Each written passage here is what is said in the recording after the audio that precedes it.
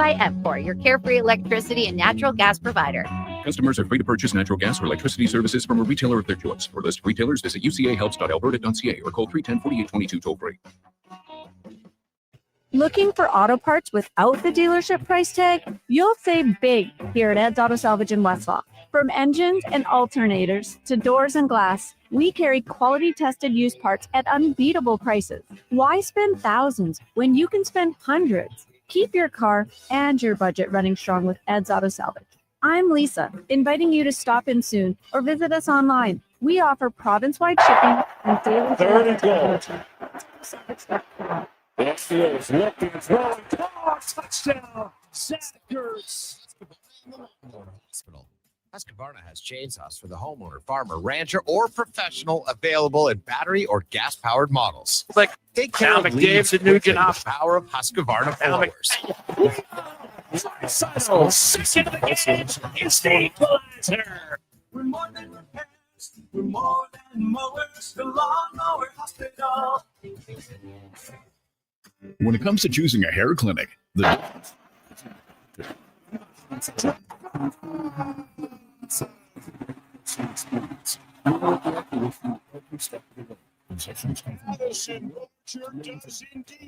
When your personal goal is to help other people achieve theirs, you must deeply understand the latest treatments. Want to feel confident and comfortable? The difference is in the doctor. I'm Dr. Vance Elliott at drvanceelliott.com. Want some good news? St. Albert Dodge is holding the biggest sale of the year on their in-stock Ram 1500 Sports. Every single one on the lot is discounted by a whopping $14,000. Yeah, 14 grand. And St. Albert Dodge has the best selection in Alberta. Over 90 Ram 1500 Sports to choose from with great packages, including the Night Edition and GT models, all $14,000 off the ticket price. Get down there. St. Albert Dodge.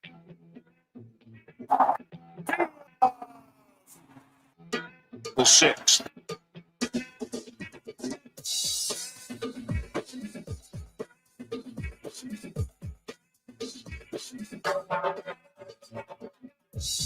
The Jason Gregor Show. Now McDavid to Nugent Hopkins. Back to Bouchard. McDavid cuts in front. Dishes. What kind of score? This game is tied. Leon Draisaitl. Second of the game is the equalizer. On Sports 1440. Third and goal. Indians looking, throwing, touchdown. Zach Ertz. Presented by PlayAlberta.ca, Alberta's only regulated online gambling website. Deep right center field. It is gone.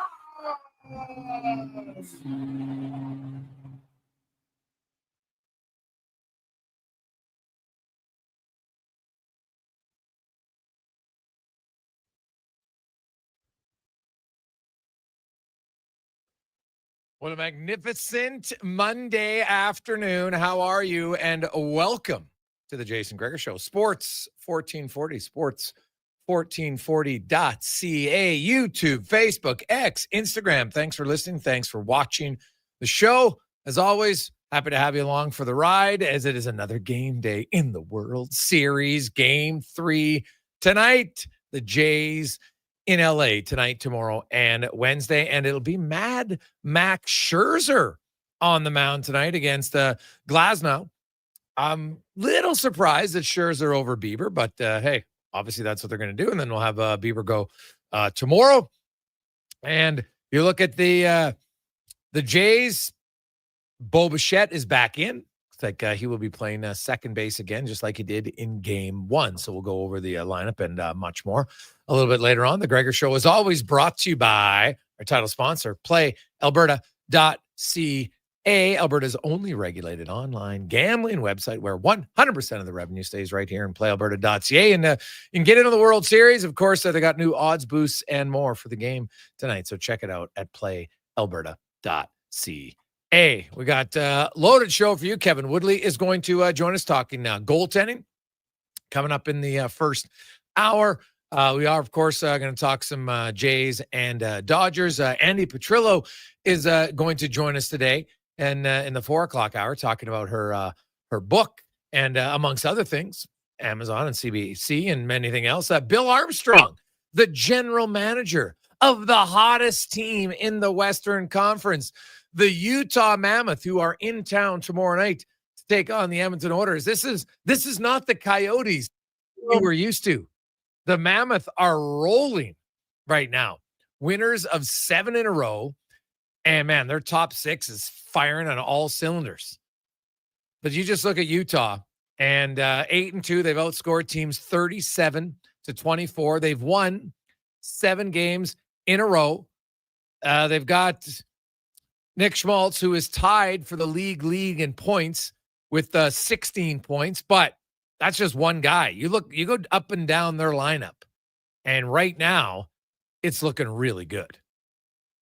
Because you got Clayton Keller. He's got 12 points in 10 games. Logan Cooley, 7 goals, 11 points in 10 games. Dylan Gunther, former Edmonton Oil King, 5 goals, 11 points. So there's 4 guys with 11. Then you throw in J.J. Paterka, who they acquired from Buffalo in the offseason. He's got 9 points in 10 games. And rounding out their top 6, Barrett Hayton, the one guy who has yet to really get going offensively. But, man, they got 5 guys rolling, throw in Sergachev on the back end, who's got 5 power play points. They look dangerous. The Oilers are going to have to be prepared. Now, Utah still is giving up a lot of chances. Vejmelka's got a .905 save percentage. Skinner's got a .903. So I don't think the goalie matchup is that. The only difference is Utah gives up more shots, right? Which can help your that's why, I still debate. I would argue I prefer goals against average over save percentage. Right? To me, that's what matters more. Right? How many goals are you allowing? You might face a lot of shots. Are they quality shots or are they just shots? So you look at Vejmelka has started 7 games and he has faced 179 shots and he's allowed 17 goals. Stuart Skinner's allowed 14, but in his 6 starts, he's faced 144. Skinner has a 2.31 goals against average, .903 save percentage. Vejmelka has a .905 save percentage, but a 2.43 goals against average. So it's pretty even.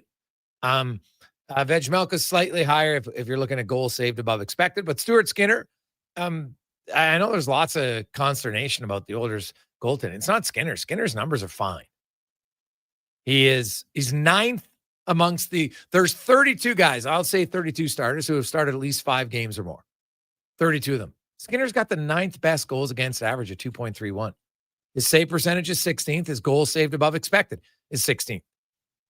He's been okay, right? He's not spectacular, but you don't think he's spectacular, so why would you expect him to be spectacular? That's what I don't get. I think he's been fine. The gap really is between him and Pickard. Pickard started 4 games. Skinner started 6. Pickard's got an .846 save percentage and a 3.5 goals against average, and he's got a -3 goals saved above expected. So I think over the next 10 games where the Oilers, they played 7 of their first 10 on the road. They play 5 of their next 10 on the road, 5 at home. And I wouldn't be surprised if we see Skinner start 7 of the next 10 games for the Edmonton Oilers. And as of course, they've got Utah and the Rangers and Chicago at home this week.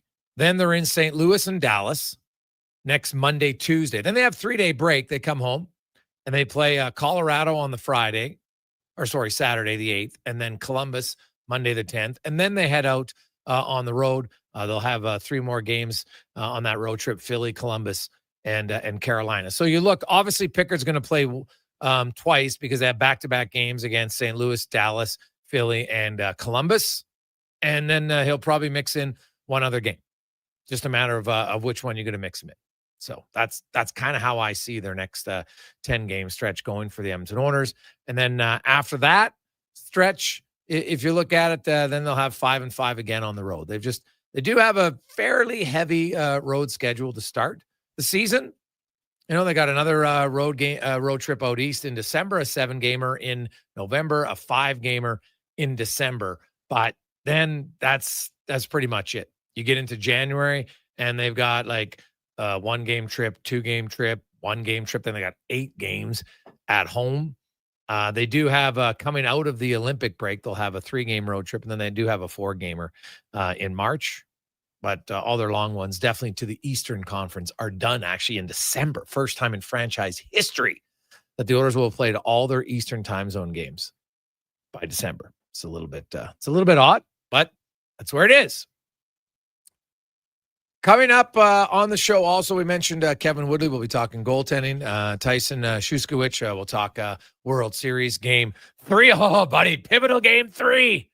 Jays last series, they were down. They needed a win. They got the win. Now it's 1-1. Yamamoto, what a performance on Saturday for the Dodgers. Like, this guy's he's unreal right now. You just got to tip your hat. Like, Gosman, I thought, pitched really well. He at one point, he retired 17 consecutive batters. Like, it was a pitcher's duel. And Yamamoto, complete game again, back-to-back. That just doesn't happen in the history of baseball, never mind in 2025, where lots of guys rarely last 7 innings. So it's impressive. You got to tip your hat to him. And, the Jays, I'm sure if they have any regret, it was that first inning when you had Springer on third, Lucas was on first, no outs in the bottom of the first inning. And you had a chance to get to Yamamoto right there. But unfortunately for them, they got bases loaded because of a walk, but did not get anybody in. And that was their best chance to do some damage in that game. And now we'll see how they go. Should be fun. Obviously, it's in LA. The Jays, last time they went in Seattle, they had 2 big wins, and they need at least one to guarantee them coming home. If they could somehow find a way to win 2 out of 3 in LA, that would be massive. So we'll see, but at least win one, and then you come home to what will be a massive, rabid crowd on Friday night in Toronto. And then the World Series potentially could be decided as early as Wednesday if somebody sweeps these next 3. I'd be surprised if that happened either way, but you never know. And then Friday and Saturday. So the latest baseball will play is November 1st.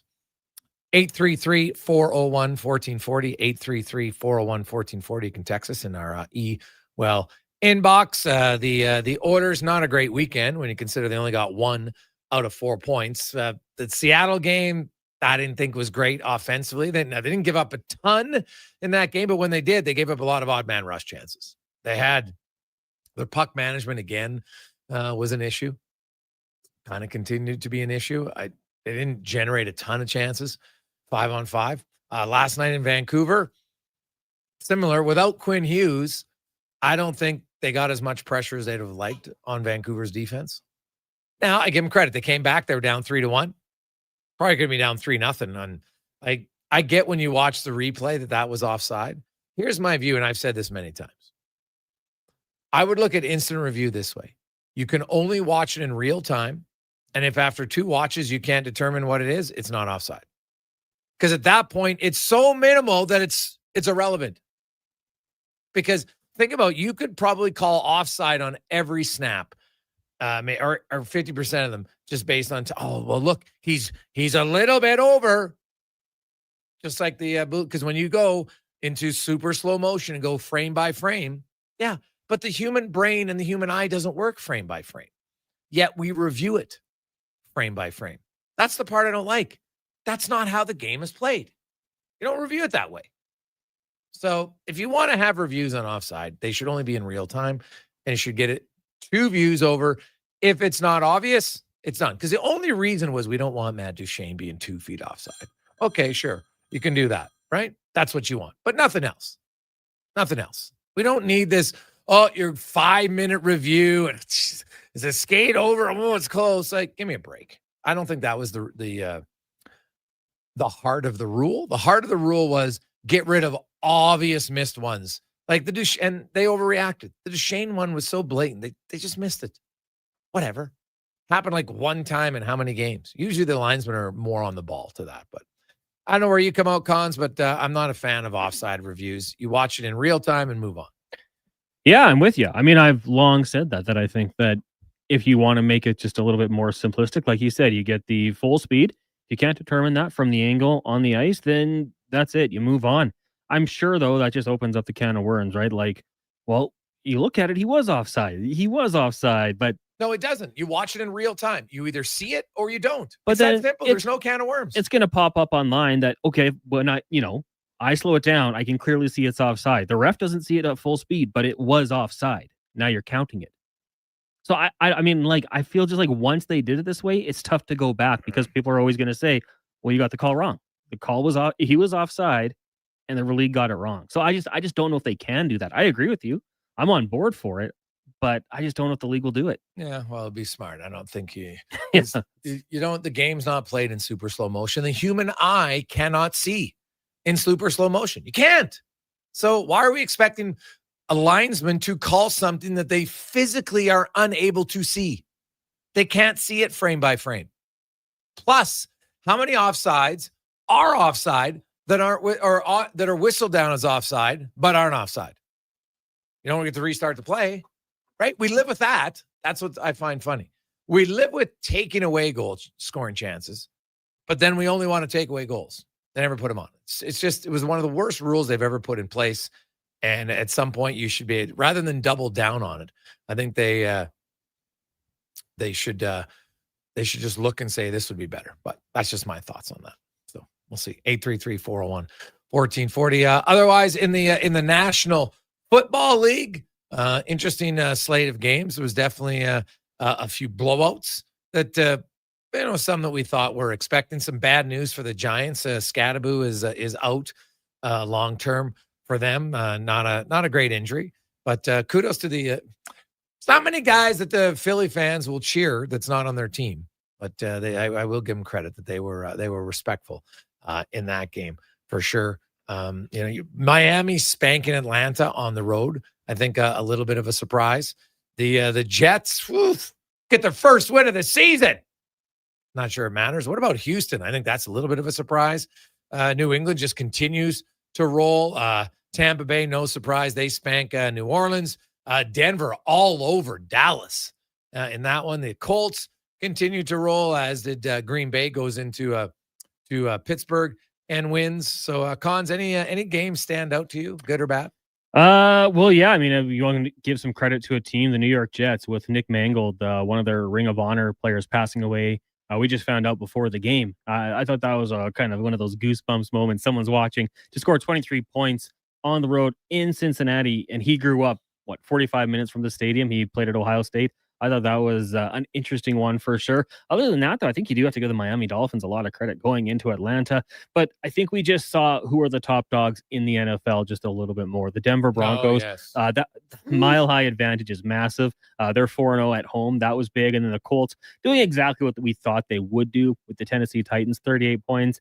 Jonathan Taylor, I mean, he's got to be in the MVP conversation. Another 3-touchdown game. What he's been doing has been fantastic. And I thought good on the Green Bay Packers because they started off a little bit slow, but their defense got things going towards the end. They scored 28 points in the second half, and big win for them because, as we've talked about, that division is tough. They got a little bit of a help with the Chicago Bears losing to the Ravens, which caught me off guard. But yeah, it was a good little Sunday of football. A lot of beatdowns, though. Sean McDermott just announcing that Ed Oliver has a torn bicep. He is out indefinitely, so that's a pretty big blow for the Buffalo Bills. Not great for them. We'll take a quick break. Coming up, Kevin Woodley is going to join us and more. It is the Jason Gregor Show presented by PlayAlberta.ca. Get ready, Edmonton. Glow Christmas Festival returns to light up the Edmonton Expo Center from December 4th to 31st with dazzling activities for the entire family.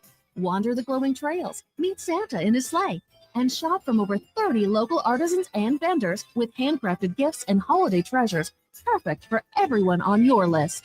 Get your tickets and learn more about what's on this season by visiting the calendar of events at edmontonexpocenter.com today. Scott McGilvery here, HGTV host and renovation expert. The one upgrade I know homeowners will love: better, fresher Culligan water straight from the tap.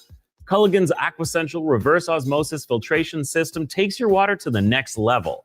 With up to 7 stages of filtration and 14 filter options, they're certified to reduce over 90 contaminants. Your tap water is about to get a major upgrade. Safer water that tastes great. Get started with a free in-home water test at Culligan.com. Culligan, water you love. You got it. Go-to coffee spot, a trusted barber, even a lucky game day jersey. But when it's about looking your absolute best, there's only one name you need. Mr. Dirk. Family run since 1939, we're experts in crafting impeccable tailor-made suits and offering a wide variety of everyday styles. Pair that with personalized one-on-one fittings and the convenience of on-site tailoring. Mr. Dirk elevates your style game. Visit our Edmonton store or explore MrDirk.com. Score big on style with Mr. Dirk. Your all-access pass to the world of sports is Edmonton's only sports radio station. From pre- and post-game hockey shows to in-depth analysis from your favorite commentators, the action never stops on Sports 1440.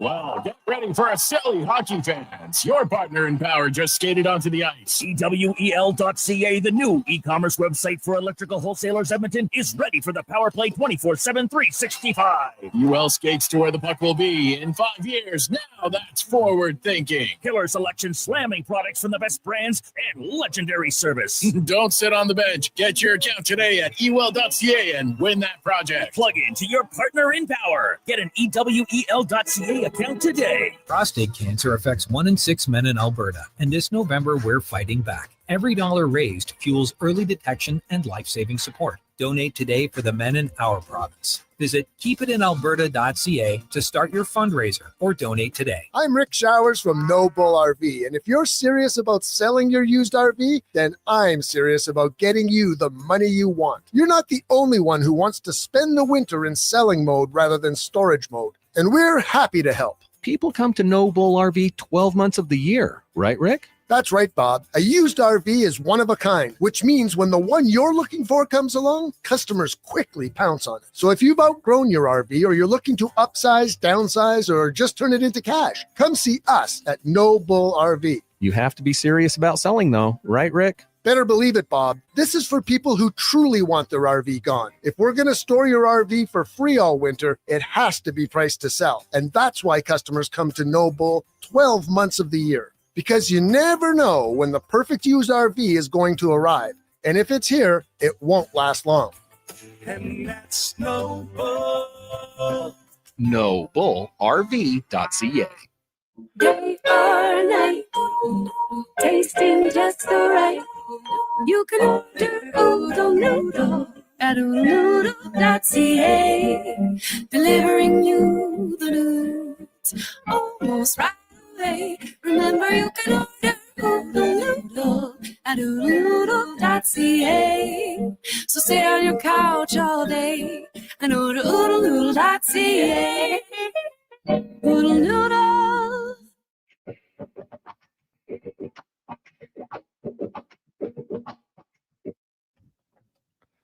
Portions of this hour brought to you by Crystal Glass, your clear choice for residential windows, locally manufactured and installed. Crystal Glass provides a beautiful product and incredible customer services for all of your residential needs. Call 310 Glass or visit crystalglass.ca for a quote.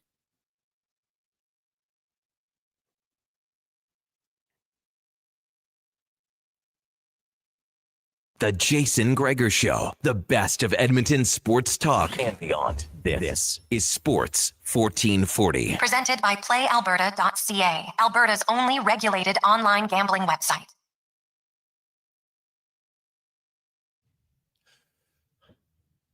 .220 rolling through Monday afternoon. Big Monday, another great week for sports. Of course, got Oilers Tuesday, Thursday, Saturday at home. Got Jays World Series Monday, Tuesday, Wednesday guaranteed, and then probably, I would think, a game 6 on Friday. I don't know if anybody's going to sweep the next 3. It'd be great. I'm sure Jays fans like, let's take it. But I don't know. Something about, I'd be surprised if, I guess if it was the Dodgers, that means they'd win 4 in a row. I'd be a little surprised by that. So should be good. Max Scherzer starting on the mound tonight for Toronto, going up against young Glasnow, big Tyler Glasnow, 6'8". He is huge, thick flow.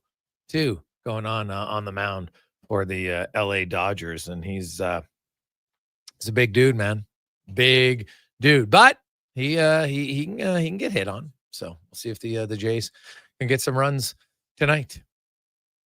First pitch 6:08. You can listen to it right here on Sports 1440. We love it.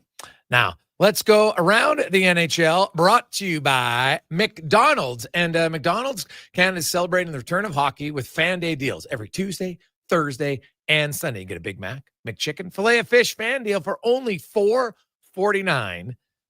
every one of those days, just only through the McDonald's app. So get the app, $4.49 only at McDonald's. Is Kevin Woodley from In Goal Magazine and NHL.com. Joins us. Woodley, how you doing, my man? I am good. I'm in Seattle, so you've got me in the car right now. So hopefully the reception holds up down here. Although this is where I'm at Climate Pledge, so they've got a great facility and good Wi-Fi. You got a bunch of waves flowing right through. You don't even know it. So yeah, you'll be just fine. We're gonna get into some goalies. The Oilers got they got a slate of goalies this week that could be pretty tough. But give me your thoughts, because I had a lot of people questioning already. The Oilers, like Stuart Skinner's season has been, I was looking at it online. He's 9th in goals against average among starters, guys who have played at least 5 games in the NHL. He's 16th in save percentage. And it looks to be about, I think it's 16th or 17th in goals saved above expected. Not a huge number, positive or negative, but more positive than negative. Pickard, on the other hand, is, save percentage isn't good. Goals against average isn't great. Goals saved above expected is negative. So not ideal. But what did you make of Skinner's play on the odd man rush chances in Seattle on Saturday night? Well, I'll give you 2 quick things here on just on their total numbers. Skinner, by clear sight numbers, is just a hair below expected, which isn't bad. Seattle game hurt a little bit. So sort of a little further down the list league-wide, though, although, there's some small sample guys in here, single game guys. I only use guys who played 5 games for mine. So they would definitely be up there. But he's just right around expected, and you're right. It's been a tough start for Calvin. At the same time, as we talked about last year on the flip side of it, like Calvin had an expected save percentage that was near the top of the league last year. And right now, it's a full 20 points below. So in terms of what he's facing quality-wise, whether that's the defense in front of him or some of the matchups, like when you go from an expected of like 901, 902 to right now he's at 884, which is well below league average, that's a huge jump. He's seeing a lot more quality. And you're right. I thought he was good last night, actually. I thought he made I thought there were some really good saves in there. There was the backdoor on Reichel that allowed them to tie the game and get an extra point. There was a couple going across the crease. So I didn't mind his game at all. I know the results haven't been there. With Stu, I kind of haven't minded his game overall either, except you're right. Like the Seattle odd man rush goals, they don't look great. Sort of catches his pad as he goes to push right on the second one and ends up sort of almost stumbling over it and diving across. And I go back to depth. And, again, on that odd man rush, it's that shooter, that puck carrier is not at a point where you need to be challenging. And, he is out well past the top of his crease. And I think that's a play that he needs to be playing from inside his crease and let it come to him. And then that push across is just so much shorter. And you keep things in front of you rather than trying to play catch up. When you're behind the play, because you've given yourself so much distance to cover, it's hard to get early angle when you're that far out. It's hard to keep the game in front of you. And so when you're behind the game, that's when you panic and you dive, or whether he caught an edge on his pad, or that was just, I got to get there faster than I'm going to get there sliding. I need to dive. I don't know which one it was. I didn't have a chance to ask him last night. But when you put yourself in a position to be behind the game, and again, given his relative strength and weaknesses, to me, that's not a spot he should be in. You just make your life that much more difficult. And I know that's something they've been working on. And I think that actually rush chance and the way he played it was a little uncharacteristic. And maybe it was a reaction to the first one. Because the first one, he's got a neutral depth. He pushes across. He gets himself on his knees, balance, gets there, and it kind of handcuffs him. And if you look at it, again, I wish I had a chance to ask him last night. He comes across to his post, and actually it feels to me almost like he hits his post before the puck gets there. And that sort of interrupts his ability to stay on that puck and his balance and all those things. So there, maybe the reaction is, man, I played that deep. I hit my post and it jarred me and it cost me a chance to make a good save.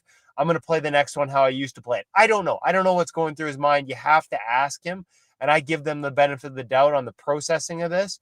But they were juxtaposed. Even if the first one cost him because he went into the post, maybe make that push just above the post next time. I still would prefer to see him have that depth for the second one. I think the difference would be he has a chance on the first one. He gets there, and he doesn't give himself a good enough chance on the second one. And, hey, man, this is really easy to do from my couch, but that's how I look at those goals. Yeah. Okay. No, that's fair, right? He can be better there. Now, you mentioned like the Oilers are giving up more quality chances early on in their first 10 games this year than they did last season. Right? Yeah, definitely. Certainly the environment for Calvin would be an indication of that. Sorry, Jason, just the Wi-Fi is a little sketchy keeping up with me and our conversation. So I'm pulling up their numbers, and yeah, they're in the bottom half of the NHL. Not by far, but 5-on-5 high danger chances against, they're 18th. Off the rush, they're 16th. Their PK is 9th. That's not bad. But like, this is the team that's been top 5, top 10 in most of those categories traditionally. So that game hasn't been there. We've talked about how they're not generating much offensively. 24th in the league in terms of 5-on-5 high danger rush. 27th overall expected goals for 5-on-5. Even 10th on the power play is low by their standards in terms of expected. So at both ends of the rink, yeah, it's early. They've done this before and pulled out of it. But it's not just the results in terms of the goals that are going in on the goalies and the goals that aren't being scored. The underlying process doesn't look the same as it has in the past, and the underlying numbers are not flattering at all, considering where the expectations are for this team. Yeah. So your numbers, you say, like, basically they're bottom 5 and bottom 10 when it comes to high danger chances, 5-on-5 and then off the rush. And that should be the strength of this team. So I think anybody who's watched the Oilers games would agree that through 10 games, the offense has been the biggest culprit for this team. Yeah, numbers back that up. And actually, honestly, over the weekend, those numbers bumped up. They were even further below going into Seattle. They were even further down. They generate something. I mean, that pass to Bouchard and Draisaitl on the breakaway last night, like, they had some looks. They had a 2-on-0. Like, as Ryan Nugent-Hopkins told us after, he's got to find a way to bury that. Yeah. That's a play, especially with Roslovic on his 1T side. Demko sort of stayed middle depth. Like, you go to your backhand when you've got a guy to the 1T side. And again, really easy from my couch to question elite NHL shooters and skill players, or in the front seat of my car in this case. But those are opportunities that I think when this team is really clicking, they're finding ways to capitalize on them. 2-on-0 is a unique animal, but I thought there were some chances they had last night. And tip your cap to Demko. He made some pretty good saves as well. Yeah, he was good. It wasn't like he was in game 2 of that of the season. He didn't have to be. No, exactly. They didn't test him that much. Now, the Oilers come to town, they're back home, and they've got the Utah Mammoth coming in tomorrow night. Now, Utah has won 7 in a row. They're scoring at will. Their top 2 lines are scoring a lot. They got Schmaltz is tied for the league in 16 points. Cooley's got 7 goals. Gunther's got 11 points. Keller's got 12 points. Like, they got a lot of guys producing. I was looking at Vejmelka's numbers, and it's interesting, Kev. So he's got a .905 save percentage. Skinner's got a .903 save percentage. Vejmelka has a 2.43 goals against. Skinner has a 2.31. So pick your poison. Which one? They're basically the same. I was looking though. Utah seems to have given up more chances in the slot, according to the NHL Edge site thus far. So is Vejmelka outperforming? Even with a .905 and a 2.43, is he outperforming his environment so far this season? By a pretty significant margin, Jason. Okay. He's actually, and here's the one that I didn't see coming, and full mea culpa. So is Vitek Vanacek.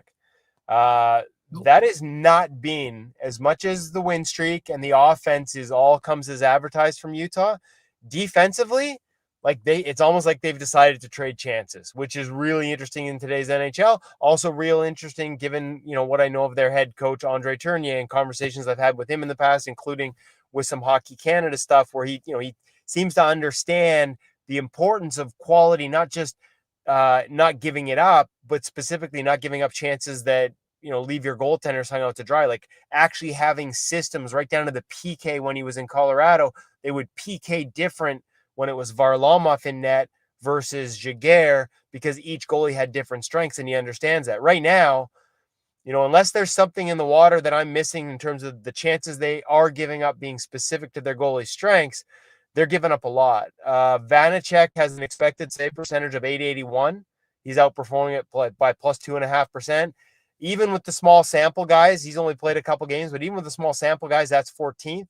Vejmelka's expected save percentage is .883.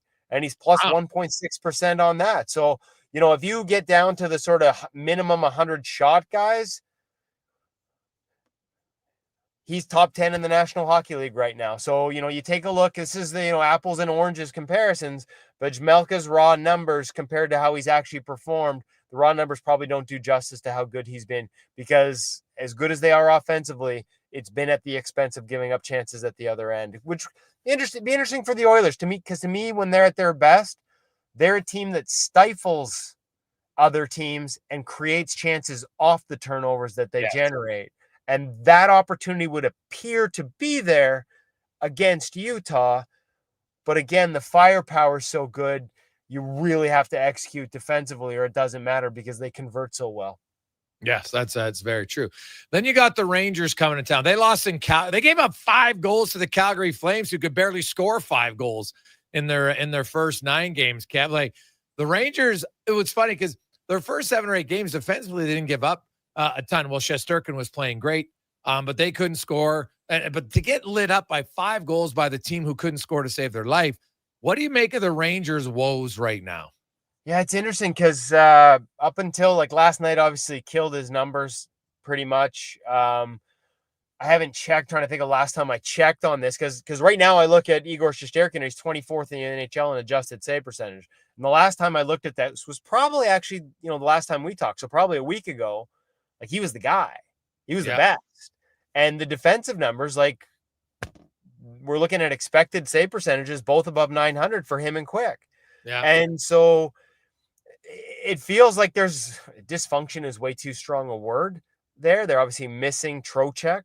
But it just, like, whatever they're trying to do, something just feels off with how they're doing it. I actually, I heard the quotes from JT Miller when they weren't scoring, talking about the process being good. And honestly, it did. It looked good at that time. Like their expected numbers during some of those games, like it was just, they got goaltended in a few of them. And so it looked like the process was better.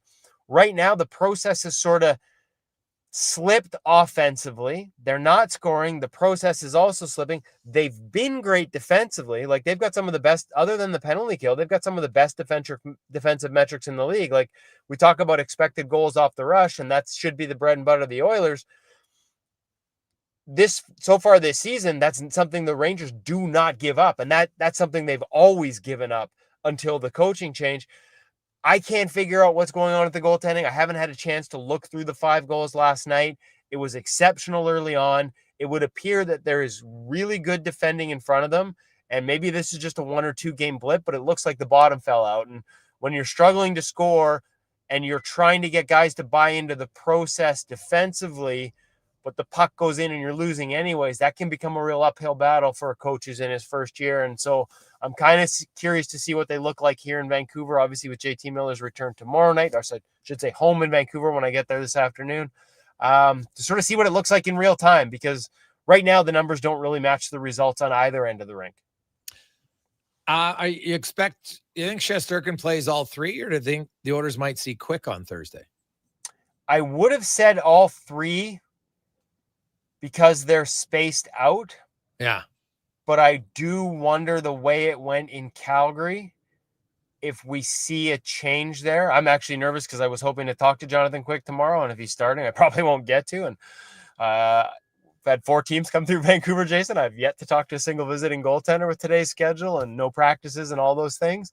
I'm not sure. I think, like, the results, if they're looking at those results and saying, fatigue is a factor here, then whoever, like, I think you could see them split these next 2, and I'm not sure which order. I originally thought it would be all 3 Shesterkin. Maybe that changes based on last night's results if they read that as a fatigue thing. Okay. Kevin Woodley joins. Spencer Knight in Chicago has had an unreal start by the numbers. What are the underlying numbers telling you? The underlying numbers are just as flattering. Now, they're not as bad defensively as they have been. He's just a hair below expected, but he is outperforming it. Like, he's outperforming it at a margin that is number 1 in the National Hockey League amongst any goaltender that's seen at least 100 shots. Better than Connor Hellebuck, who, by the way, that environment was loose at the start of the season. He's outperformed it at a significant margin. We talk about Jakub Dobiš, who's so good to start the season 5-0. Like, Spencer Knight's ahead of all these guys. And listen, like, good for him, because the the eye test has always been there, Jason. Yeah. He's always looked, but the numbers haven't.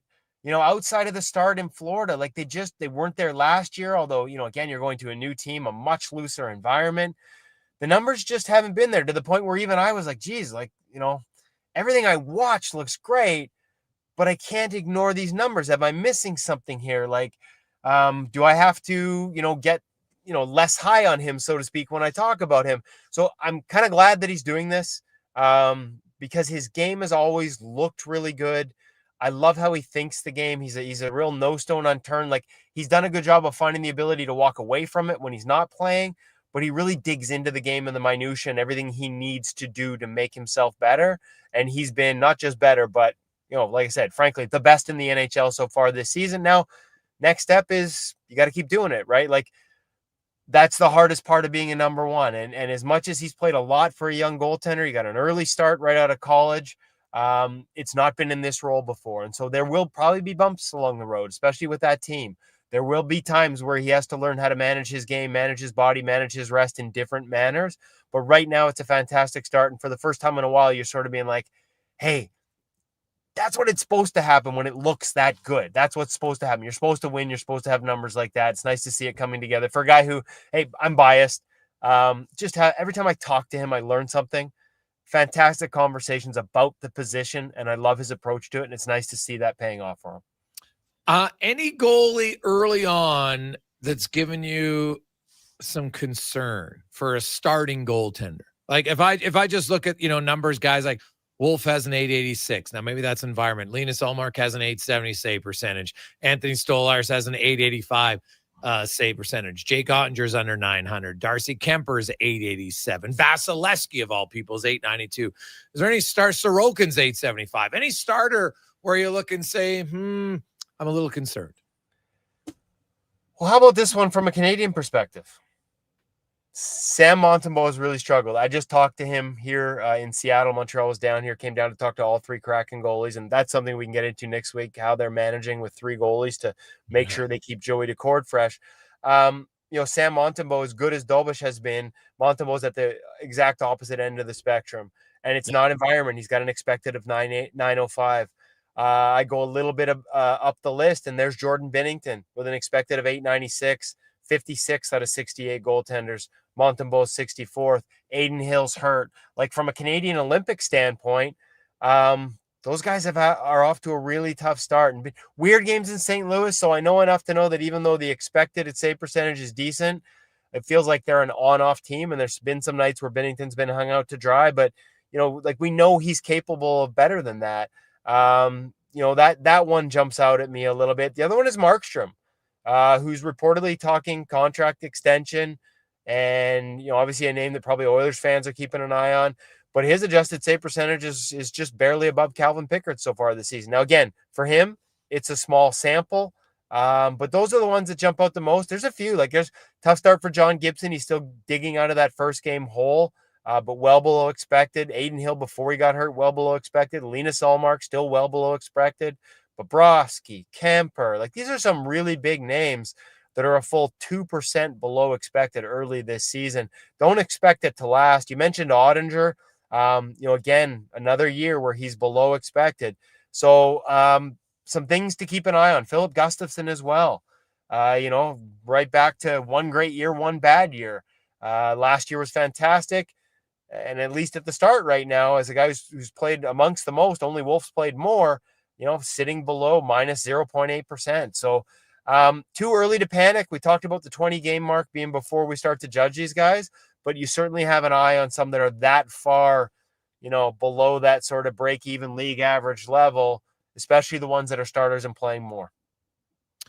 Kev, fantastic stuff as always, buddy. We appreciate it. Yeah, Decord, when he doesn't play, he doesn't even dress, and so they'll dress the two other goalies, which is probably music to his ears. He doesn't have to go through anything, just gets to relax. And so we can touch on that. I'll be curious to see how long that lasts in Seattle, but so far so good for them. They're off to a really good start. As long as he keeps playing that well, and when they butt back-to-backs and he's playing the second half of it, not only does he not play the first one, they fly him ahead to the next city, so he's not arriving late with the team. He's there, he's rested, he's getting a proper night's sleep. He just told me it's been a massive thing for him. That And NHL Sense Arena, he uses the VR to prevent having to go on ice to see pucks so he stays fresh without taxing himself physically. It's a really interesting mix they've got going. I look forward to getting into it more. Yeah, I want to talk about that VR next week for sure. Awesome stuff, Kev. Really appreciate it. Take care. Thanks. That's Kevin Woodley from Ingle Magazine and NHL.com.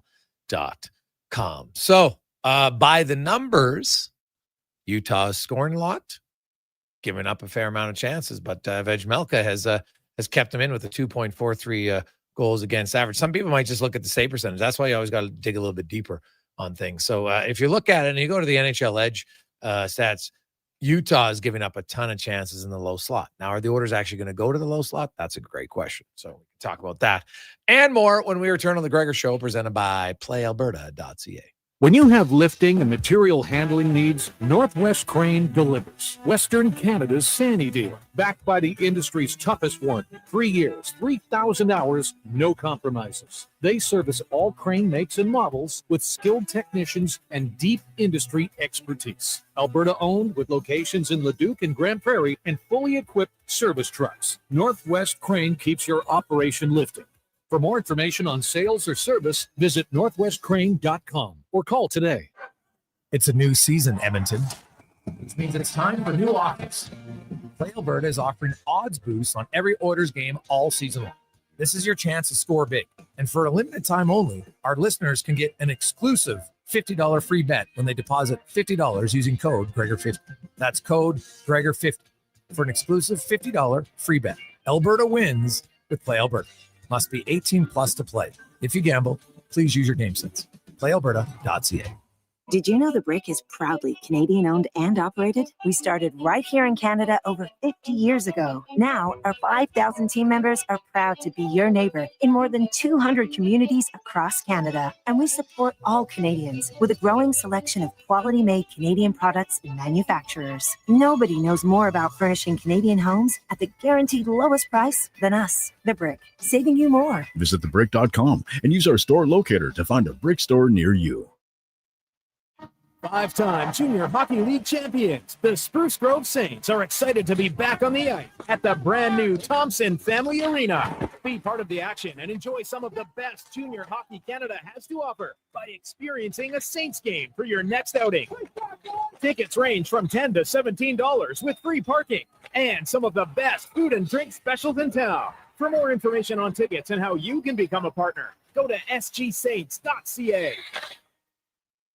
When you've just got to get your wings on, bring it on to Game On is Sherwood Park's new home for game night and good times. Every hump day is Wing Wednesday, and you know you're going to need extra napkins. Get your wings done the way you like with classic or signature sauces, or try them with a dry rub. Just 69 cents each, 25 flavors to choose from. And while you're here for Wing Wednesdays, you can enjoy $4 sleeves of Tilt Lager. So fly the coop and come to Game On Kitchen, Sports Bar, Arcade, Baseline Road, Sherwood Park. Groceries, mortgage payments, family holidays, a new car. That's what profit shares look like for Vision Credit Union members. Each year, we return about 75% of our profits, $35 million last year, to the people who bank with us. Because at Vision Credit Union, when you're an owner, you get your share. Why not get yours? Learn how at whatsyourshare.ca. That's whatsyourshare.ca. Albertans celebrate a bounty of beautiful places to visit, boundless adventures to take, all in driving distance. And Sherwood Honda has the fuel-efficient vehicle that helps you go even further and appreciate more. Hybrid CRVs and Civics mean more thanks in your tanks, more great trips to be grateful for. And of course, Sherwood Honda is thankful for the chance to help you get there. It's a beautiful time of year, and it sure would be nice to hit the road with Sherwood Honda. Miss golf during the off-season? Of course you do. So head to the Leduc Golf Club and try their state-of-the-art golf simulators. Perfect your swing, enjoy delicious food and beverages, and even book a lesson with one of the Leduc Golf Club pros. Whether you're a seasoned golfer or just starting, the Leduc Golf Club simulators offer a great way to keep your game sharp any time of the year. Call or visit the Leduc Golf Club today to book your spot and swing into action all year round.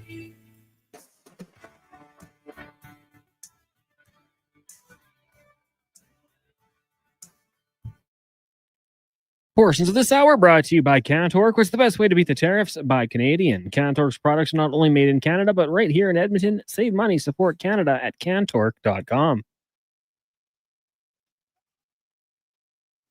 Hat tricks, touchdowns, and home runs. Get it all with the Jason Gregor Show on Sports 1440. Presented by PlayAlberta.ca, Alberta's only regulated online gambling website.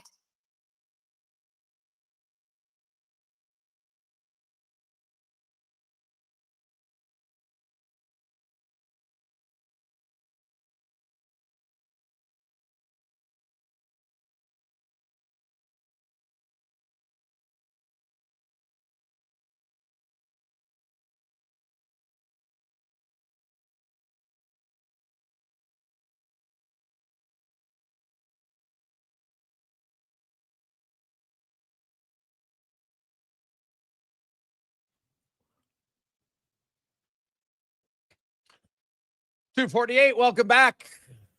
Jason Gregor, Connor Halley, Sports 1440, sports1440.ca. Declan Cougar running things at our YouTube, Facebook, X, and Instagram pages. Check it out for both Sports 1440 and Oilers Nation. Thank you very much for listening and watching. We got a lot of text flying in, 833-401-1440, 833-401-1440. The Gregor Show is always presented by PlayAlberta.ca.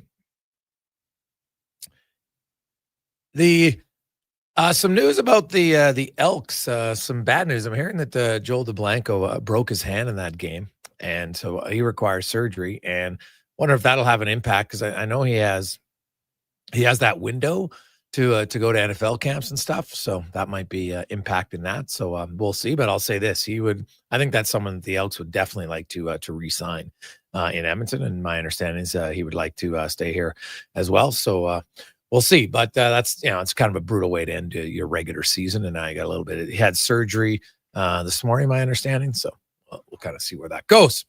Other news from the weekend. We got a lot of texts. Hey, guys, our offense has been lacking. What do you think we'll get it going here in the next 10 games from Mike? Well, there's a few things, Mike. I think, like, the captain obvious number one thing is Connor McDavid's. Like, is he going to go 10 games again and not have a 5-on-5 goal? So I would start there, right? I think he's going to score more. But it's not just, I'm not a big believer in, well, it's just, it'll happen automatically. Well, no, you got to do some things. Connor McDavid is averaging 2.8 shots on goal per game. That is the lowest of his career. Like, if this was the end of the season, he finished 2.8, that'd be the lowest of his career since his rookie season. Right? Last year was actually the second lowest of his career at 2.92. So that's last year. And now this year he's starting off. He's not shooting. He's got to shoot more. So it's not just he has to do everything exactly the same. No, he needs to shoot the puck more. It's that simple. And I think when he does, he will, it'll help the Oilers. It'll help him. So I would start there. McDavid's got to make more of an impact shooting the puck. And the weird part about it is he's skating maybe better than he has. So Connor McDavid currently has the fastest recorded speed in the NHL this year at 24.63 miles per hour. Last year, his fastest speed was 23.97. Well, it's pretty. Now, keep in mind, so the 24.6, it's actually 24.68. There's only two guys in the league who are within 1 mile an hour of him. So he's being faster than everybody by a significant margin. You look at bursts of 22 miles an hour or more, he's had 18 of them. The next closest is 10. Owen Tippett. Right? No one else is even in double digits. So he's double everyone else in the league other than Owen Tippett, who's at 10 and he's at 18. You look at, he leads the league in most burst of 20 to 22 miles an hour. The only one he doesn't lead is 18 to 20. He's second behind Marty Necas of Colorado. McDavid has 123. Necas has 127. And if you look at it from last year, he's actually up in all those areas from last year. So it's good. Like, he's skating better. It just hasn't led to goals yet. And I think that just comes down to a willingness to shoot the puck. Like you saw it in Seattle. He didn't even have a shot attempt. Never mind, missed the net. He didn't even attempt a shot on goal. That can't happen for a player who plays as many minutes as McDavid does. It's not like he's a stay-at-home defenseman who's playing 20 minutes a night. He's one of the most electrifying offensive players in the game. So he needs to shoot more.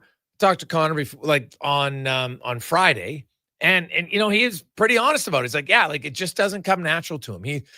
Now the 1 year he did score 64, but that's kind of an outlier year when you look at his numbers historically, right? Like that year he was 4.29 shots per game. Massive. But, the 3 other seasons in his career that he scored 40 goals, he was 3.93, 3.34, and 3.07. He's never been a huge, like outside of the 1 year. So that's why, to me, that's the outlier for McDavid. The 64 goals is the outlier. He might never score 50 goals again because he doesn't. Now, Sidney Crosby, how many 50 goal seasons he had? 1. McDavid doesn't have to score 50 to be effective, but it shows you that it's not part of his natural way he plays the game. And how he plays the game is obviously great, but he's got to shoot more than 2.8 shots a game. Like, I'm just sorry. You got the puck that much, you got to shoot. Like, you're hurting your team. You're hurting your chances to win, especially when you're in the slot area and you're open and you're looking to dish. Like, sometimes you got to fire the pill. So I would start there. Mike, I think, the other thing, the Oilers, they're starting to show some signs. Leon Draisaitl on the weekend, those are his 2 best games of the season, especially 5-on-5. I thought he was a horse in Seattle. I thought he played really well in Vancouver. So that's a good sign. Trent Frederick, his best game of the season by a mile yesterday, even in Seattle. So Frederick had 12 hits. He had 4 in Seattle. He had 8 in Vancouver. He had 17 hits combined in his first 8 games. 17 and 8, 12 and 2. So he got the memo. He's like, I got to wake up here. And look, Trent Frederick was more physical. How many battles did he win on the boards? He was way more engaged in the game. Now, I know you can't have 8 hits every night. It's not realistic, but I think he showed that that's how he's got to get himself involved and engaged in the game. That line, I thought, had a lot more offensive zone time because of it. They were doing very good in the forecheck, the won battles, and they even when they change, now you're carrying momentum over to the next line. Sure, you'd like him to score some goals. Yes. But if you can carry momentum over and hand it off basically to your next line, that's a win. It's a win for your bottom 6 lines. So that's what you want. So that's a positive to me. The coaching staff switched up the Ekholm and Bouchard pairing because I'm sorry, it wasn't working. Don't give me the, it's unlucky garbage. No, they were on for way too many goals against. Ekholm's been on the ice for 12 goals against 5-on-5 in 10 games. If that was Darnell Nurse, people would be freaking out. Darnell Nurse is -1, 5-on-5. 4 goals for, 5 goals against. Bouchard's -6. Ekholm's -7. 3-9 for Bouchard. 5-12 for Ekholm. Right? And the latter 2 guys play way more with McDavid. So I look at, hey, it's never ideal when your top 3 minute eaters on the blue line are all -5-on-5. Nurse -1, Bouchard -6, 7 for Ekholm. So that's got to improve. Right now, Bouchard, maybe that pass to Draisaitl kind of gets him out of his funk because that was an elite level pass. It's phenomenal. So not many guys are going to make that pass in the NHL. So good on him. He didn't get scored on last night. That's got to, you got to start somewhere to get the thing going from negative to a positive. So he'll use tomorrow maybe as a stepping stone for the Oilers. Zach Hyman's getting closer. We'll find out tomorrow. I think tomorrow will give us a really good sense of maybe where he's at. Saturday is the first game he's eligible to come off of LTIR. So I think definitely, tomorrow's a morning skate, but if he's out there, it's a good sign. And then we'll see like how in depth, how involved is he in a full practice on Wednesday? If he is, then he's got it because then he could practice Friday again. He'd have a decent chance of maybe making his season debut on Saturday because make no mistake, they miss him. They miss him around the net. I think he just creates a lot of space in how he plays for McDavid. It would be a good thing if they could get Zach Hyman back in the lineup. Hey guys, the Oilers do skate well, but it seems like they're always on the outside. We don't have many guys driving the net. Maybe it takes Hyman to leave that. Thanks from Toothless Dan. Well, Dan, you're right. I think I tweeted after the Seattle game, they're too much of a perimeter team right now. Too much of a perimeter team. So you got to get inside at times. That's where the goals are. Right? Circling around with speed is great. Like, hey, maybe Roslovic scoring his first goal. Now he'll relax. But I got to see him in the middle of the ice more too. We got too many guys on the outside. Way too many guys on the outside. So I think at times McDavid, the other team's like, yeah, we'll give him the perimeter and he can wheel on the outside. You start beating guys to the middle of the ice. Now that's where they get stressed. And that's where they change. But Gregor, everyone in every team can have an off year. McDavid and the Oilers included. That might kind of be the season for this group. They don't look like a playoff team. That could change, but it might not. Doug, they have more points than they had last year through the first 10 games. I think any suggestion that's going to be an off year for the Oilers doesn't make much sense. The Oilers will be fine. They might not win the division, but they haven't won the division since 1988. Or sorry, 1987. It was the last time they won the division. So maybe they're not going to care that much about winning the division. But a slow start, 8 games, doesn't mean that suddenly the Oilers isn't going to be their season. I'd be surprised with that. Let's get to Connor Halley coming up in the 3:00 hour. We'll hear some thoughts from the head coach. We'll also go out to LA. We're going to talk Game 3, Jays and Dodgers. What's your thoughts? Nervous, excited? We'll get you the lineups and more. But first, let's get to the con man and a Sports 1440 update brought to you by Loca. 2 locations, Sherwood Park and Edmonton, just on the west end off of 100 and it's right on 142nd Street. Local food, healthy food. They got bakery, they got rotisserie, they got pizza. They got it all in one place. And if you have some gluten intolerances, they have the food that many people eat in Europe. And guess what? It's better for you. It doesn't bug you. I know lots of people who can't eat gluten here. They go to Europe. They're like, I'm eating pasta. It's not bugging me. Well, they got that type of pasta there. Better ingredients. Loca.ca. This is a Sports 1440 update. Game 3 of the World Series goes tonight from Los Angeles. Jays and Dodgers tied in a game apiece. First pitch comes just after 6. Max Scherzer and Tyler Glasnow getting the start. We'll have that for you here on Sports 1440 radio feed only. In the NHL, just 2 games on the schedule. The Blues take on the Penguins at 5, then at 5:30 the Bruins in Ottawa. Oilers back in action tomorrow, taking on the Mammoth. Week 8 of the NFL season wraps up as the Commanders heading to Arrowhead to take on the Chiefs. KC enters as 10.5-point favorites. Down gets going at 6:15. Bad news for the Bills as it looks like they'll be without defensive tackle Ed Oliver as he has torn bicep. Elsewhere, Rams placing Tutu Atwell on the IR, meaning he'll miss at least the next 4 weeks. In the association, the Raptors taking on Wemby and the undefeated San Antonio Spurs. That gets going at 6 o'clock. You've also got the Celtics Pelicans. Bulls host the Hawks, Magic in Philly. Jazz taking on the Suns, Nuggets and Timberwolves, and the Warriors hosting the Grizz. Coming up in hour 2 of the Jason Gregor Show, we'll talk some Jays with Tyson Shushkwich of Blue Jays Nation and hear another edition of Cam Tait's 2-Minute Warning. I'm Connor Halley. This has been a Sports 1440 update. 1440, a Stingray radio station broadcasting on Treaty 6 territory. Download the free iHeartRadio app and listen to CKJR wherever you go. Legacy Heating and Cooling is the #1 furnace replacement company for zombie hunters. Those who know their old decrepit furnace passed away years ago. Its decaying husk shuffling around now as the furnace of Legacy Heating will send your undead furnace to its grave, replacing it with no payments and no interest for 1 year. Protect your legacy from the beast in the basement. It's time to destroy the furnace of the dead. Legacy Heating and Cooling. Sure, your couch is comfortable, but watching the game is always better and on the rocks.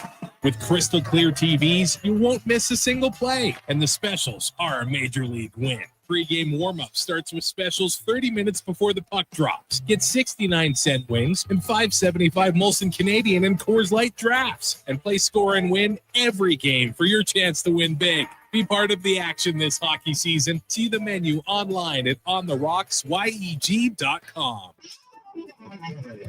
Action Electrical's projects team takes the field, folks. ready to execute the entire play for new commercial builds. Absolutely. They're masters of design, build, sketching strategy from initial blueprints to core electrical infrastructure.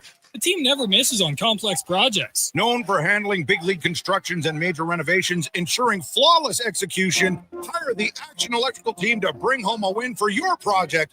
Visit actionelectrical.net. This hockey season, before every game, check out the pregame show with Andrew Walker on Sports 1440. It's brought to you by Titan Supply, your only source for rigging, lifting, and hauling products. Visit titansupply.ca. Whoa, who turned off all the lights? Experience the new charcoal menu at Booster Juice. Charcoal menu? Introducing the Eclipse Smoothie, Blackout Booster Mixer, and Midnight Booster Ball. Where's that voice coming from? Dark and delicious, made with activated charcoal. Can we please turn the lights back on? Sorry, I'm just excited about the new charcoal menu. Wow, that is good. Right? Available now, only at Booster Juice. The job won't wait. Why should you? At AWS Welding Supplies and Repairs, conveniently located in Nisku, we've got everything you need to get it done. From product sales to servicing and calibrating machines, we're your one-stop shop. We're a proud, locally owned and operated business, committed to serving our community with a proven track record of customer service. Don't let a broken tool slow you down. We offer fast repairs and free same-day delivery of in-stock items to Leduc, Nisku, and South Edmonton. AWS Welding. We make it happen. The job isn't done until the last load is hauled, and having a semi-trailer out of commission is not an option.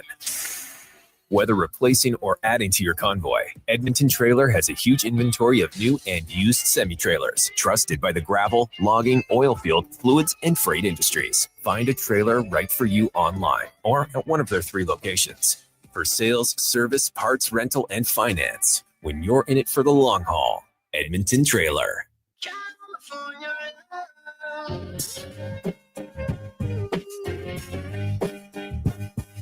Portions of this hour brought to you by Japa Machinery. Japa is digging deep on their 50-year history of supporting Alberta's construction industry with their line of special edition blackout excavators. Visit japamachinery.com for all the details. The Jason Gregor Show, the best of Edmonton sports talk and beyond. This is Sports 1440. Presented by PlayAlberta.ca, Alberta's only regulated online gambling website.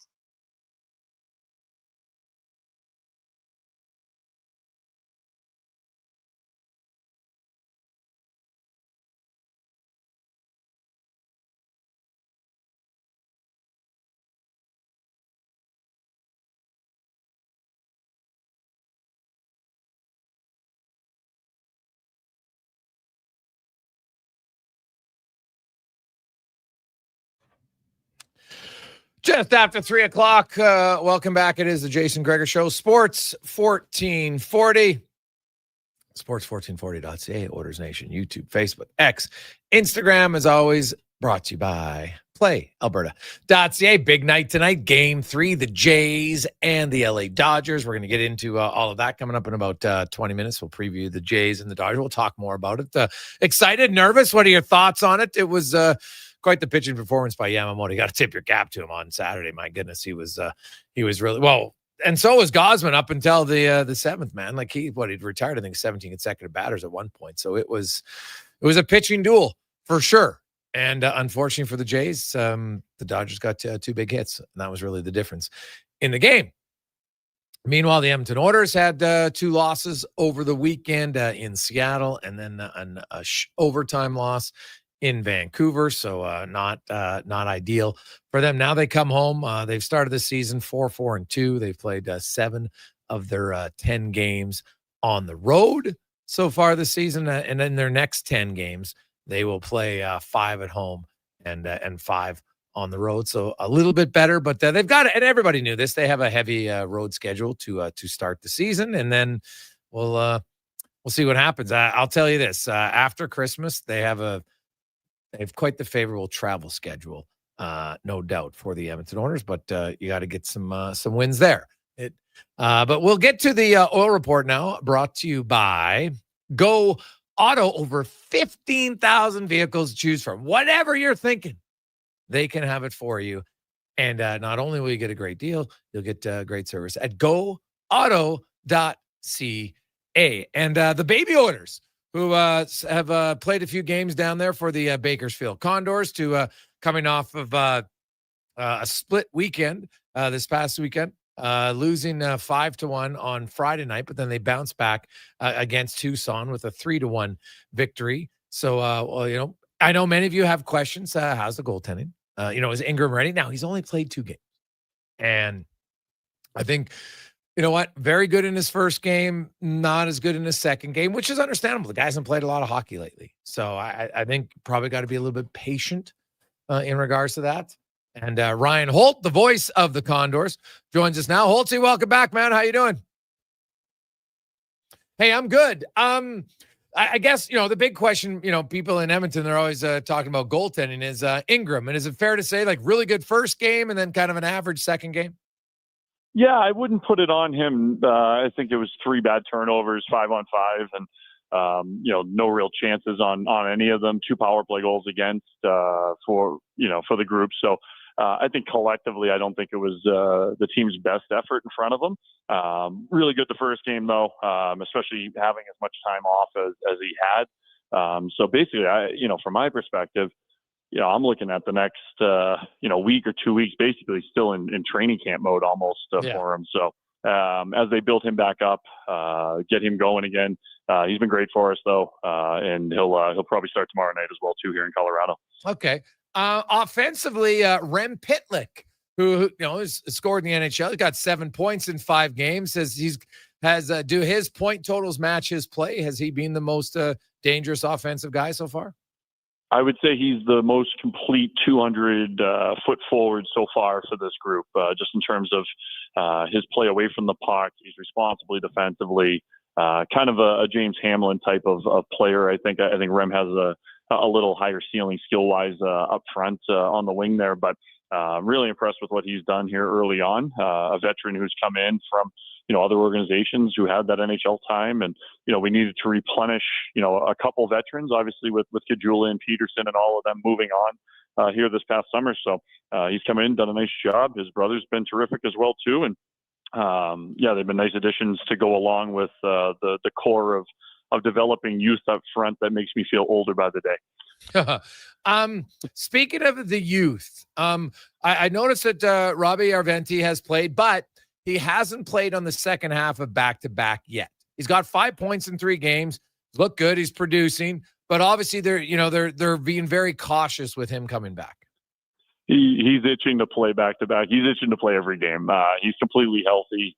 He's basically at a normal workload.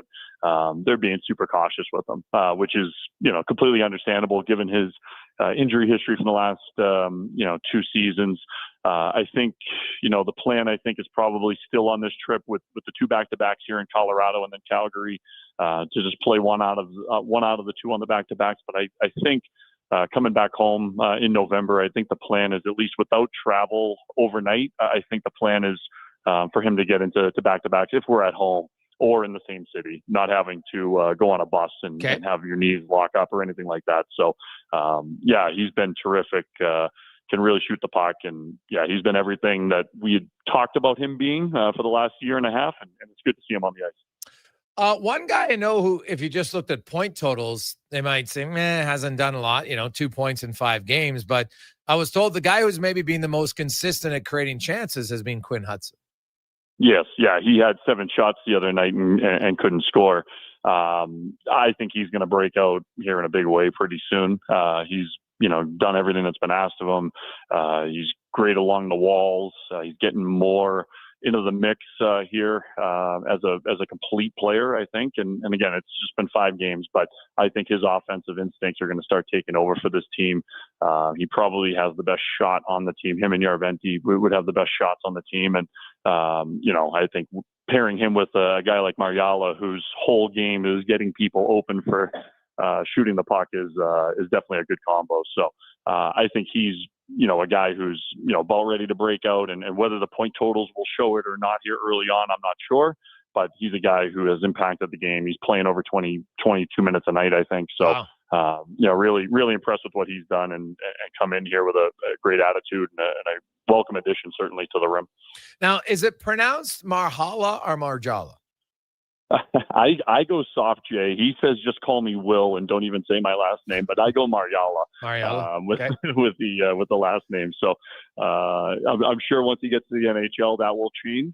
But for now, that's at least how he said it to me. So that's what I go with. No, I was because I didn't talk to him, but I saw him at camp and he looked pretty slight to me. Like I like his creativity. He's clearly very skilled. I think he's going to have to get stronger. How has he looked in the American League so far? Yeah, I think he had a terrific first game. I think he lost his way a little bit for 3 games. We didn't see the high event type of offense that we had come to expect, at least from one game. I mean, the season opener, he looked like the greatest AHL player we've ever had here. So, I think maybe we tempered our expectations a little bit for 3 games. He was very good the other night in Tucson on Saturday. More glimpses of what we saw on opening night. Tremendously skilled offensively. I put him in the Ryan McLeod category, especially at this level of being able to create offense off the rush. He's a guy who's a pass-first guy. He's looking to set up others. And you put him with 2 shooters, whether it's Yaremchuk on his left and Hudson on his right. Griffith, I think Max Jones might get a shot there tomorrow. So I've been impressed with him. And again, that's a low risk, high reward type of play from the organization here over the summer is getting him in the organization basically for nothing and, having him, really develop here. So definitely slighter on the build. So we'll get Travis Lay, our strength and conditioning coach, cooking in that department, but he's definitely skilled when he's on the ice. On the blue line, this guy was rather intriguing player to watch down in the preseason, right? Lepinen, how's he looked for you guys?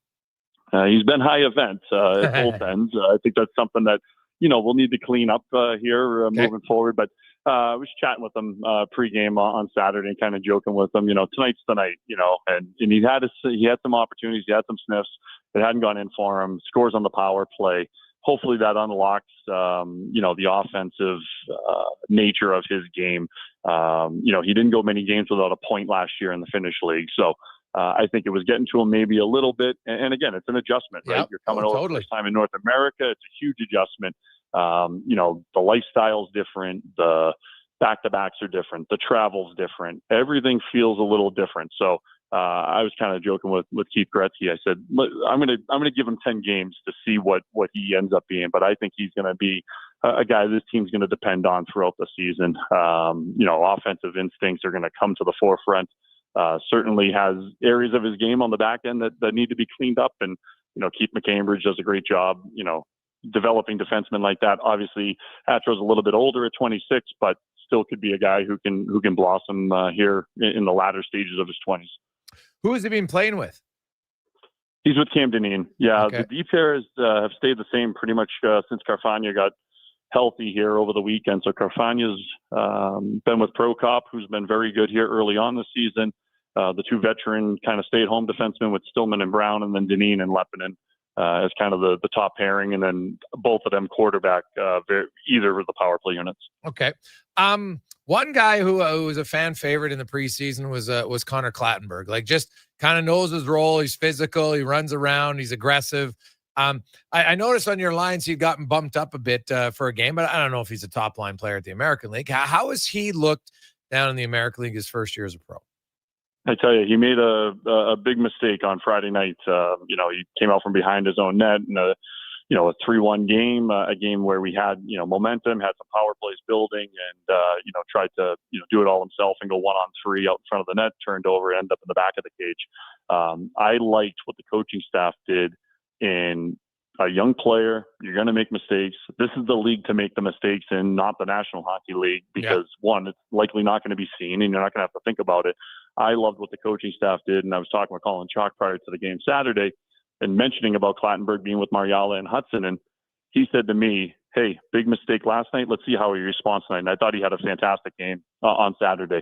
Will he be up there all the time? I don't believe so. I think you're right in that regard. That's not necessarily his forte, but I thought that he was straight line. He created opportunities for Mariala and Hudson. He freed them up a little bit.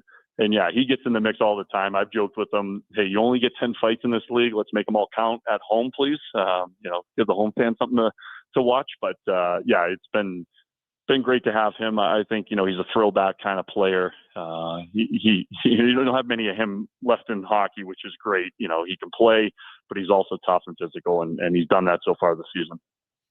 Yeah, well, it's good to see, but he brings an element that they just don't have a lot of in the organization, both at the NHL level and down there. And I think if his skating, he actually impressed me, Ryan. Like I was like, wow, this guy skates better than I thought. And so down at the American, was with Mariala and Hudson. It wasn't they weren't dragging him. Yeah, he was with them, and he makes plays too. He's not afraid to shoot the puck. Really impressed with him. I think he's a great addition to the organization. Is he playing in the NHL this year? No, I don't think so. But he's a guy who, you develop him, and who knows, down the road, we'll see what you have, in 2-3 years, because he's one of only a few 20-year-olds. I know we have a lot of new guys to the organization, but a lot of them are 22, 23 that have come in. He's one of the fresh-faced 20-year-olds. How about, as we're joined by Ryan Holt, voice of the Bakersfield Condors, what about the Oilers AHL affiliate? What about Young in his first year coming over?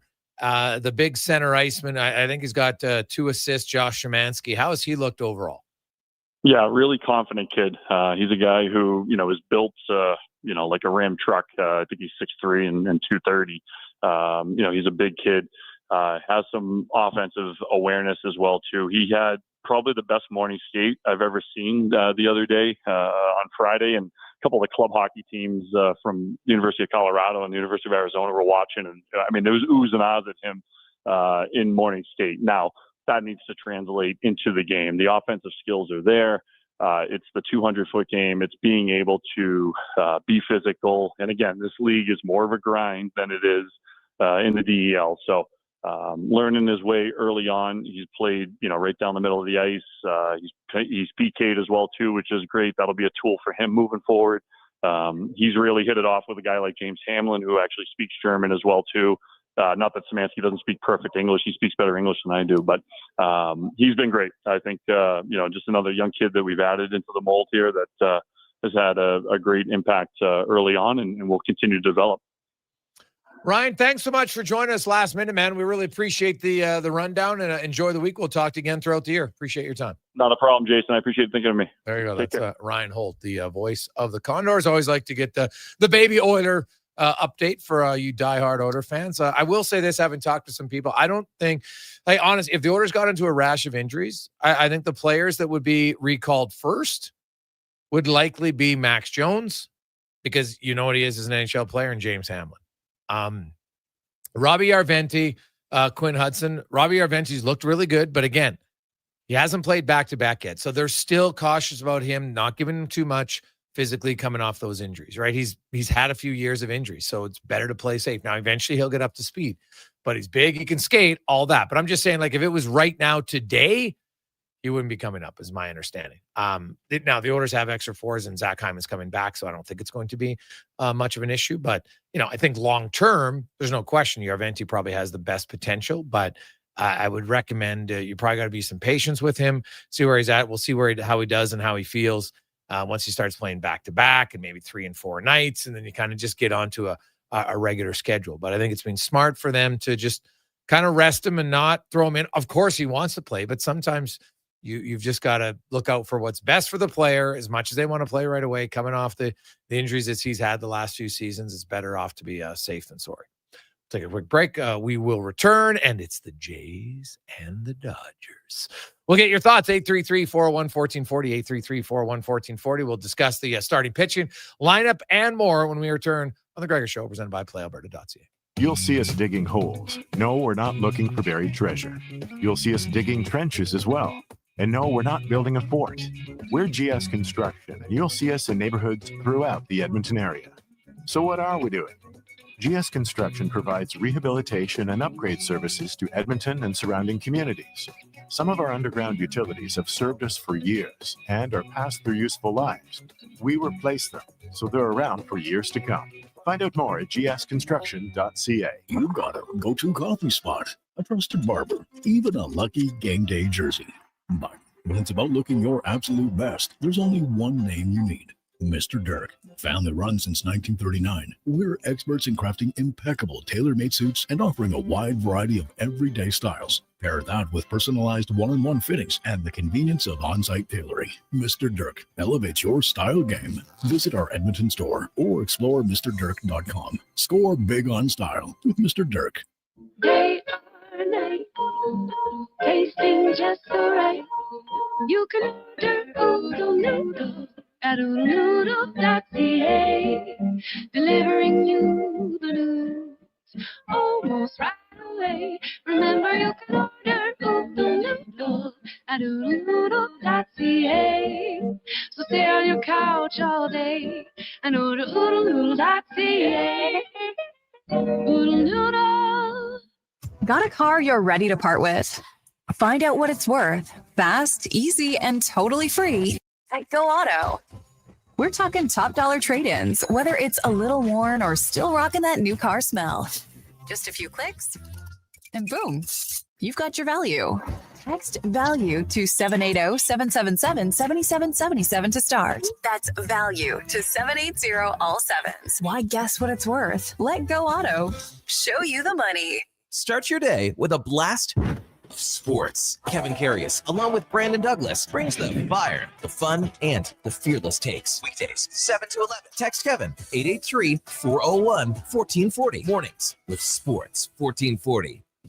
Carve out for a cause at the Jason Gregor Pizza Pig Out, presented by GS Construction. Thursday, November 6th at the Canadian Ice House, indulge in unlimited pizza from amazing local pizzerias while you help raise some dough for kids' sport. Then vote for your favorite slice to help crown the People's Choice Award winners. Tickets to join Edmonton's biggest and best adult pizza party are just $30. Head to jasongregorpizzapigout.com for more details and to buy tickets. Whoa, who turned off all the lights? Experience the new charcoal menu at Booster Juice. Charcoal menu? Introducing the Eclipse Smoothie, Blackout Booster Mixer, and Midnight Booster Ball. Where's that voice coming from? Dark and delicious, made with activated charcoal. Can we please turn the lights back on? Sorry, I'm just excited about the new charcoal menu. Wow, that is good. Right? Available now, only at Booster Juice.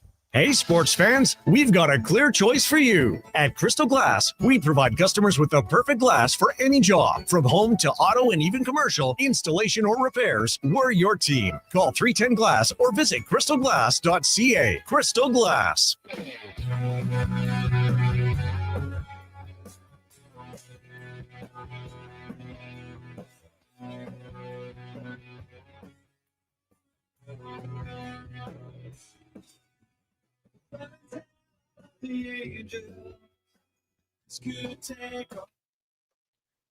Portions of this hour brought to you by Sherbrooke Liquor, the best place for wine, cocktails, and beers from all over the world. Also a variety of excellent and non-alcoholic options. See more at SherbrookeLiquor.com.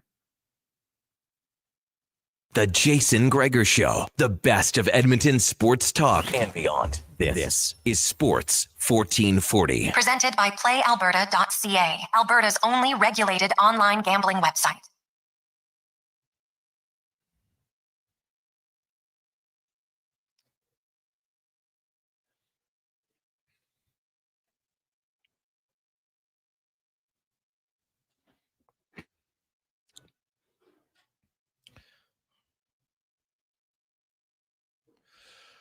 .325. Welcome back. Gregor Halley, Sports 1440, sports1440.ca, YouTube, Facebook, X, and Instagram.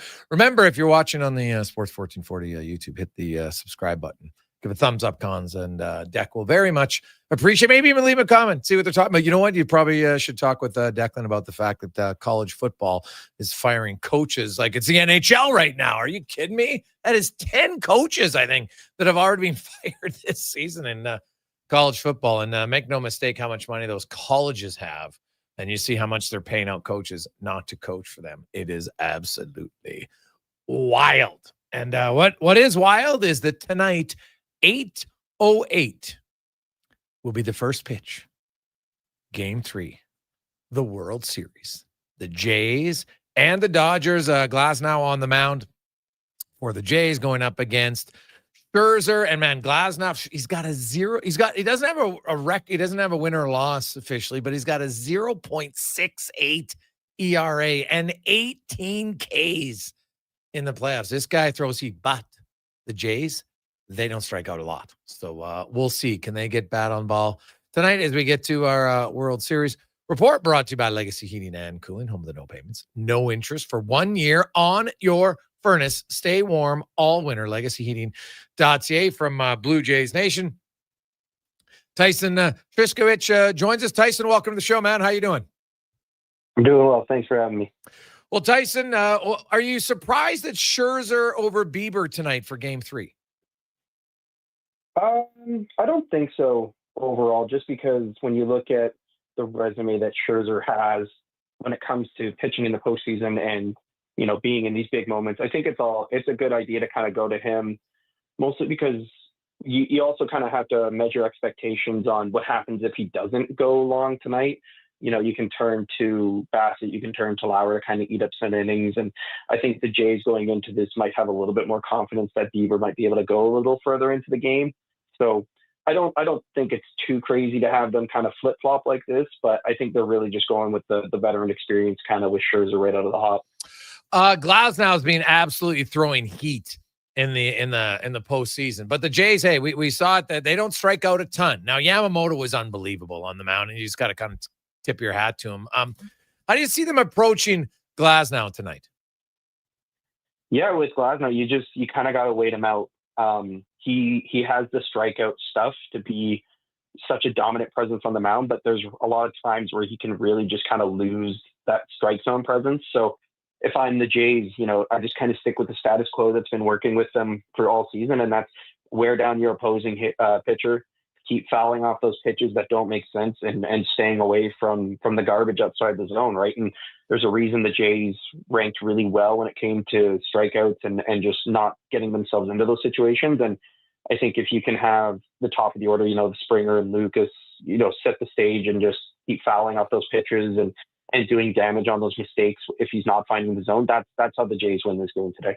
So the lineup tonight for those listening, Springer leading off a DH, Lucas left field, Guerrero first base, Bichette playing second base, hitting cleanup, Varsho is fifth, Kirk sixth, Barger seventh, Clement, and Jimenez with, of course, Scherzer as the starting pitcher. And, you know, Barger and Clement have like Barger, ever since he hit that home run late in game, was it game 3 or 4, whatever the blowout game was. I think it was game 3. And then he has been a totally different player since then. And obviously everybody, you know, he had the first ever pitch hit grand slam in game 1. And, you know, he's got a rocket of an arm in the outfield as well. You look at this lineup, and if they're against a righty, is this kind of the lineup you expect all the time, or is it all going to depend on, do you think Bo Bichette can go back-to-back games yet? I think with a right-hander on the mound, this is kind of what you expect when Bo Bichette is healthy, right? And when he is good to go, his bat's got to be near the top of the lineup, just because, A, it's what worked for this team for a good chunk of the season once Springer has kind of hitting his way back to the top of the lineup.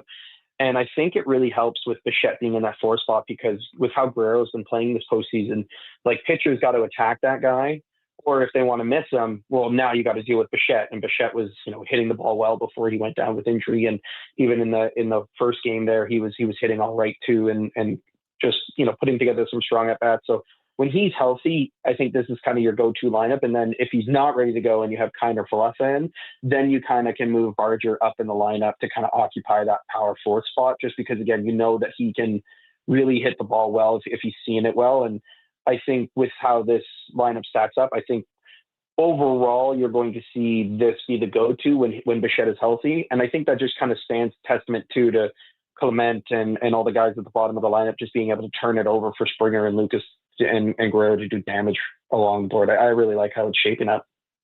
You look back to game 2 and the first inning, I'm sure if there was what if, that was the scenario for the Jays. You know, you got Yamamoto, who's been great, and you had runners on first and third with no out, and you don't find a way, like, even if Guerrero hits into a double play, you're probably scoring a run in the first inning. They'll probably just give it up. And so, you know, you look back at how much that might have changed just in that first inning. But that Yamamoto performance is one of the best pitching performances you've seen in a long, long time. Like, he never, even when he gave up the first and third, like, he never really looked like he was in trouble. Yeah, no, he pitched like he was supposed to, right? Like that ace mentality going out there. It's the reason he got paid the big bucks when he came over from Japan. And I think just with how he pitched here, how he pitched against the Brewers, like he's obviously on a roll. And for the Jays to go into that inning and kind of not come away with damage, like that's what hurts the bottom line at the end of the day. Because when it comes to just getting that momentum on your side, trying to get to, this Dodgers bullpen, which hasn't been that strong as of late, is missing a couple of really key characters. Like there's ways that the Jays can get to, even Glasnow tonight, right? Like trying to get to that Dodgers bullpen is just one of the best ways this Blue Jays can put themselves in a really good spot to win. And it again just goes back to those moments that you talked about earlier, where when you have runners on the corner, you got to find a way to score at least one or two. You don't have to hit the home run, but you got to keep passing the baton. That's just the way the Jays have been playing this season.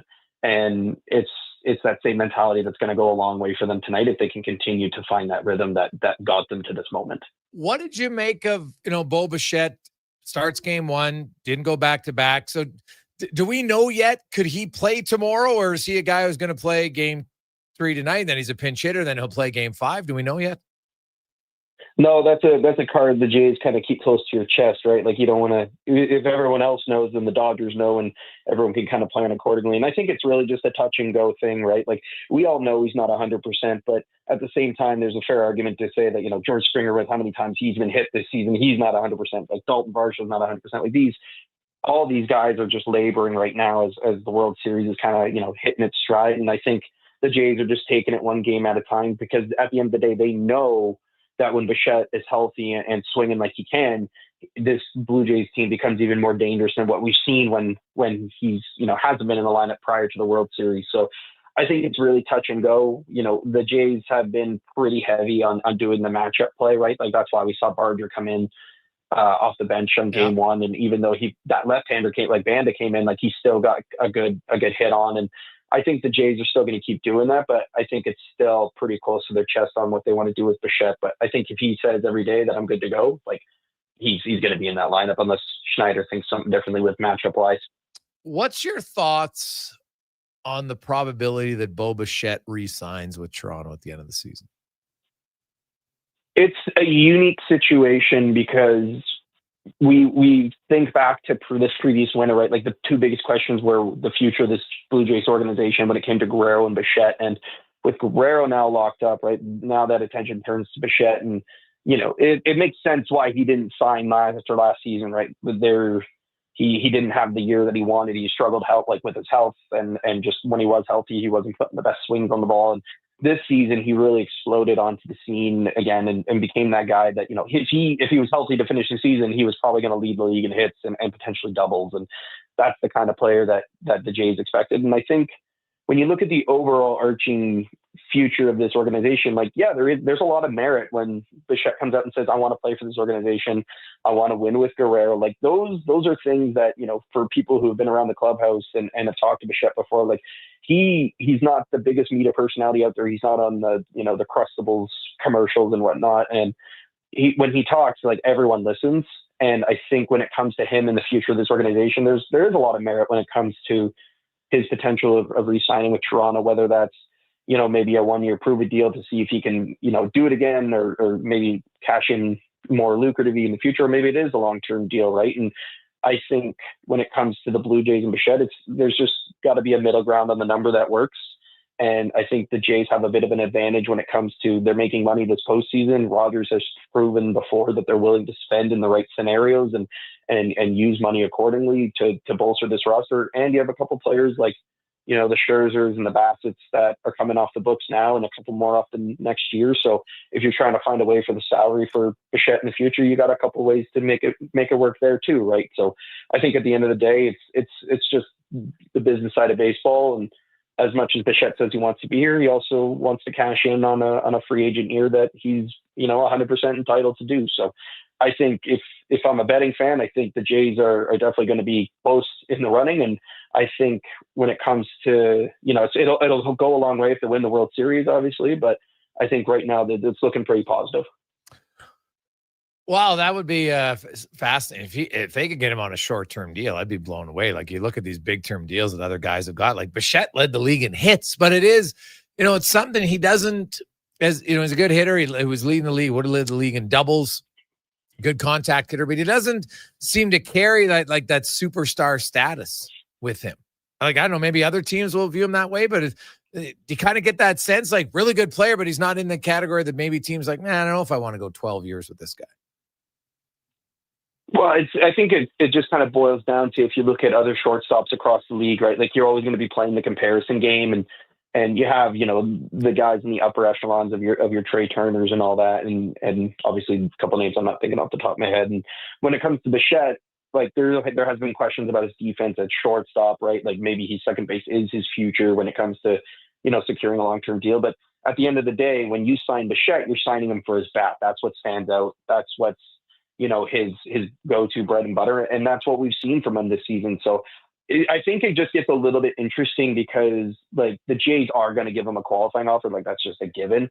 And we've seen teams get a little bit uncomfortable with the qualifying offer in previous off seasons, right? Like, just with, draft picks being attached to it and compensation towards the international free agency, depending on teams. Like, it's not as easy just to be like, oh yeah, we're going to sign all these guys and worry about it later. Like, no, these teams we've seen in the drafts, they make more calculated decisions. They're not drafting the best available player. They're drafting a guy further down, signing him out. Like, there's so much business and math behind it that something as small as a qualifying offer to Bichette could maybe change one or two things at the end of the day, depending on the team that are interested, right? Like, if the Mets come in and, I know it's hypothetical because of who they have, but if, like, the Mets come in and give them a huge contract, like, it doesn't matter at the end of the day if someone's going to overpay for them versus if the Blue Jays do it, right? So I think, again, it just boils down to, if the Jays can put a strong finish here to the World Series and Bichette wants to keep doing that with Guerrero and the money works, then why change the scenery, right? Like, I think that boils down to it too. But at the end of the day, he deserves to get paid what he thinks he gets paid, and it's just a wait and see at this point. And I think trying to get any answers out of him from now until the end of the World Series is going to be pretty next to none. So yeah, no, very true. What do you see happens in these? What do you think happens in these three games? Jay's going to find a way to at least win one and bring it back to Toronto. Yeah, I think the Jays definitely got one win in them. I think the game to win is definitely today. Just because Glasnow's record against the Jays hasn't been as strong, even though he's doing well this postseason, like, historically he hasn't done well against them. And then, next day, Shohei Ohtani, you never know how that's going to go with just how special of a player he is. And then you look towards the final game there, and it could just be a crapshoot. I think if the Jays lose tonight, things can get pretty squirrely over the next few days. So it's better just to put this win in your back pocket and kind of go into the next game with Dodger Stadium with that momentum to win a couple more, versus if you had to kind of come out of that hole versus like when they did with the Dodgers and had to, the Mariners, and had to fight their way back in. Yeah, well, they definitely, you don't necessarily want to do that. So, hey, a win tonight can change a lot. Pivotal game 3 in every best of 7 series. Game 3 can play a massive part in it. So we'll look forward to it. Should be a lot of fun. Thanks for joining us, Tyson. Appreciate it. Thank you. Tyson Shishkowicz joins us from Blue Jays Nation, of course, take on the Dodgers tonight. Right after the conclusion of our show, they will get to the game first pitch around 6:08 Edmonton time. We got the 2-minute warning. We also got 5 questions and more on the Gregor Show, presented by PlayAlberta.ca. Andy Petrillo is going to join us. Also, the GM of the Utah Mammoth, Bill Armstrong, will be joining us in the 4 o'clock hour. It's the Gregor Show, presented by PlayAlberta.ca. It's a new season, Edmonton, which means it's time for new offers.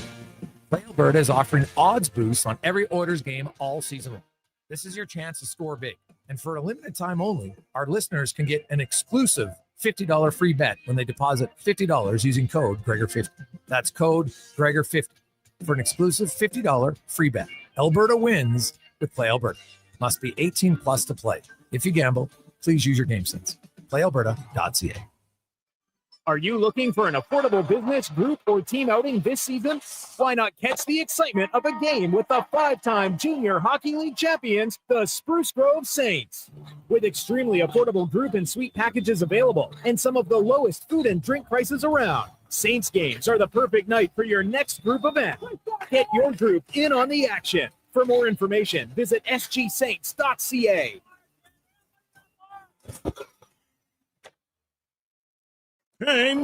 Sauce. buddy, quit rolling up to the bar and looking like it's grade 9 grad and you're wearing your dad's old work suit. Do yourself a favor and call Game Day Suits. Game Day Suits is Alberta-based and makes fully customizable, made-to-order suits. Perfect for hockey teams, wedding parties, or even the office crew. Book your free consultation at GameDaySuits.ca. I'm rocking one right now. I look deadly. You know they can't see you, right? Okay, Mr. Announcer, you want to go, tough guy? Game Day Suits! When it comes to choosing a hair clinic, the difference is in the doctor. I'm Dr. Vance Elliott. Transforming how you feel about yourself is a very personal experience, and I'll work directly with you every step of the way. Physicians come from all over the world to learn from Dr. Elliott. When your personal goal is to help other people achieve theirs, you must deeply understand the latest treatments. Want to feel confident and comfortable? The difference is in the doctor. I'm Dr. Vance Elliott at drvanceelliott.com. Hey everybody, it's Jason Strudley. How would you like to join me and the superstars of hockey on an exotic holiday? Join us on a 7-night cruise through the Mexican Riviera, leaving from Los Angeles and including Cabo, Mazatlan, Puerto Vallarta, and more. While we relax and cruise the tropical waters, you can attend an intimate meet and greet with legends like Bill Ranford, Fernando Pisani, Kelly Buckberger, Ron Lowe, Gene Principe, Jack Michaels, Louis DeBrusque, and more. There's still time to get in on every hockey fan's dream cruise. Book now and save $500 per couple. The Edmonton Hockey Legends Cruise. Price start at just $23.99. Part of the proceeds support the Ben Stelter Foundation and Kids with Cancer. Visit cast.tours/Edmonton. Call 1-833-347-7678. Call now to book and save $500 per cabin when you mention promo code Stingray Radio. That's cast.tours, 1-833-347-7678.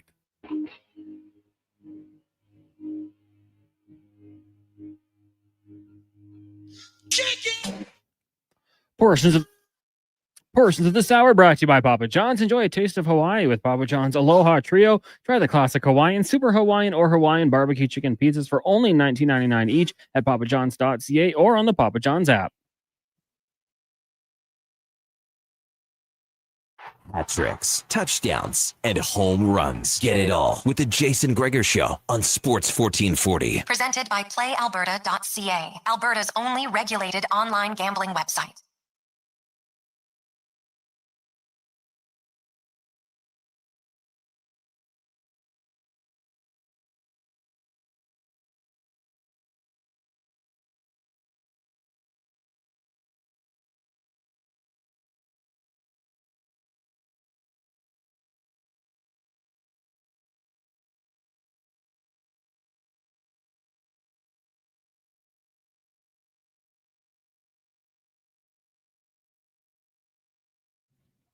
$3:45. Welcome back. Sports 1440.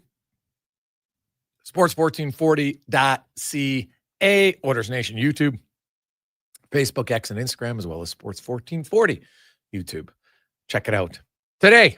Really appreciate it. Got a lot of shorts. Other things there as well. You can rewatch the shows and lots of fun clips. Enjoy it. Get in the chat room with Cons and Declan as well.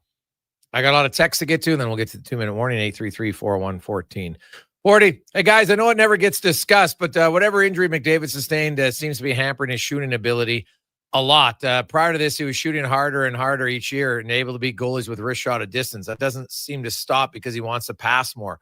Throwing 2 long cup runs and a couple of weddings. I think the injury is not fully healed from Raj in Calgary. Well, the great part about it is I can go to NHL.com, and in 2023, well, the 22-23 season, his hardest shot was 88.8 miles per hour.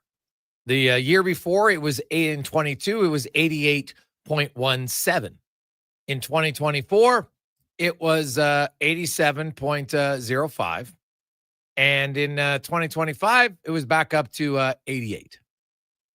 So I'd have to look. Was there multiple? Let me go to 83. And he had a few more shots that were above 85s. He had 4 shots above 85 miles an hour in 2023, and last year he had 2. So I don't know, but then he had 2 that were 84.61 and 84.29. So I don't know. I like McDavid's skating this year is faster than it's been in the last few years. So, and your core muscles have a big impact in your skating as well. So I don't, that injury to his core muscle a few years ago, like Connor McDavid is coming in the slot area and he's just not shooting. I don't think it would be because he feels discomfort in it. I'd be surprised. He wouldn't be taking the face-offs that he's taking. He's killing penalties. He's doing lots of other stuff. He's just choosing not to shoot. The 2023 season was his outlier season. That's the only year he's ever scored more than 50 goals. And even if you look at the 3 years he scored 40 goals, his shots per game were anywhere from 3.07 up to 3.94. It differed. He's never been a big high-volume shooter other than one season of his career. So I would argue that the 23 season when he scored 64 goals, that's the outlier. He's just not going to be a high volume shooter. Now, he shouldn't be as low as he is right now at 2.8, probably more of like a 3.3 to 3.5 guy realistically. Would we all like him to shoot more? 100%. But it's hard for him to change just his natural, what he does. And it's not like it's hurting him. Right, he's been pretty good in the playoffs the last few years, pretty good in the regular season. But and keep in mind that the last two, so in 2024, and I say 24 because this season I use as 26. When the season ends, it's 26 season. So the 24 season, McDavid had 10 points in the first 10 games. Not great. He then had 122 points in the next 66 games. Right, like he can heat up. Slow starts last year again, 10 points in 10 games. This season, well, he only has one goal. So that is, and 1 year he only had 2, the other year he had 3. So it's not like he was scoring a ton. But this year he has 12 points in 10 games. So he's actually higher, slightly. He's just not shooting where you'd like. Could it change in a snap of a finger? Probably. But I don't believe it's due to injury. So that's where I would go.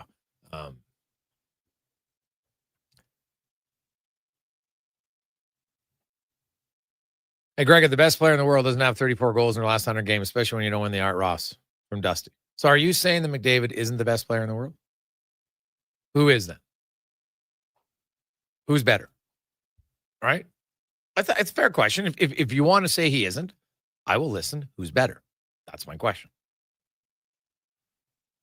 If I was going to make an argument on who is better, the guy who I might argue is better might be one of his teammates. But if you look at now points per game over the last 2 seasons and the start of this year, highest points per game is Kucherov at 1.64. McDavid's 1.59. McKinnon is 1.58. It is a fair thing to point out that amongst the top 5 guys in points, McDavid has the fewest goals by quite a bit, by like 30 less than Nathan McKinnon. Now, he has played 18 fewer games, but he ain't going to score that much more. Let's be honest. Right? Draisaitl has 100 goals in that time. Pasternak, 95. McKinnon, 90. Kucherov, 84. McDavid, 59. So, but then you go from that, and then you look at playoffs, and I'll just go points per game in the playoffs. McDavid's a 0.16. Draisaitl's a 0.136. You got to find the other guys that are McKinnon's a 0.139. Kucherov, he's at 0.110. So, the last few regular seasons haven't been as productive as you would like. I think that's valid. And I think McDavid at some point has to look at himself and be like, hey, I got to shoot the puck more. But you know what? Why doesn't he shoot it? It's a great question. Honestly, it's a really good question. Why aren't you doing it? But when you look at the amount of shots that are hard, like, this season he doesn't have a shot in the 80s, funny enough. So maybe he is still hurt. But it's also, I got to go back and I'm looking at the last season when he had shots in the 80s. Some of them were March, February, December. None of them came in October either last season. So is it just is that part of being a slow starter? He's not firing bombs early in the season. Last year, his 80-mile-an-hour shots. He did have one in October, but that's it. So I don't know. It's worthy of a question, though. I will have to ask him. So I think I want to go back to the year he scored 64 goals, and I'm looking at the 80, and he had 3 that year in at 80 miles an hour. So all I know is you don't have to be the hardest shooter to pick a corner. Like Jordan Eberle, I think is a great example. I'm going to look up Eberle's hardest shot. And he's never been a guy who's going to overpower you with velocity, but he's pretty darn accurate. Like, look at that. Look at his second goal when he came down and just put it right far side. Yeah, his hardest shot this year has 78 miles an hour. And he actually, this year only has 4 in the 70s. I'm going to look back to last year. He had 6 in the 70s, just in the 70s. 2023, he had, he did actually crack the 80s twice that year. Now, I have to look to see, are any of those one-timers? Although I'm not sure Eberle's ever taken a one-timer. But there's an example of a guy who's never really overpowered you with an 80-mile-an-hour shot. Right? He only had 2 of them in 2024 and none in 2025. In 2023, he had 3. So never been an overpowering shooter. Bouchard, on the other hand, that guy fires bombs all the time, but different player, right? McDavid, is he not shooting because he's banged up, or is he just like, I look at, because last game I actually saw him come down the wing and he loaded up and ripped it. And I didn't see him wince. So I wonder how much, is it mental or physical? It's a fair question. Gregor, what's Draisaitl? What does he shoot? He doesn't seem to hit the 80s very often. He has 2 shots this year that are in the 80s. Last season he had looks like he had 11. In 2024, he had it looked like he had more actually. He had 11 over 83 miles an hour. So, and then his top one that I've noticed is he had an 88 mile an hour a few years ago. Actually hit 90 miles an hour back in 22. So there's the thing. So Draisaitl in 2022, his top end shot was 91.1. Last year, his top end shot was 87.4. But he scored basically the same amount of goals by dipping 4 miles per hour. So, now we're talking 1 or 2 shots. It's your hardest one. Do you hit one right on the screws? Draisaitl does take a lot of one-timers, so, there's probably something to it. But in 2022, when he scored 55, then he scored 52, then he scored 52 again, and he's got 7 in the first 10. So velocity is one aspect of it. I don't know if that's why McDavid isn't scoring. I'd be a little surprised. I just think it comes down to his unwillingness to want to shoot, for sure. Hey, Gregor, McDavid's the most game plan player against by anybody in the league. Of course, it's going to get harder. He's so dangerous on the ice. Teams just don't allow him time and space anymore. From Drew. Yeah, that's part of it. But look at how many times we have seen just this year in the first 10 games, because I've got 5 clips of McDavid coming through the slot with time and space, not shooting. Looking off. And you're just kind of like, what? So to me, that is, and I talked to him about it on Friday, and he said, you know what? Like, it's not natural for me. The year he scored 64, that's the outlier. It really is. It's the outlier of his career. I don't think we're ever going to see him shoot that much. He'll be frustrated he doesn't, and that's valid. But that's the only year of his career he was ever above 3.9. And he's only ever been above 3.5 2 other times. One year he scored 44 goals and he shot 3.07 shots per game. He's just not a high volume shooter. I don't think it's going to change. Let's get to the 2-minute warning now with Cam Tait, brought to you by Legacy Heating and Cooling, where the rates never change. That's how you build a legacy. No overtime charges tonight or on the weekends. Your furnace conks out, they'll help you. LegacyHeating.ca. Now listen up, because this one needs to land squarely between the goalposts of your attention. The Edmonton Elks, yes, those same green and gold warriors of hope and heartbreak, needed to miss the playoffs. You heard right. Needed to. And, in their own paradoxical way, they succeeded by failing. Or, if you prefer, they failed magnificently by succeeding. Missing the playoffs will only increase the hunger to make the postseason next year.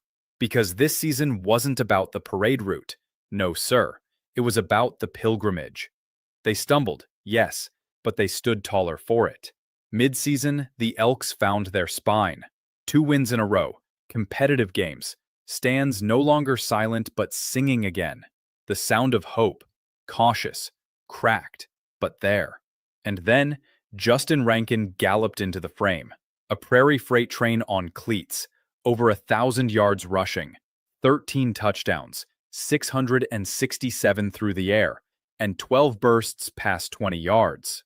That 90-yard Labor Day stampede against Calgary? Mercy. That wasn't football. That was theater. Rankin didn't run. He ripped daylight in half. But what makes the Elks matter goes beyond the gridiron. A brunch before the Labor Day rematch that raised spirits as much as funds. Commonwealth's gates swung open for high school kids when teachers struck. Small act, massive echo. That's community in motion. That's sport as sermon. Of course, shadows fell. The Treyford question still hangs. Unsettling, uncertain. And the passing of owner Larry Thompson carved a quiet ache through the season. But somewhere above that wide Alberta sky, I suspect he's looking down, smiling, saying, they're getting there. Because sometimes, friends, victory doesn't live on the scoreboard. It lives in the soil, where seeds of something sturdier are taking root. And that's why, yes, whisper it proudly, the Edmonton Elks were a success. 2-minute warning. Gregor, Halley, Kruger. Did he not off? Not again. Tait.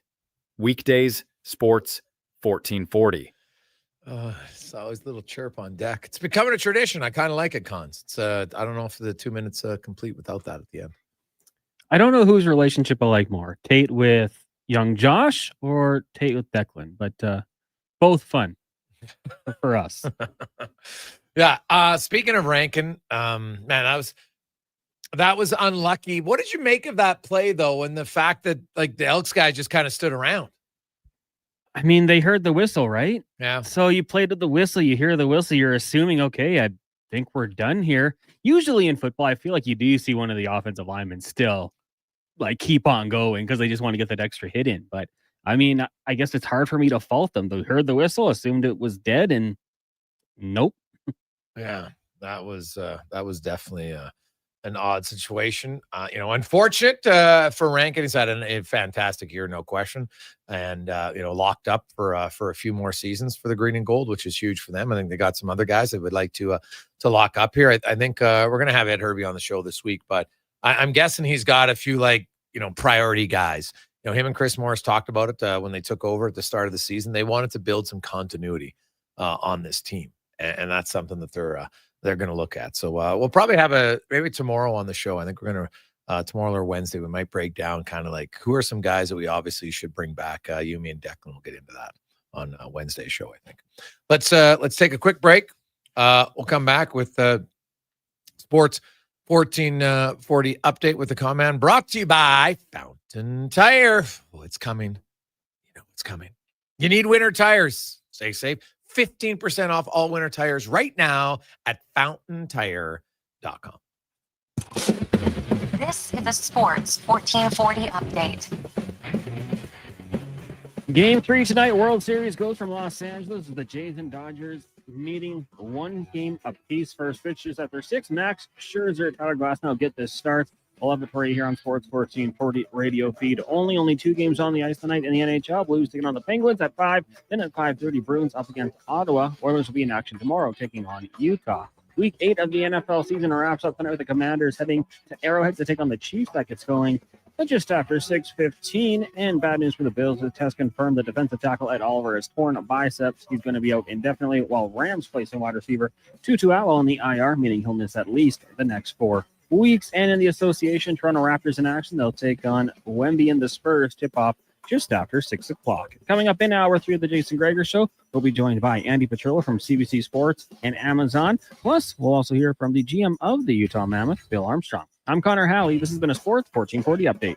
Sports 1440, Stingray Radio Station. CKJR broadcasts from West Edmonton Mall and Wetaskiwin. Download the free Stingray Music app and listen wherever you go. Monopoly Double Play is back at McDonald's. So let's practice winning. Just after You just 3 won 25 grand. And go. Yes! I said 25 grand. That's what I'm talking about! Yeah! Much better. Okay, now you just won a brand new Chevrolet Corvette. I think she just fainted.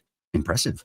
Feel like a winner on pack and in-app. Monopoly Double Play is back. While supplies last, 1 in 5 chances to win game piece prizes at outset. Chances to win draw prizes depend on number of entries in each draw. Cash prizes payable by e-transfer. See rules in-app. You've probably heard the term supply and demand. Something is needed and someone supplies it.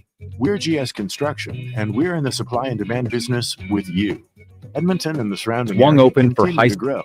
Infrastructure has to be continually replaced and upgraded to keep up with demand. You see it with new buildings and new roads, but what about below ground, where all sorts of pipes bring you water and take wastewater away? That's where we come in. For more on what we do, go to gsconstruction.ca. Edmonton's home for sports is Sports 1440. After every game this season, tune in to Andrew Walker for the post-game show. Let's talk some hockey. Let's talk about the game on Sports 1440. And here comes Action Electrical Service Team sprinting onto the scene. These are your first responders for any electrical emergency. That's right. With their fleet of service vans and specialized gear, they assess, they service, and maintain electrical lighting and automation systems. They're all about rapid response. Quick diagnostics and repairs to restore power and safety fast. Hire the Action Electrical team to bring home a win for your project. Visit actionelectrical.net. They're not just a grocery store. They're a butcher, a baker, a cafe, deli, rotisserie pizza, and restaurant, all under one roof. Loca Quality Market does food differently with 2 locations to serve you. Edmonton and Sherwood Park. Visit loca.ca.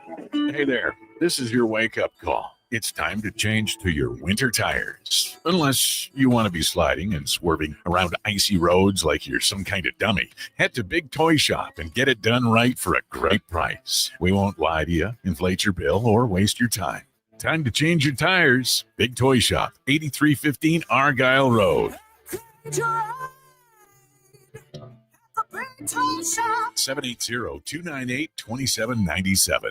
Prostate cancer affects 1 in 6 men in Alberta, and this November we're fighting back. Every dollar raised fuels early detection and life-saving support. Donate today for the men in our province. Visit keepitinalberta.ca to start your fundraiser or donate today. At Fountain Tire, get up to 15% off select tires, up to $125 off a set of 4 select Goodyear tires, and $50 off $150 service until December 13th. Restrictions apply. Book today. Fountain Tire. We're on this road together, Canada.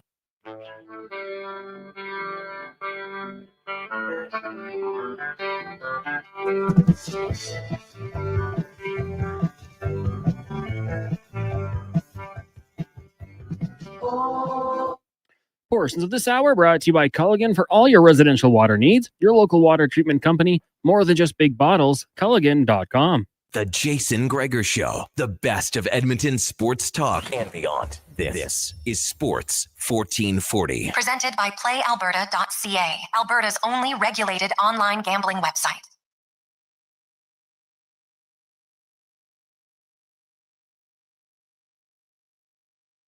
Four o'clock.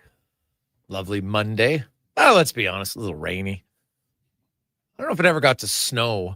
Felt like it was close, trying to tease us with some of the white stuff, but never happened. After such a dry late fall, it wasn't a bad thing to get a little bit of moisture. At least I think so. But the snow will be coming, and if you're a big believer in the Farmer's Almanac, we should get a lot of snow this year. So see if it comes to fruition. Now that I don't live in the farm, I don't follow the Farmer's Almanac as much as I used to, but it's pretty accurate. It's pretty accurate. Like anything, it's not 100%, but it's always kind of strange how much more accurate it is than I would think it should be. Imagine if you could find like the Sporting Almanac. God, that'd be unreal. This is the Gregor Show presented by PlayAlberta.ca, where you can get in the game. Use the promo code Gregor50. You make a $50 deposit. Use the code Gregor50, and they'll match it. So you'll get an extra 50. Maybe you want to put it on the Jays tonight. We'll see. Game 3 coming up later right here on Sports 1440 at the conclusion of our show. First pitch will be around 6:08 tonight from Los Angeles. As it's time now for our big guest of the day, brought to you by Silent Rise Charter Company, one of Alberta's premier bus charter companies with state-of-the-art motor coaches that will safely take you or your group to your next destination. You want a party bus? You want a team bus? They got it all. SilentRides.ca. And we welcome back to the show. Good friend of the show. Also now, hey, we have introductions, but now we got to include author on the introduction. Of course, radio host, TV host, and now author Andy Petrillo joins us. Andy, welcome to the show. How you doing? Oh my goodness, it's going to take some time getting used to hearing author, but yeah, I've been working on that for a couple of years. I'm great. Sorry if you hear a goal horn go off at any moment. They're just like testing all the stuff here inside the Canadian Tire Center in Ottawa, but this is where I am tonight, getting ready for a little bit of hockey, a little Sens Bruins. Awesome. We'll get to the Sens and Bruins first, but I want to talk about the book, Just Call Me Andy, Sports Stories from a Trailblazer. It was just released 6 days ago, and it's kind of like a memoir of your career, because you definitely were a Trailblazer, the first woman to host a daily sports radio talk show in Canada, and then of course have gone on. You won a Canadian Screen Score Award for Best Sports Host, and obviously you're in Ottawa right now. You're doing tons of NHL stuff, but the road, let's say, Andy, wasn't always that smooth for a young Andy Petrillo, I would think, trying to break into this sporting world. No, and I mean, what I tried to do is I share a lot of positivity in the book. I share stories of some incredible people who have been there and continue to be there for me, both on-air hosts and producers and things like that. But I did choose a lot of topics. So the book itself is not really linear. It's more like these little essays or these kind of like diary entries, if you choose to call it that. And how I came about choosing what topics I wanted to really focus on was I thought, when I do speaking engagements, what do young aspiring broadcasters ask me the most about? So I tried to take those topics, which they asked me a lot about, how to handle social media, especially as a woman, right down to clothing. What to wear on air causes women a lot of stress as well. So I tried to, people ask me, have producers asked you to do certain things that they would never have asked your male counterparts strictly because you're a woman? And I'm like, actually, yeah. So I tried to share those stories that I felt women were finding the most interesting, or that they wanted to have answers to. And then after I share those stories, I tried to also then share pearls of wisdom. Like, what did that teach me? And how can we move on from it? And in some cases, how can we make sure it never happens again? So I feel like there is a good balance in the book, though, of sharing all the wonderful allies that I've had in this industry. But most definitely, you got to talk about some of the crap that you dealt with, because, the more you talk about it, the more hopefully you can eliminate it. When you look back on your career, I'm a big believer that, somebody's got to crack the door open, then it's up for you to kick it open or not. But somebody's still got to give you a chance. If you look back at your career, was there one person or a moment that you felt like that somebody opened the door a bit and then Andy stormed through it? Yeah, I mean, I have to say, I give credit to like anybody who's hired me. I'm always very appreciative. But one in particular, now that you say it that way, I would say at the time the executive producer of Hockey Night in Canada was a guy by the name of Trevor Pilling. And a story I also share in the book is, while I was still with Maple Leaf Sports and Entertainment working at Leafs TV, Cassie Campbell had gone on mat leave, and there were 10 Montreal Canadiens games that he wanted me to do rinkside for. And MLSE wouldn't release me, which some people might think, well, of course not. If you work for one, why would they release you to go work for Hockey Night? But the thing is other people were doing it. Like, Harry Neal, as we know, would also work on MLSE stuff, but then go to Hockey Night. Paul Hendrick would work at Leafs TV, but then would do rinkside for Sportsnet. So the precedent had been set. So when I went and asked, they had said, no, I couldn't do it. And I just remember being so bummed out and depressed about that. But then I'll give Trevor Pilling credit. The next year, he came to me again and said, all right, instead of like 10 games, I want to actually hire you full time. So he remained a really big fan of mine. And, you know, he just remained in my corner, and somebody who was like, all right, it didn't work out last year, but I'm not going to give up on you. Now I actually have a position that I can give you. And it was because of him that I entered Hockey Night in Canada and was able to work on the biggest hockey show in this country. So yeah, I guess he was the one that kind of kept faith and didn't give up, even though the year before he wasn't able to get me to come work with him. Annie Petrillo Jones. Annie, you did a lot of TV, then you went to host radio, and radio is very different than hosting on TV for a lot of people. What did you find was the biggest learning curve to host your own talk show? Well, first of all, you're not BSing anybody when it comes to your knowledge. And I'm gonna say it. I don't care what host is gonna get angry at me, because I say this as a host. Hosts have to be knowledgeable, but nowhere near as knowledgeable on TV than you need to be on radio. Because yes, on TV, it's very scripted. And I throw to my analyst, and they do all the analyzing, and I throw to break, or I throw to a feature, or I welcome back from break. Like you're very much like the mediator there, right? You're just the go-between, and you're linking things. But in radio, you're the host and analyst and the reporter and the insider. You know, you're giving your opinion on everything, right? So there's no BS in any BSers when you're doing radio. And I learned that, like, okay, wow, right? Like, because the conversation can go any which way, especially when you're on a show with Craig Button. Love Craig Button. My goodness. I'm like, okay, Craig, here are the topics we're going to talk about. And then within 30 seconds, he brings up a story from like, you know, the early 90s, and your brain's going, okay. And then you got to like keep up with him, right? So that was really fun. And another thing that's kind of funny is everything in TV is very timed. Like you have 90 seconds here. So the first time I ever did radio, I was still filling in. And I went in and filled in with, for Brian Hayes. He had gone on paternity leave. Yeah. So I had Noodles, I had Jamie McLennan, and I had Jeff O'Neill. And I welcomed everyone to the show. And I literally did it within 15 seconds, like a proper TV host. And I threw to them, and they both looked at me and went, slow down. They're like, we've got 3 hours of this. You need to slow down. So I was like, okay, we got time. Yeah. You definitely have to add in a little bit more filler Yes. that time, for sure. When you broke in compared to now, what's the biggest change you've seen in media from all vantage points? Because obviously, you have background in radio. Now there's obviously TV. Now there's obviously social media, podcasts, and everything. What do you feel has been the biggest change that you've experienced? A couple of things. I mean, obviously, as a woman, I'm not the only woman in the room anymore when I walk into a locker room or dressing room, which is nice. So, and they're not just women who are reporters. Like now, a lot of the PR people I deal with are women. So I'm not the only woman in the room anymore. There were times where I would walk into a locker room after morning skate, and the whole room would go quiet because the guys would just be shocked that a woman walked into the room. That's not the case anymore. They're used to that. Another thing that I noticed, and if you're going to allow me a moment to just like gripe about something, is I found back in the day more so guys would hang out in their stalls, whether it was after morning skate or whether it was after practice.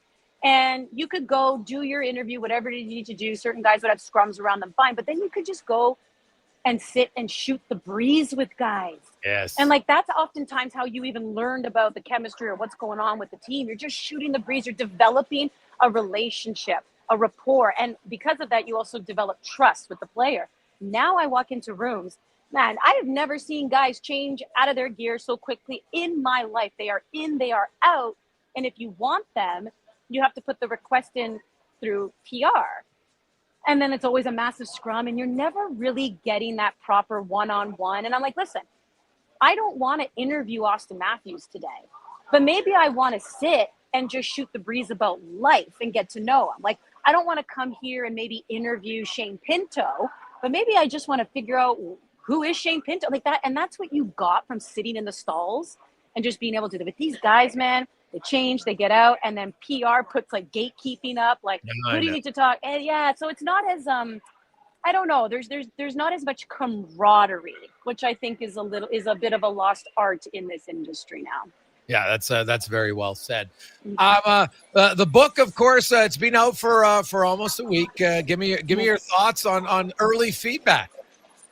Well, it's really meant a lot to me that so a lot of women have reached out who aren't even necessarily in sports, and they're like, sports may have been your background, but what the stories you share can affect all women who are just professionals and are in industries where they're still very, considered tough and male dominated. So I like the fact that my book, at least from what I've been hearing from a lot of other professional women, seems to transcend sport in that sense.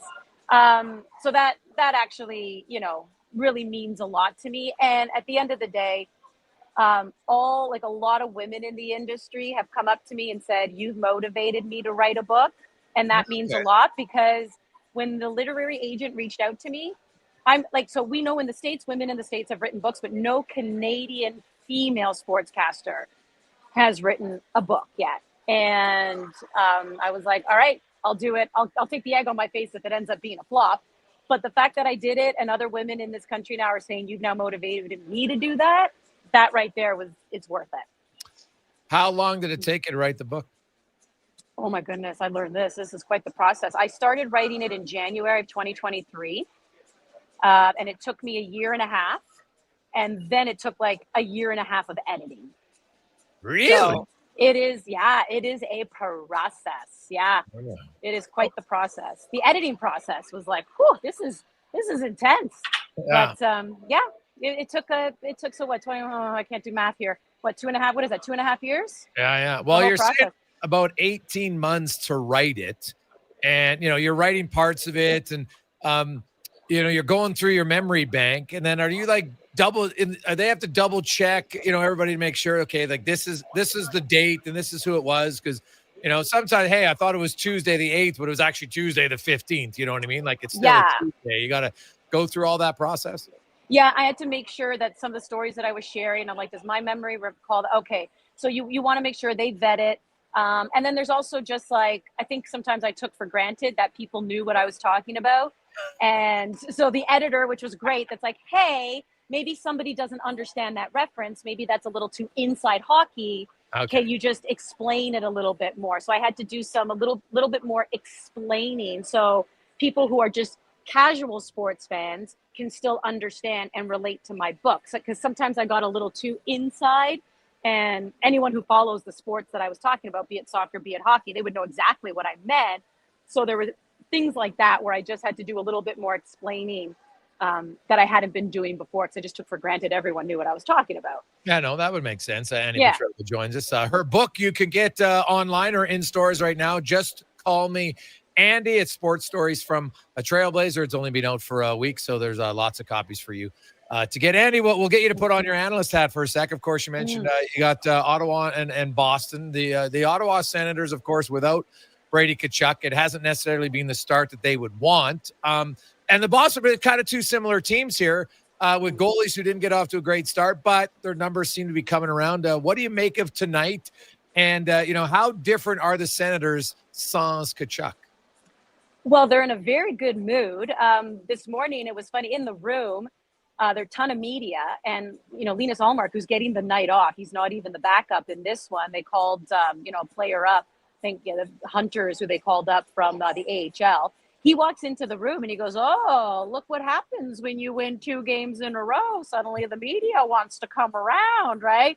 And then even Travis Green popped his head into the room because his coach's press conference was delayed and he didn't know why. So he comes on and he goes, "Oh, this explains why it's delayed. The media's still in here." And I'm like, this is what happens when you win. So they're actually in a really good mood right now. They feel like they have figured things out a little bit without Brady Tkachuk. They're all saying the same thing, which I don't think they're lying, right? They're like, you don't replace a guy like that, but you just figure out how to play around him. And the key there, I think, is defensively for Ottawa. The last 2 wins that they pulled off, in each of those games, they've only allowed 1 goal against. And then even with the Washington Capitals, they only allowed 13 shots because in the previous 7 games, they had allowed 3 or more goals. Very leaky defensively, goaltending wasn't what it was. And then on Boston, the flip side, it's kind of the same thing. There's this crazy stat where in their last 10 games, 7 times they've allowed the opponent to score within 3 minutes of the Bruins scoring. So it's like they don't know how to buckle down defensively after they score a goal. They get all excited, yay, we scored. And then I'm like, hello, the next shift is the most critical shift. And then they allow a goal. So these are 2 teams that have been leaky defensively. But, the Bruins feeling a little bit better about themselves because they broke that 6-game losing streak, and the Sens feeling good. So we'll see which team the party will continue for tonight. Well, the key, usually when we go into this game, we'd be talking about David Pastrnak, the best scorer in the game. But right now is Shane Pinto. The guy's on fire, got 8 goals already this season. Yeah, and he is in a fantastic mood. He is loved around here. I had a chance to actually talk to him this morning. We didn't talk really any hockey. I talked about the fact that he's like this incredible golfer, by the way. I did give him a little bit of heck because he's going for the Dodgers. He's not going for the Jays. So I said, you might want to be a little bit careful, especially since you also play in the Canadian market. But he's just found his groove. And this is somebody who a few years ago had no problem holding out in a contract dispute. Yep. So the fact that he's once again, not signed, it's rumored, right, that Ottawa offered the 8 years, like nothing affects this guy. It's like, been there, done that. I have no problem waiting, cool as a cucumber. But at the end of the day, he's scoring. He's still on that third line. Like, he's still the third line center. So the fact that they're getting that depth scoring, but that's the thing. That's not the problem with the Sens, right? It's been defensively, but that room, man, it's a great room. It doesn't hurt that you've won your last 2, but Shane Pinto is definitely stepped up in the absence of Brady Tkachuk. No doubt. Well, Andy, congratulations on a long project. It's always nice to see something come to fruition. So best of luck. I look forward to reading it, and we'll talk again soon. Appreciate having me on, Jason. Nice to see you. You too. That's Andy Petrillo, of course, long-time broadcaster, and just released her first book, Just Call Me Andy, sports stories from a trailblazer that you can get it, of course, wherever you buy your books, Amazon, Chapters, you name it. We'll take a quick break. We'll return with the GM of the Utah Mammoth on the Gregor Show, presented by PlayAlberta.ca. I'm tired of waking up tired. Are you tired of waking up tired? Come visit our sleep experts at the Brick Mattress Store. Get Canada's guaranteed lowest prices on all things sleep. Plus, try your new mattress for 6 months. If you don't love it, we'll find one you do. Some conditions apply. Stop waking up tired. Get the right mattress, guaranteed. Only at the Brick Mattress Store. Wondering what you can afford? Let Go Auto do the math with our free car loan calculator. No pressure, no awkward convos, just quick answers on your budget and payments. Bad credit? No credit? We got you. Text CHECK to 780-777-7777. That's CHECK to 780 all 7. Find out what you qualify for and start shopping with confidence. Go Auto. Drive what you love with payments that make sense. It's a new season, Edmonton, which means it's time for new offers. Play Alberta is offering odds boosts on every Oilers game all season long. This is your chance to score big. And for a limited time only, our listeners can get an exclusive $50 free bet when they deposit $50 using code Gregor50. That's code Gregor50 for an exclusive $50 free bet. Alberta wins with Play Alberta. Must be 18 plus to play. If you gamble, please use your game sense. PlayAlberta.ca. At Fountain Tire, get up to 15% off select tires, up to $125 off a set of 4 select Goodyear tires, and $50 off $150 service until December 13th. Restrictions apply. Book today. Fountain Tire. We're on this road together, Canada.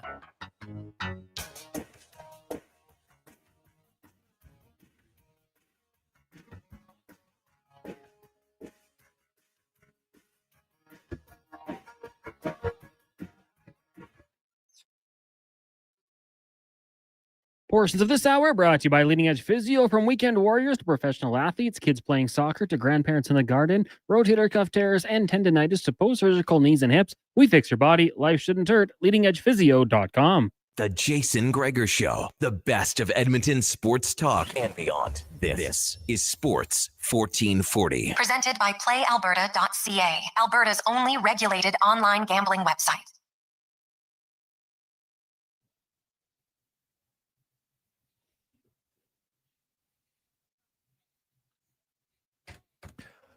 .425, welcome back. It is, of course, game day on Sports 1440. We'll have the Jays-Dodgers game right at the conclusion of our show. First pitch will be 6:08 tonight, pivotal game 3 of the World Series. And you will have Mad Max Scherzer on the mound tonight for the Toronto Blue Jays. This is his fourth team he's pitched for in the World Series. Unreal. And the fireballer Glasnow, who has 18 Ks and a 0.68 ERA going on the mound tonight for the LA Dodgers.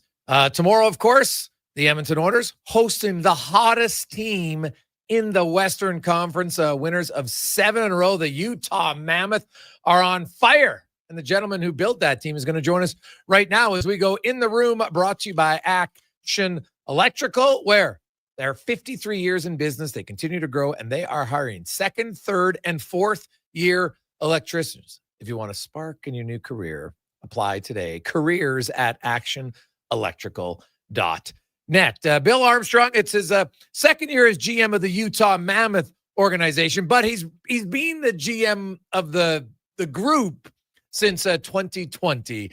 Bill, welcome back to the show, man. How you doing? I'm doing great. How you doing today? I'm great. It's such a unique thing when we talk about the Utah Mammoth. And by the way, my son did want to say, I don't know if you had any say into it, but he's a huge fan of the new mascot. Huge fan of the new mascot. He actually pointed out to me before I'd even seen it. So that's when you know it's a good mascot, when the kids are all over it. But did you have any voting say, Bill, in the mascot? Absolutely none. I stay in my lane. Okay. I'm strictly hockey. Okay. That's what I do. I strictly do hockey. I encourage all the people that work in hockey ops to stay in hockey. But Brian Smith and Ashley Smith and SEG have a very creative staff, and they do an incredible job, not only from the logo to the name, and also to the mascot. They've knocked it out of the park. So we're fortunate to work with those guys, and they do an amazing job.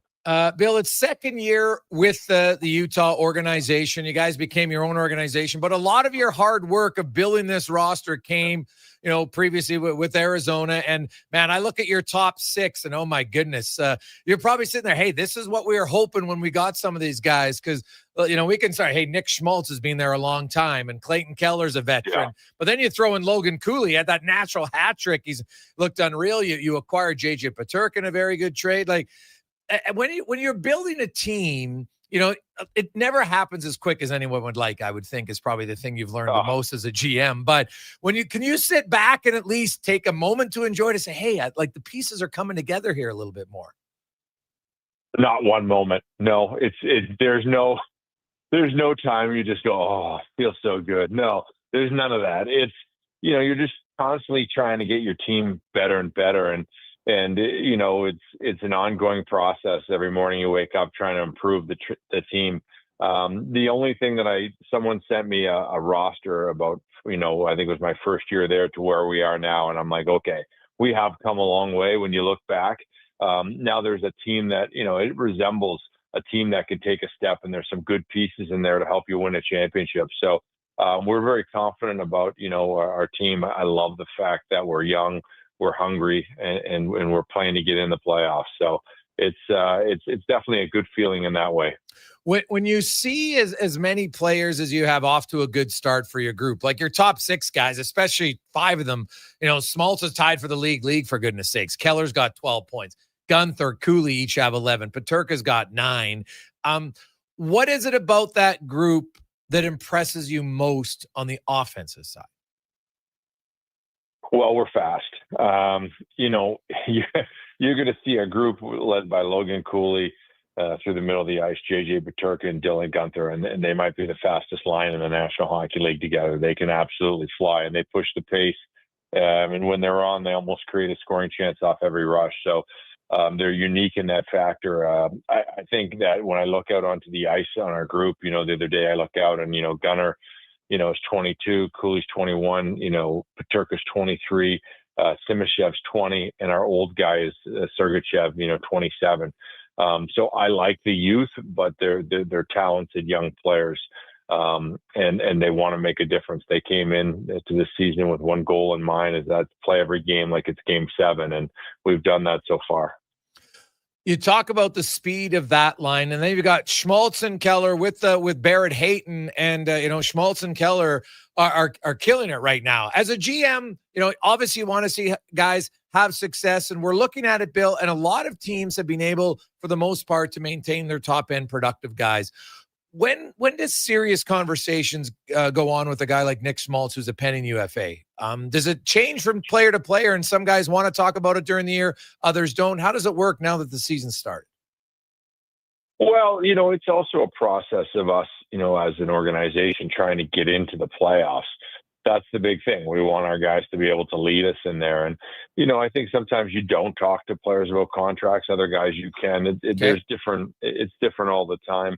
But for us, right now as we go, we want to see our, that group drive us into the playoffs, and then we can talk contracts with certain guys. And I think that's a big thing for us to make sure that we push the pace and find a way to get in. And I think when certain guys that contracts are up can lead us there, it's then time to have those conversations.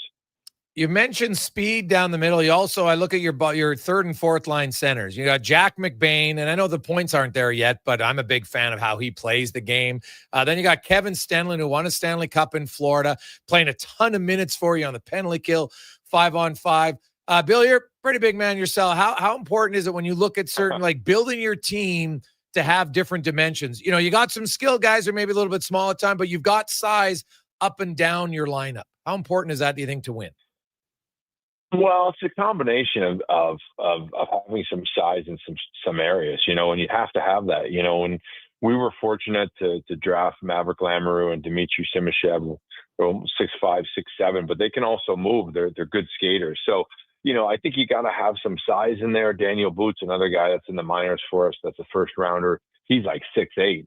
So there's a combination where you can have players, that are 6 foot, around there, and also have some bigger guys. We're fortunate to have some pretty big guys that can move.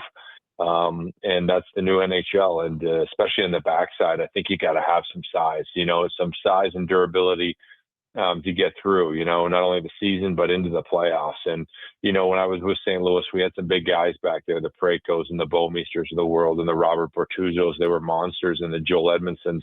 You need some size to get through there. So it's important to have some trees back there. You also got to have some guys that can weave in and out of traffic. So there's a little combination of have some speed and skill, and I think we're slowly accumulating that. I don't think our team's fully built. I'd probably say we're about 60% built, but we're getting there. There's some pieces in there, and those pieces are going to allow us to keep developing. And I still think there's some more young players coming from us, that are still playing in junior, that are still playing in the minors for us, that are going to have huge impacts for this organization over the next 2 to 3 years. Bill Armstrong joins us, general manager of the Utah Mammoth. They're in town to take on the Edmonton Oilers tomorrow night. Winners of 7 consecutive games of the Mammoth. And, Bill, you come to Utah, and it just, as the GM, I just look at the moves you make, and it feels like you're almost like, okay, now we can compete here. We got an ownership group that's willing to compete with the big boys. And you went out and you landed Sergachev in a big deal. And then you get JJ Peterka. Just from a GM job, it's from the outsiders, it seems like you're able to kind of play to your full potential now with the support of your ownership group. Is that fair? Well, our ownership, when we moved, they called all the players in, said, we're going to do this, this, and this, and they've done all of it and more. And our players have a huge belief in Ryan Smith and Ashley Smith and what they've been able to accomplish in a small period of time in Utah. And hats off to them. They've been unbelievable owners, and they've allowed us on the hockey app side to go spend some money on the Sergachevs and Peterkas of the world. And, even the Nate Schmitz of the world and Oli Matas, and firm up our group. So they've allowed us to be a competitive hockey club. And, I think our players respond to that. I know this is going to sound funny. We weren't used to fans. Last year at this time, we couldn't win in the Delta Center. Yeah. I think our team, was so over enthused about being in front of the fan base. That was crazy about us. We overtried, we got over frustrated, it boiled over, and we just couldn't. It took us a while to get used to that as a team. And but now I think our guys are super grateful for the elite practice facility that we have. It's crazy. And the Delta Center's been renovated, and with our name and the mascots and everything else, we live in a world with the Utah Mammoth of no excuse hockey. And as a GM, that's all you can ask for. We don't have one excuse. and we stay in the finest hotels and ride the finest planes. And, it's everything is done first class in that organization from top to bottom. And the standards have moved up to a higher standard that we expect from our players also. Bill, you can't make the playoffs in October, but you can sure make life harder on yourself with a slow start. You guys have got off to a great start. One of the best, well, obviously in brief 2-year history, best start for the Mammoth, but best start in a long time.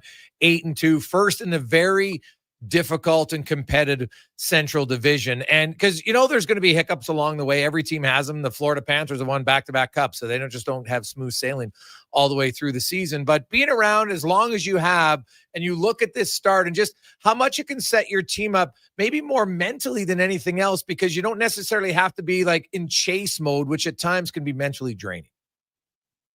Yeah, I think a start's important, and there's different ways that you can start. And for us, coming out of the gate and playing well, it's huge. It builds confidence in our guys going into the rink every day, thinking that, hey, we got a chance to win tonight. And that's a huge belief that comes from confidence, and confidence comes from a source. And that source for us early on is winning. And so I love what our team's done early on. They've dug in. The guys have bought into the theory that every game is game 7. And come to play. And so I love what the group's done so far. Like you said, adversity's coming first. We just got to be able to handle the rough storms and get through it. If we can get through it on the other side with our young group and battle through the schedule, we're going to have a chance to get into the playoffs. And it's a tough division. But I do believe, the way that we play and the hunger of our guys right now, we got a chance to get in. Bill, Andre Tournier, your head coach, seems to be, he has a really good reputation of working with young guys. Obviously, he has the respect of your veteran group. What have you liked about him? What are you seeing why he's the right guy for your team right now? Well, when we went and picked him, our belief was that he could get through the rebuild and get us on the other side of that and still be the coach. He's a tremendous communicator. He gets the most out of people. But at the same time, he doesn't leave a scar on the player. And we felt like he could do that. And he's done that. He's lived up to it. And he has the trust of the players on this team, and they back him. And, they continually get better and better as a team. And they buy into what he's selling. And he's been a huge piece from us from the get-go. The moment he stepped on that ice, in the start of the rebuild, he's demanded a high level of work ethic and a high level of commitment to this team. And from the day he's come into the day today, he's demanded it, and he's got it from our players. And it's nice to see the buy-in. Obviously, like I said, adversity is coming for us. So, there's only 72 more games to be played plus playoffs. So there's a long runway still to go. But I like how we've started. You mentioned Simishev. And he's been playing with Sergachev. You got Nate Schmidt, who was one of your free agent signings from Florida, come in, gives you a veteran guy with Colin Olimata. But Simishev is definitely your young defenseman. And you need to have that, especially when you're a team that's moving up. But has his play surprised you at just how good he's looked this early? He's played, obviously for Omska in the KHL, and they won a championship last year, and they went to the finals the year before.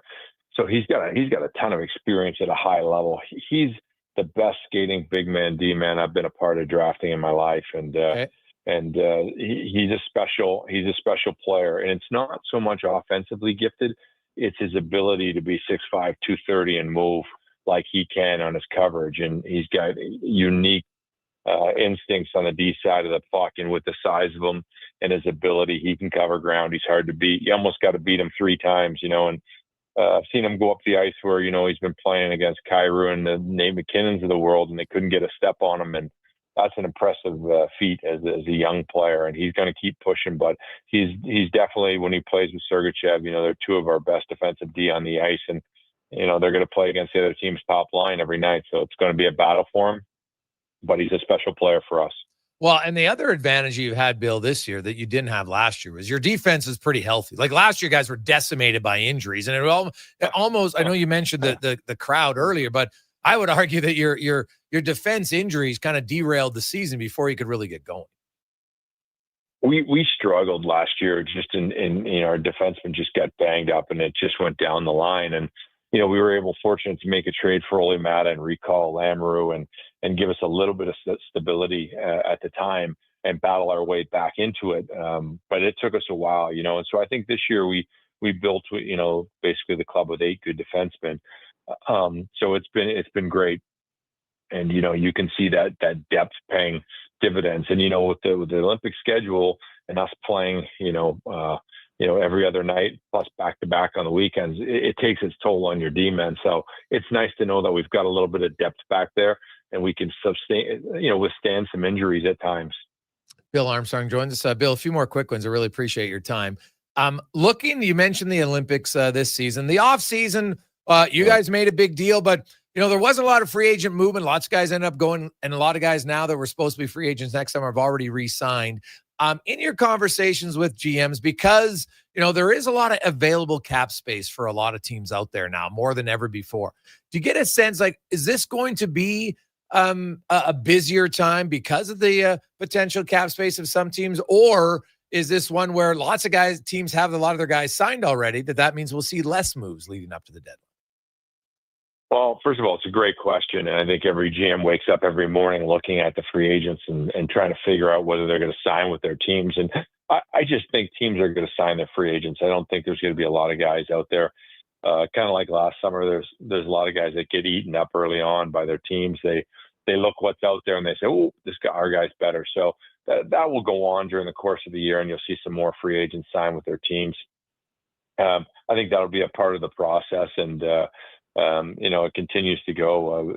Some of the free agents in the world, sometimes you can overpay and they get locked into years and it ends up blowing up your team. We've tried to stay away from that for the most part. Okay. And stay with trades, the Peterkas and the Sergachevs where they're at our age.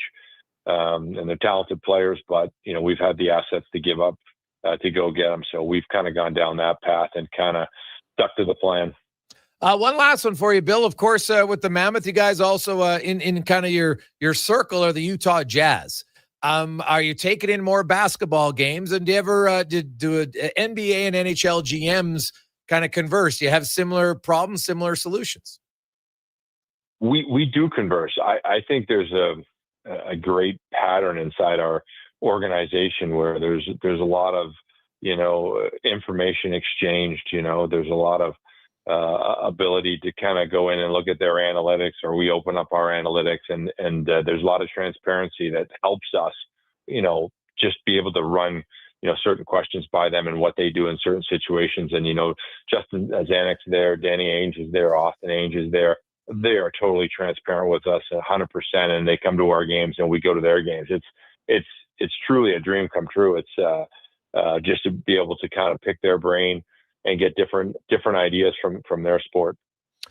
Bill, at 6'5", you're a pretty big guy in hockey. You walk around the basketball guys, you're like, damn, this is, my first time you might have ever felt short, eh?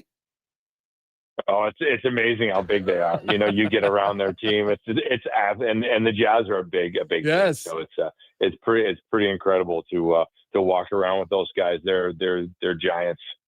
Well, Bill, continued success. We look forward to a fast-paced game tomorrow night. The Oilers and Utah, two of the top 3 fastest teams according to NHL Edge. So should be a fast game tomorrow night. We look forward to it. Thanks so much for your time. Well, thanks for having me on. Much appreciated. And it's fastest game in the world, and we're going to make it a little faster tomorrow. Awesome. Love it. GM of the Utah Mammoth. They're on fire. Winners of 7 in a row, and they got some guys who can really move, man. Nick Schmaltz is having a great start. 7 goals, 16 points in 10 games. Clayton Keller's got 12 points. Dylan Gunther, former Oil Kings, got 11. Logan Cooley's got 11, including 7 goals. JJ Peterka. That Gunther, Cooley, Peterka line, they can really move. So I would think, honestly, I look at the Oilers' defense, I'd probably have Nurse and Bouchard. If they're going to continue, I'd have them just because Nurse's speed out against that line. They can really fly. So, but you'll probably get a mixture of them as well as Ekholm and Wallman. The McDavid. Hey, McDavid right now, fastest guy in the league. No surprise. But he wasn't the fastest guy in the league last year. He's back to being the fastest guy in the league early on in the season, according to NHL Edge. And Utah got some guys that can move as well. There's only 2 players in the NHL. So Connor McDavid's fastest speed right now is 24.4 0.63 miles per hour. There's only 2 skaters in the NHL that are within 1 mile an hour of McDavid. One of them will be on the ice tomorrow night. Logan Cooley. He can really fly. And then Cale Makar is the other one. So there'll be a lot of speed on the ice tomorrow night if you're looking to watch that game or potentially go to it. We'll return with 5 questions on the Jason Gregor Show, presented by PlayAlberta.ca. I'm Gene Principe for Legacy Heating and Cooling. If you need a furnace this Halloween, it'd be a grave mistake not to call Legacy. Call Legacy. Need repair? Revampire your furnace. Just call Legacy. Call Legacy. Legacy has a skeleton of furnaces in stock. Call Legacy. Call Legacy. Plus, no interest and no prints of payments for 1 year when you buy with Legacy Heating and Cooling. When pumpkins glow and night turns chill, there's one fall treat that fits the bill. A pizza shaped like a jack-o'-lantern with smiling pepperoni pattern. Thin golden crust, so cheesy and tasty. Get yours now, better be hasty. It's only around for a limited time for a spooktacular price, $17.99. Better ingredients, better pizza, yes, it's true. Papa John's Jack-o'-lantern Pizza is coming for you. Spookily and proudly locally owned and operated. I'm Colin Livingston, president of CanTorque. Since 2016, we've been at the forefront of hydraulic torque wrenches in Canada. I'm delighted to share our latest venture, in-house production for quicker turnaround, superior quality, and heightened versatility. Experience excellence at CanTorque.com. Smart, connected, community driven. Jason Gregor sets the standard for sports talk in Edmonton. Join the conversation on Sports 1440. Text Gregor, 833-401-1440. Sports 1440, where Edmonton talks sports. Monopoly Double Play is back at McDonald's. So let's practice winning. You just won 25 grand. And go. Yes. I said 25 grand. That's what I'm talking about. Yeah. Much better. Okay, now you just won a brand new Chevrolet Corvette. I think you just fainted. Impressive. Feel like a winner on pack and in-app. Monopoly Double Play is back. While supplies last, 1 in 5 chances to win game piece prizes at outset. Chances to win draw prizes depend on number of entries in each draw. Cash prizes payable by e-transfer. See rules in-app. 3 locations, endless sports action. Sully's Sports Bar and Lounge. Sully's is the place to catch every game this fall. With tons of TVs, there's never a bad seat in the house. Check out the game night food and drink features and bring your friends for all the fun with Oilers watch parties all season long. Sully's Sports Bar and Lounge at all 3 Century Casino locations, Edmonton, St. Albert, and Century Mile. Albertans celebrate a bounty of beautiful places to visit, boundless adventures to take, all in driving distance. And Sherwood Honda has the fuel-efficient vehicle that helps you go even further and appreciate more. Hybrid CRVs and Civics mean more thanks in your tanks, more great trips to be grateful for. And of course, Sherwood Honda is thankful for the chance to help you get there. It's a beautiful time of year, and it sure would be nice to hit the road with Sherwood Honda. When pumpkins glow and night turns chill, there's one fall treat that fits the bill. A pizza shaped like a jack-o'-lantern with smiling pepperoni pattern. Thin golden crust, so cheesy and tasty. Get yours now, better be hasty. It's only around for a limited time for a spooktacular price, $17.99. Better ingredients, better pizza, yes, it's true. Papa John's Jack-o'-lantern Pizza is coming for you. Spookily and proudly locally owned and operated.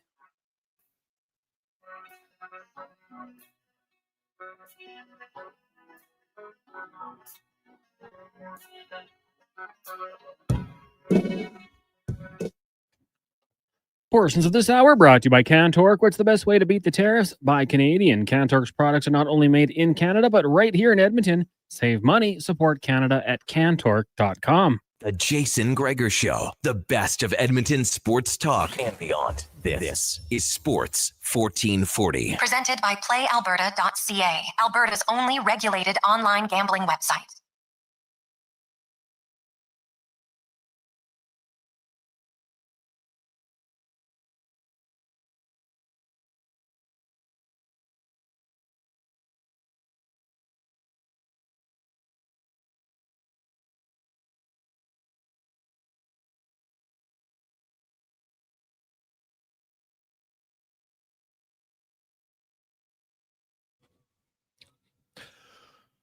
We roll through Jason Gregor, Connor Halley, Sports 1440, sports1440.ca, Oilers Nation, YouTube, Facebook, X, and Instagram, as well as sports1440.ca. So thanks for listening. Thanks for watching the show. As always, we appreciate it. Big night tonight if you are a fan of MLB. How can you not be? How can you not get caught up in it at this point? It's a fun time, of course. The Toronto Blue Jays, LA Dodgers. Game 3 tonight, first pitch, 6:08. You can listen to it right here on Sports 1440. Maybe you got practice to get to or something that's going to allow you not to be able to watch it. Well, now you can listen to it to and from. So it should be fantastic. Let's get to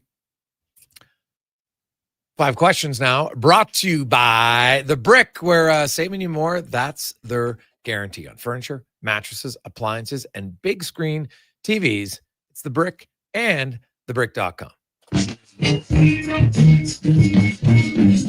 It's time for 5 questions on the Jason Gregor Show. All right, Jason, question number 1. Looking at the Oilers' weekend as a whole, what is the biggest takeaway, good or bad? Well, I guess I'll give you one of each. The biggest takeaway for me still is that they struggle to score 5-on-5, and they struggle to generate enough perimeter. They also still gave up too many quality chances, odd man rushes, not ideal, and really starting from places that didn't really have to be leading to odd man rushes. On the other side of it, Leon Draisaitl, I thought, had his 2 best games of the season. And Trent Frederick, by a mile, had his best game in Vancouver, starting to be physical. So if you're looking for something positive, those would be 2. Yeah, I mean, if I'm going positive, hey, 2 games in 2 nights, second game, they battle back from a deficit, get the point. If I'm looking for optimism, good thing there. The downside, they seem easy to play against. I don't feel like, and maybe that changes, but I just feel like right now, despite being the 2-time defending Western Conference champion, I don't think teams are fearing playing the Oilers at this point. So I'm hoping they can add that physicality. Hopefully Trent Frederick keeps it going, but that's my takeaways from this one. Question number 2 for you. Regina is going to host the 114th Grey Cup in 2027. My question for you, if you had to attend a Grey Cup, and maybe you can use your past experiences in any Canadian city, which would you pick and why? Oh, it's not close. Montreal. And why? Well, there's just so much to do. They care about football there, which is good, but the festivities and the Crescent Street, and there's just so much to do in that city. The food's awesome, so I am going Montreal. Yeah, I'm with you. I've heard great things, away from the game, good nightlife. But you know what? I think Regina would be fun too. I mean, that's an area that loves their CFL you can get football. a hotel room. Yeah, that's it. No, honestly, like I've had fun there. Luckily, and it was because Football Reporters of Canada, like they book off rooms, so you pay for it. But the hardest thing there is just, it's difficult to get a room. So that's what makes it a challenge. That's the only thing. But it's fun when you're there. Like no question. Like football reigns in Saskatchewan, so they love it. But that's the challenging part. Question number 3: how long does Scherzer last tonight, and what is the outcome of the game? Oh God. You haven't really had to use lots of their bullpen yet, so that's a good thing. I'll say, well, I want the Jays to win, so I'm going to say Scherzer lasts 5. Well, I predicted that the Jays would lose the series in 5 games, and they won Friday. So that means I have to say they lose tonight. And for that to happen, I'm going to say the Dodgers bats get to Scherzer, and he plays 3 innings tonight, and I hope I'm wrong. Question number 4 for you. Chiefs coming to tonight's game against the Commanders, 10.5-point favorites at playalberta.ca. What would be your pick with the spread, and is there any other prop bet you'd get after tonight? Well, without Washington, without their starting quarterback, I like this a lot for the KC Chiefs. Hey, suddenly they're in the toughest division in football, right? With the Chargers and the Broncos, week to week, yeah, yeah, like it is. And if I was going a prop bet, I guess I would look at. I probably would go maybe an anytime touchdown for Rashee Rice. I like that. And also, How about over Pacheco 8.5 receiving yards? I like those ones because it's just one play away, right? It can happen very easily. Now, our executive producer, Brad Slater, pointing out that Travis Kelce needs 2 touchdowns to become the all-time leader in Chiefs franchise history, passing Priest Holmes. For most touchdowns. For most touchdowns. I think Priest Okay. Holmes did it in like 3 years. He was unbelievable. But I'm going to take a Travis Kelce touchdown, I think. And Okay. then when it comes to the spread, Chiefs are rolling. Arrowhead is one of the toughest environments in football. So it's a big number. And I don't want to disrespect Coach Quinn like this, but I'll take the Chiefs to cover. I think they're starting to roll here.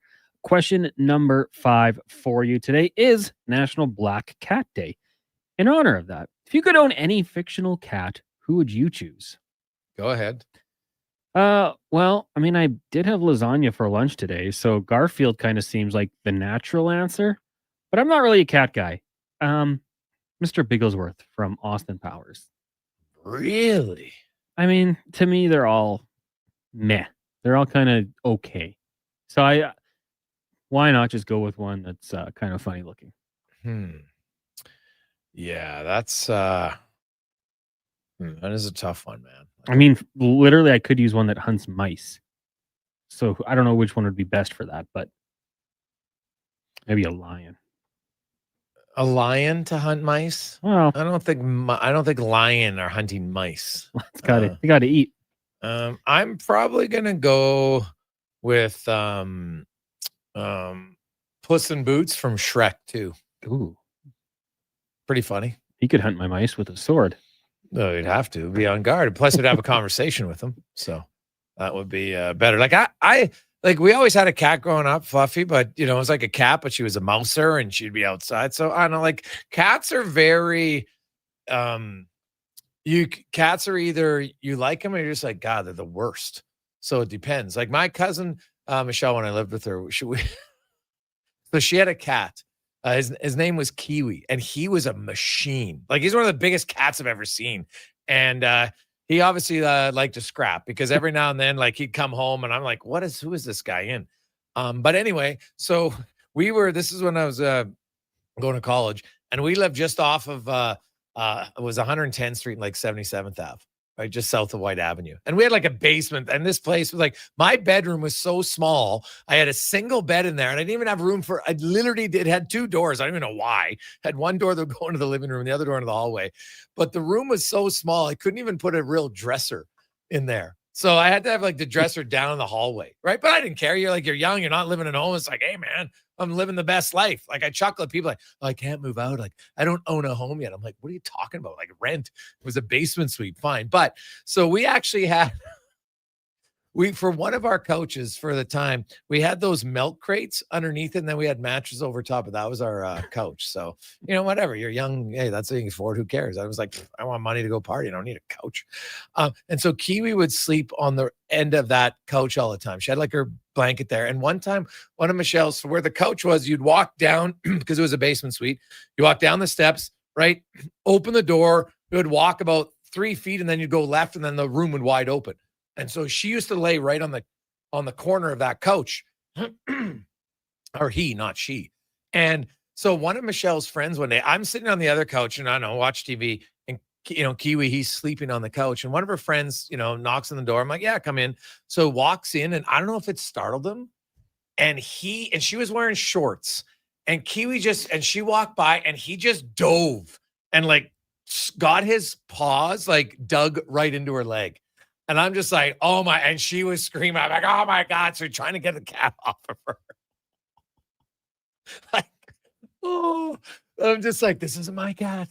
And so Michelle comes running over. Oh God, did I laugh? Like, needless to say, her friend was not happy, but I'd never seen a cat attack someone. It was like, she was like, this is my place and I'm protecting it. I don't know who you are. I've never seen a cat do. Like, I've seen dogs be kind of aggressive. I'd never seen a cat do that in my life. And then, true story about Kiwi. Somehow he jumped in a moving truck once and was gone for 8 months. Somehow he jumped in the back of a moving van and ended up in Calgary. And they found him, brought him home after 8 months. He was a tough cat. That's the toughest cat ever. Like that cat, if there was ever like those, I know they have like dog fighting things. Sorry, Michael Vick. I'm not promoting it, but if you had cat fight, I'd have put Kiwi in it because I've seen him dominate cats and dogs. He was tough. Like he was a cat who just had an attitude. Like he liked to fight. That's what he did. They got the quick I don't know, hook. Oh, those cats, like buddy. they can swipe quick. Dude, he was thick. Like for a cat, I bet you he was no joke, like 27 or 28 pounds. Like he was big, thick. And oh God, I wish I could remember Michelle's friend's name. Like, cause she looked like her face. Like that's probably the scariest she's ever been in her life. Like no joke, she was probably scarred for life around cats. There's no way she was hanging out with a cat again after that. No chance. Doesn't wear shorts anymore. Oh God, no! Like, oh, buddy, there was a lot of there wasn't a lot of meat on the bones. I can tell you about that. Hey, Gregor, I can't believe none of you guys said Catwoman. Meow. It's not a cat, Jordan. What's with our listeners? Just like a rabbit. One time, now Catwoman. Oh God, we got a lot of people. One thing on the mind here. Oh jeez. Let's take a quick break. Get to Con Man.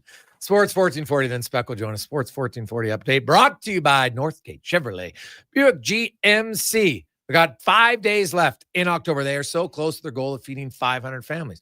When you buy a truck, they will feed a family of 4. So if you're looking for a great deal, you got 5 days left. Go to Northgate Chevrolet Buick GMC or check it out online, northgategm.com. This is a Sports 1440 update. Game day, game 3, World Series from Los Angeles. Dodgers and Jays tied at a game apiece. First pitch comes just after 6 o'clock. Max Scherzer and Tyler Glasnow on the mound. We'll have that for you here on Sports 1440 radio feed only. If you're listening online, you'll get Fox Sports Radio. In the NHL, just 2 games tonight. Blues taking on the Penguins shortly. And at 5:30, you got the Bruins in Ottawa. Oilers back in action taking on Utah tomorrow night. Week 8 in the NFL wraps up tonight. Commanders heading to Arrowhead to take on the Chiefs. KC enters 10.5-point favorites. This one set to get going at 6:15. And bad news for the Bills as tests confirm that defensive tackle Ed Oliver does have torn biceps and will be sidelined indefinitely. Elsewhere, the Rams placing wideout Tutu Atwell on the IR, meaning he'll miss at least the next 4 weeks. In the association, the Raptors taking on Wemby and the Spurs. Tip-off just after 6 o'clock. You've also got the Cavs in Detroit. Sixers host the Magic. Celtics taking on the Pelicans. Timberwolves host the Nuggets. And the Grizz in the Bay to take on the Warriors. Coming up in hour 4 of the Jason Gregor Show, we'll be joined by Mark Spector of Rogers Sportsnet. I'm Connor Halley. This has been a Sports 1440 update. Sports 1440 in West Edmonton Mall and Wetaskiwin. CKJR is a Stingray radio station. Download the free radio player app and listen wherever you go. Carve out for a cause at the Jason Gregor Pizza Pig Out, presented by GS Construction. Thursday, November 6th at the Canadian Ice House. Indulge in unlimited pizza from amazing local pizzerias while you help raise some dough for kids' sport. Then vote for your favorite slice. 5 chances to win baby's truck. People's Choice Award winners. Tickets to join Edmonton's biggest and best adult let's pizza be honest, party a are little just rainy. $30. Head to JasonGregorPizzaPigout.com for more details and to buy tickets. The conclusion Did of you know our the show. Brick is proudly Canadian-owned and operated? We started right here in Canada over 50 years ago. Now, our 5,000 team members are proud to be your neighbor in more than 200 communities across Canada. And we support all Canadians with a growing selection of quality-made Canadian products and manufacturers. Nobody knows more about furnishing Canadian homes at the guaranteed lowest price than us, The Brick, saving you more. Visit thebrick.com and use our store locator to find a brick store near you. Bringing every project to life requires the right team. By joining the Japa Machinery Group service or sales teams, you can be part of setting a new industry standard. Celebrating a legacy of excellence with Japa. Learn more at japamachinery.com. An electrical solar team is now making a play for sustainability and savings. They're specialists in powering up for a greener future. That's the strategy, designing and installing high-efficiency solar panels. They're helping homes and businesses combat rising utility costs by harnessing the power of the sun. A smart move for efficiency and the environment. Hire the Action Electrical team to bring home a win for your project. Visit actionelectrical.net. At Leading Edge Physiotherapy, we believe that life shouldn't hurt. Now, that doesn't mean that we don't know that sometimes it really hurts. I mean, we've seen people at their worst moments in life, when they feel they have nowhere to turn, or at a time when they felt like their problem just wouldn't ever go away. We've also seen people who thought to themselves, it'll just go away on its own, or this is no big deal. I don't want to bother anyone about this. Don't know where to turn to, or think it's no big deal? Either way, we have the technology, techniques, and skills to help you get back to it, whatever your it may be. Life shouldn't hurt. LeadingEdgePhysio.com. Whether you're a craft beer connoisseur or more of a wine aficionado, there's always something new to discover at Sherbrooke Liquor, a unique, family-owned, independent liquor store. The selection? Incredible. The non-alcohol section is also very impressive. Sherbrooke Liquor, expert, knowledgeable staff with a passion for unique finds. More than just a liquor store, we're a community. Alberta's best, the one and only Sherbrooke Liquor. Wine, spirits, and oodles of beer. Visit SherbrookeLiquor.com. Planning your next event? Let Loca Quality Market cater. From made-to-order meals to gourmet platters to full chef tasting experiences, they make entertaining effortless. Visit loca.ca to start planning today.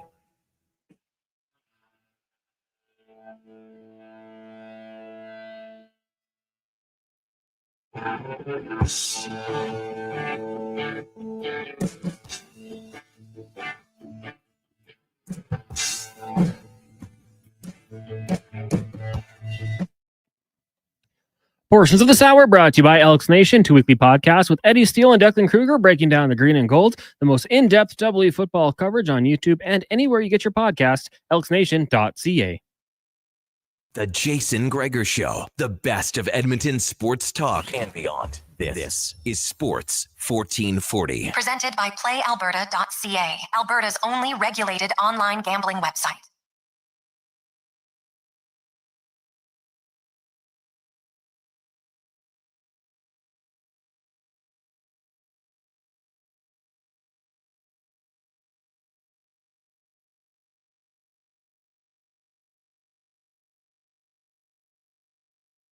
Five o'clock. Welcome back. Jason Gregor, Connor Halley, Sports 1440, sports1440.ca, as well as YouTube, Facebook, X, and Instagram. Thanks for listening. Thanks for watching the show. We always appreciate it. Maybe you listen to the podcast later on or get us on the app.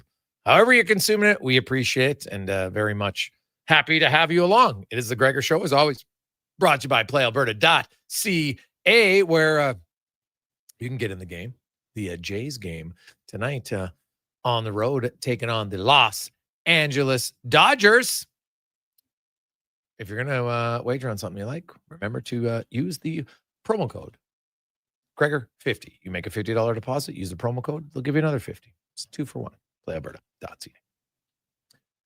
Time now to, and by the way, day off today for the Edmonton Oilers. No surprise, they played 3 of the last 4 days, Thursday, Saturday, and Sunday.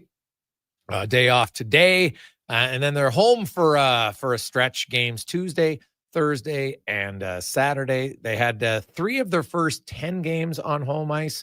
5 of their next 10 are on home ice. So little bit better, but then they've got a 7-game road trip coming up in November, and then a 5-gamer in December. But after that, they're done all of their trips to the Eastern time zone before Christmas. Never happened in franchise history. So a lot of travel early, but like that 7-gamer, once you get out there, they're it's not very far travel. So that's the one benefit about it.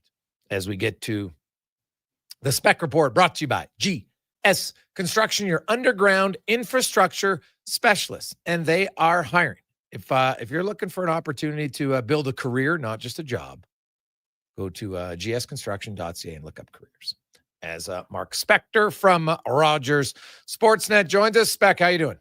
Oh, doing pretty good. Jay, what's going on, man? Oh, I'm just living the dream, buddy. Living the dream. Was quite the weekend in sports. No question about it. Let's start with the Edmonton Oilers, and let's start with the Seattle game. Because I thought they were actually better in Vancouver than they were in Seattle. But what stood out for you on Saturday night? Just the malaise, the lack of the perimeter play that's just been. We've been watching perimeter play since Game 3 of the season. The the lack of, I mean, I don't want to say urgency because it sounds like that means they don't care and they're not trying. And that's not true. People who say those guys are out there, they don't care if they win, they're not trying. They don't have any understanding of the professional athlete. They do care. They are trying.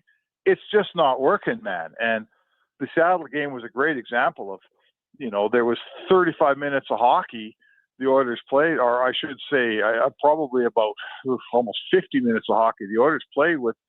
It's nothing happening, man. Like, no pucks on the inside, nobody getting hit, nobody doing anything to fire up some emotions on their team. No, it just was dull and mundane and boring. You watched the game. What do you think? Yeah, the Saturday night game, I didn't think they generated a whole bunch. And I felt like, nothing would happen. And then they would just make a real 5-bell mistake and boom, and sit on man rush. And, focus to detail wasn't there on Saturday night. And the coaching staff obviously noticed that they switched up their top pair of defensemen. They put Bouchard with Nurse, and they put Ekholm with Wallman. And the Ekholm-Wallman pair was even. The Nurse-Bouchard pair ended up +1 on 5-on-5 on Sunday night. So in a way, you can say that's a win in that regard. I did see, I saw way more promise in the Sunday loss. Leon Draisaitl played his best game of the season, I thought, in Seattle. And then he was really good again in Vancouver. And Trent Frederick, Spector, we've talked about, Trent Frederick had 17 hits in the first 8 games of the season. He had 12 on the weekend. He had 8 hits. Last night was his best game. It wasn't even close. He was engaged all over the ice. Not only was he physical, they won board battles.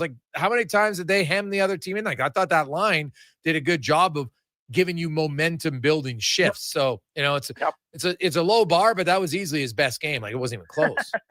Yeah. And it's a place to start. When you're Trent Frederick, your job is to do that, to recognize when your team needs, you're not going to probably turn many games with huge goals. The odd time you will, but most of the time, Trent Frederick's going to get his team going by something he does physically, by having a good shift, by drilling a couple guys, by creating, Podkolzin creates that turnover that Roslovic scores on, right? It's just a good, hard, dogged bit of forecheck by Podkolzin. Next thing, it's in the net. Yeah. So yes, the signs from Frederick were good. We got to see more than 2 games in a row out of this guy. But I'll tell you this: everyone else on the team's been starting awfully slow too, and he has too. So it's probably not fair to just single him out above everybody else. Oh God, no. This is it's a big problem. There hasn't been a lot of guys that have gotten going so far this season. Now, the good news for the Oilers is they're 4-4-2. It's basically just average. Right. But they're not out. It's not like Vegas the last few years where Vegas is a house on fire and they were 14-0-1. And, you're Edmonton at one point was 20 points back. Right. They're only 3 points behind Vegas right now. So that they haven't dug themselves a big hole to get out of. But you come into town tomorrow, you got the red hot Utah Mammoth, winners of 7 in a row, Spec, and outscoring everybody. They're fast as lightning. Although the Oilers, I will give them credit. The Oilers are pretty fast right now. So I'll kind of be curious to see how they look against this quick Utah team tomorrow. Well, I think it's also a bit of I think the Oilers could turn a little bit of a page. This road trip, this last 8 games, I'm going to say I've looked through their schedule, and I'm not sure that's not the hardest 10-game segment of the season in terms of traveling. And I mean, they played 7 out of 10 on the road. The one home game came in the middle of an 8-game journey that was basically like a road game. So it's almost like you had 2 home games out of 10. They were all over the North America. So I would say to you that having made it through this at basically a 500 points percentage, 10 points in 10 games, I think they can turn a bit of a page here. They're home for a while. I think they're home for 5 of the next 7. I think you can say, okay, we do see some positives from the weekend, Jay. I think you just described them better than I did. I think if you're the Oilers, you could say, okay, you know what? We see some upswing here, some uptick. Our power play's going. We got a couple guys going. We got some home games. Let's play Utah. Let's beat Utah. You get the Rangers coming in. You get Chicago coming in. I think they can turn a bit of a page. I think they've made it through a tough time in the schedule, and now it's time to maybe – I'm not telling you take your foot off the gas. I'm just saying that the schedule gets a little bit more favorable for a team now, doesn't it? Yeah. Well, you just looked, you're playing every second day. You're home for the first time really for this long of a period. And then next week they do have 2 games in St. Louis and Dallas, but they only play. Those are always tough. Right. But, Yeah. And they're back to back, but it's 2 games in 6 days. So it's not like it's, Right. Right. You got 3 days off after that. So then you come home and you come home and get Columbus or somebody. So I'm just saying, I think this team's probably sitting at home today on a day off, just taking no breath, right? And kind of collecting itself. And that's fair. You know what? They've had a really, really tough schedule to start. They haven't been very good at all. We all agree on this. But they're right in the thick of things. I haven't checked. I think, is this their most points they've had after 10 games in the last 3 seasons? I'm not sure it isn't. No, well, yeah, they've improved from 5 2 year in 24, and then last year they had 9, and now they have 10. There you go. So and they went to the Cup the last 2 years. So let's all take a breath here, right? Yeah. No, it's true, but I just having a bad start doesn't mean a Cup appearance again. I wouldn't think, but to me, there are some things you say. Okay, Connor McDavid isn't going to go goalless 5-on-5 in his next 10 games, or at least I wouldn't think he's going to. He does have to shoot the puck more, though, Spec. He's at the second lowest shots per game of his career. His rookie season is the only time he's averaged. Now, I know it's only 10 games. Season isn't over. But he's at 2.8 shots per game. The second lowest in a full season of his career is 2.92, which he did last year. So it's a little bit of a trend here he's got to shoot the puck more, especially Spec. He's faster than he has been in many years. He's the fastest top burst in the NHL right now, a full mile an hour faster than every player but 2 in Makar and Cooley. He's got 18 bursts of 22 plus miles an hour. The next closest is 10. So he's got double everybody but one guy in the NHL right now. So, he's flying out there, but it's not leading to shots on goal for him specifically, or even when he's on the ice. So that's an area of his game that he's doing a lot of the right things, but you got to shoot the puck. It's just that simple. Yeah, and I don't know whose couch he's got to lay down on, but I've personally had the conversation with him a couple times about his philosophy on shooting pucks, and he'll say to you, and he's not lying, I need to shoot more. I want to shoot more. I think I should shoot more. If he was on the phone with us right now, he'd be saying, yup, Jason, you're right. So why doesn't it happen? No one has the answer to that except for Connor McDavid. Why doesn't it happen? You were standing there the other day when he said to us after the scrum, he says, hey, it's my nature to be passed first, and it's hard to get my head out of that. But I think everybody around him, and I think Connor McDavid himself realizes that there's got to be more shots. There's a lot of good looks that aren't turning into shots, and somehow he's got to flip a switch and get a little selfish here. Oh, no. No question. No question Right? all about it. We just had Bill Armstrong, the GM of Utah, on the show today. Oh, yeah. And man, their top 6 right now is really good. It's funny. It's the Utah Mammoth. And, I know they're technically second year in the league and whatever. I still associate them with Arizona, even though I know they're technically 2 different franchises. But, they never came to town being like, okay, whatever. It used to be, it's point night. Now it's like, we better be on our game night or we're going to get embarrassed. They are rolling right now. Well, listen, how long did Arizona build for? Sure, they're a new franchise, but it's the same players, same management, same program. Arizona's no different than Montreal or Ottawa or Detroit or Buffalo. At some point, when you build and build and build and build and build for a million years, you better get good, right? Now, it's the people of Utah are the benefactors. They didn't have to go through all those terrible years when Arizona was muddling along in a rebuild and didn't have a hot clue what they were doing. They've got a pretty good GM now in Billy Armstrong. They've got all those years behind them. They got a bunch of young guys that are starting to turn into players. They got a goalie. This is like walking in the 2 years after the decade of darkness and saying, hey, how painful could that have been? If you lived it, it was painful.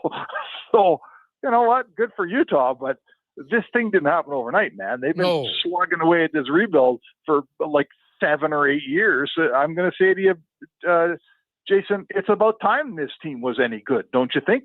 Yeah. Well, no, it's true. But you look at the moves, the The Sergachev trade, massive, gives them a number one defenseman. Then you went out and you got JJ Peterka, fills out another hole in your top six. And Armstrong says, I think we're maybe 60% of where we're going to be in the future. They got some young guys coming. They got to kind of retool some pieces. But they're at least if I'm Minnesota and St. Louis, I'm concerned about Utah because that's a team that was out of the playoffs last year that's already 7 points ahead of us this year. Yeah. And they look good. I don't think many of us picking us who are picking, not a lot of guys had Utah. They're maybe on the fringe, but when you look at the Central, you go, well, who are they going to beat? They're not beating Dallas. They're not beating Winnipeg. They're not beating Colorado. So for my money, I had, a handful of teams, a couple of teams shooting for fourth place in the Central, but maybe Utah's going to rewrite that theory. Hey, maybe Utah's better than we all thought they were, huh?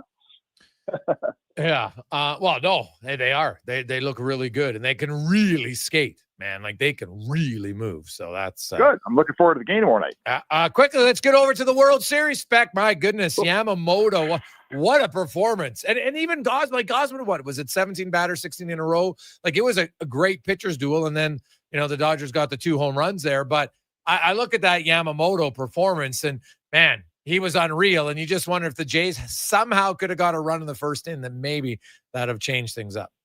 Yeah, it's the clutch hit. They had a couple of shots at getting some runs early, and Yamamoto pitched out of it basically, and then found his groove. Has he not thrown 2 complete games here in a row? Yes. Yeah, he's thrown 2 complete games in a row. So that pitcher, I think we've watched the Jays enough to see one of the things that they've done well. They don't strike out. So when you don't strike out, you see a lot of pitches. That means you've got guys like Kirk that foul off a million pitches. So you foul off a million pitches. That means you get the starter up to 70, 80, 90 pitches in the 5th inning. So that means no matter how good the starter is, he's not going the full way. And the Jays have made a ton of hay off other teams' bullpens, right?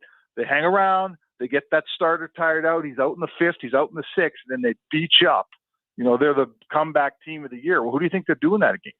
They're doing it against everybody else's bullpen. So they couldn't get Yamamoto out of the game. They couldn't, roll up his pitch totals, right? He got out of there. Good for him. He got out of the innings. He kept his pitch totals very reasonable. By the end of the night, I'm not sure he threw 100 pitches, but that's the key to this guy. You got to find a way, man. You might not beat him. Your best bet is probably going to be beat the guy that comes in after him, and the Jays never did see that guy, did they? No. What do you make of Scherzer going tonight and Bieber tomorrow? Well, you paid Scherzer. I think you brought Scherzer in for this game to a large extent, and Bieber, frankly. And I know we can all think of things we don't like about Scherzer's season. The last game he pitched, he was really, really good. And I think at some point you got to just have faith in this is our team. This is what we built. We brought in Scherzer to pitch in this game. We brought in Bieber to pitch in the next game, and we're gonna follow the plan. You can't bail on your plan all the time. And how are they going to do? I don't know. I'll tell you in about 3 hours here. But I'm not. You know what? Those guys both have huge pedigree. You're asking them to give you one big game each in a huge stage in the World Series. They've both been in that situation before to some extent. I don't mind it, man. I don't mind having those guys on the mound for me because they've been there before, and that's a big thing this time of year. Yeah, no, that is fair. Spec, it should be fun, man. I can't wait. You can listen to it right here on Sports 1440. Have yourself a good night. We will talk with you tomorrow. All right, thanks, Jake. Let's see. Spec Report brought to you by GS Construction. Yes, Game 3 tonight right here on Sports 1440. We got a lot of text to get to. Ooh, people are fired up today. I love it. We'll get to that. Oh, by the way, you know what? Just because it's a Monday and maybe you've had the Monday blahs, who would like a $50 GC to enjoy a Big Mac, or fillet of fish, McChicken? All right. We're just on a random Monday right now. All you have to do is text in one word that is positive. Why don't you pick the word? It's upbeat, it's positive, with your name, and we'll pick a random winner. Sports 1440. You can text in 833-401-1440. 833-401-1440. $50 GC, courtesy of McDonald's. Is your company drowning in paperwork and administrative tasks? Do you need more data to make better decisions? Nectar.io is your company's all-in-one solution for fleet and materials management, safety, time cards, and GIS-based project management. Now is the time to capture and transform field, site, and shop data into boardroom-level business intelligence, all with one login. Visit Nectar.io to book a demo today. Nectar.io, your business made better. Think your credit's not good enough for a new ride? Think again. another thing that I Car know- Loan Calculator is here to help. No commitments, no credit hits, just real answers. You tell us a few things, and we'll show you what you can afford. Text credit to 780-777-7777. That's credit to 780 all sevens. Go Auto. We do the math, so you can do the driving. Michelle and Colette are sisters. Sisters who don't agree on much, especially when it comes to which hockey team is the best. Edmonton is the best, baby. Vancouver's number one. Even when it comes to meat snacks from Wilhawks. I love the Harris Schweiner. The ham sausage rules. But they will agree Wilhawk beef jerky is the best. it might just be the only thing Alberta hockey fans can agree on. Others can try to imitate, but no one can duplicate Wilhawk beef jerky. Only available in Leduc. Get yours today, because you don't win friends with salad. The job isn't done until the last load is hauled, and having a semi-trailer out of commission is not an option. Whether replacing or adding to your convoy, Edmonton Trailer has a huge inventory of new and used semi-trailers, trusted by the gravel, logging, oil field, fluids, and freight industries. Find a trailer right for you online or at one of their 3 locations. For sales, service, parts, rental, and finance, when you're in it for the long haul, Edmonton Trailer. Hi, I'm Al Hamilton, first captain of the Edmonton Oilers. Prostate cancer is the most common cancer in men, and here in Alberta, we're fighting back. This November, every dollar you give helps the Prostate Cancer Center fund early detection, testing, and life-saving support right here in our province. Let's keep it in Alberta for our fathers, brothers, husbands, and friends. Visit keepitinalberta.ca to start your men's health fundraiser or donate today. Together, we can look after the men in our community. Thank you for your support. Can an energy provider make you feel carefree? We think so, because who doesn't like to be surrounded by good energy? Great rates always. Gimmicks never.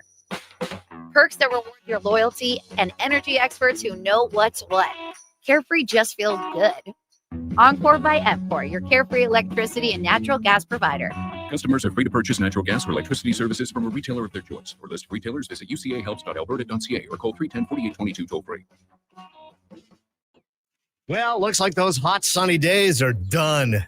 No more birthday soup by the pool for this guy. Ew. You're welcome, neighbors.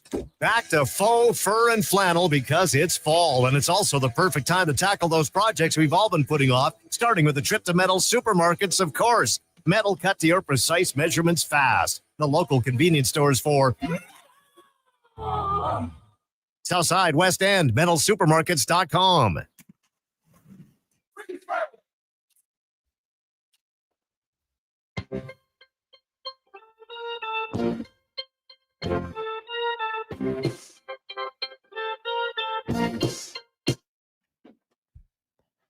Portions of this hour brought to you by Northwest Crane, available for all your lifting and equipment needs, specializing in selling and servicing cranes. Get lifting at northwestcrane.com. The Jason Gregor Show, the best of Edmonton sports talk and beyond. This is Sports 1440. Presented by PlayAlberta.ca, Alberta's only regulated online gambling website.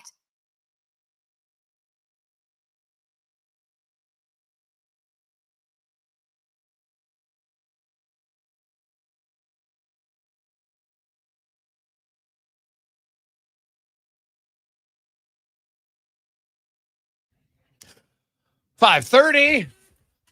You know what I like? Many of you come up with some great words. We asked for one word that comes with that kind of gives you a sense of positive. I like it. We had words like faith, smile, win, love, playoffs, sports. It's a good one. Compliment, optimism, hope, orgasmic, touche, spectacular, nice, The supercalifragilisticexpialidocious. Is that a word? But it's a nice one. I like it. Radiant. Oof, that is a great word. It's a great word. Wilderness. Ooh, yeah, that's true. Like that. Hey, guys, what about positive? Oh, it's true. That is pretty positive. Gratitude. Teachers. Yeah, on a day like today, yeah, it's a good one too. So cons will put it in the randomizer, and it'll spit out a winner. Also had a Halloween. I always like it when there's someone who's trying to kiss up. Gregor, good one. So trust me, you'll never go wrong by trying that. It's never going to hurt. Can't guarantee you it wins, but it definitely is. It's going to get you in the running. So that's all that matters at that point. 833-401-1440, 833-401-1440. We have some texts coming in on the orders. Hey guys, is it just me or does Edmonton look like they just go through the motions every October? Is that just what we should expect, or is there a time where they won't be able to dig themselves out of it? Well, they're not really in that big of a hole yet, right? Like that's where I have to look at it and say, okay, the Chicago Blackhawks currently hold down the second wildcard spot with 10 points. The Edmonton Oilers, the Vancouver Canucks, and Nashville Predators also have 10. Now, Chicago, if they win their next game because they have a game in hand, well, then they'd have 12. So it'd be 2 points. Worst case scenario is you're 1 point out because the LA Kings have 11 points and they played 10 games. So you don't really have to dig your way out of anything. Utah is obviously off to a great start at 8-2. They got 16 points. But Vegas 13, Seattle 12. Now they each have a game in hand, so I guess if they win it, then it's 15 and 14. So you're 5 points back. So it's still not ideal, but it's not like they're 2-8, and you're like, oh my God, like we're way back. We're at 8 points behind already. So that's where I would say would be the good news. I don't believe they wanted to get off to this start. Like since pretty much day one of captain skates, McDavid and his leaders have talked about we want a good start, and so they wanted it. They didn't get an awful start because you're 500, so they're kind of just it's an average start. It's not terrible, it's obviously not great. It's just average, and now they'll have to pick up the pace a little bit. And so you have Utah coming into town.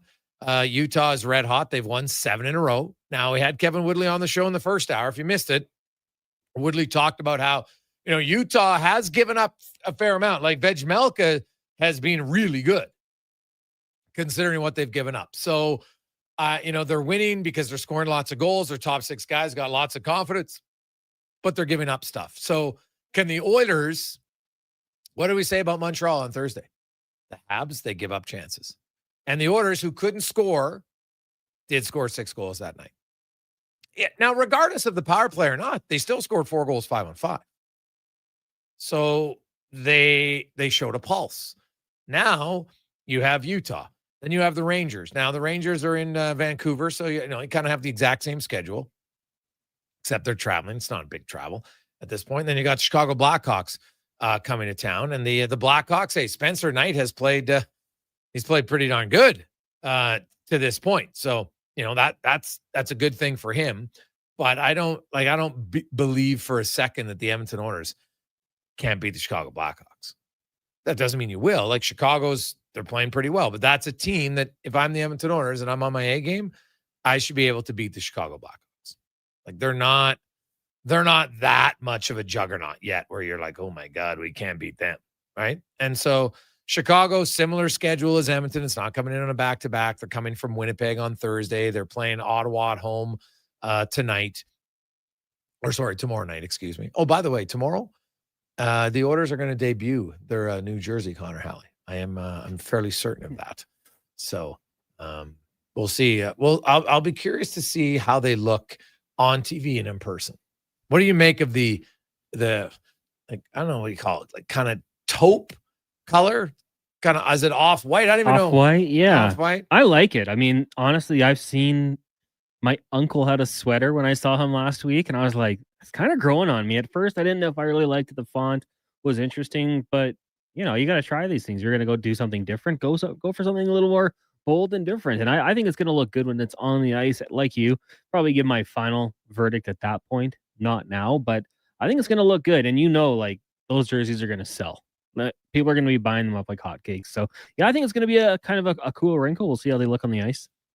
And I love Utah's jerseys as well. I love their color scheme. Yes, no, it does look good for sure. Hey guys, why sit out Phil for Lazar? Lazar doesn't look like an NHL'er anymore from Steve. Well, Steve, I'm guessing it's, there's still the human side of it. And Lazar's played against New Jersey, former team, and Vancouver, former team. So, you don't have a lot of former teams for a veteran guy who's down the depth chart, and he didn't get to, and it's not like he gets to play against every former team, right? Because he didn't, I don't think he played against Ottawa, and they're the team that drafted him.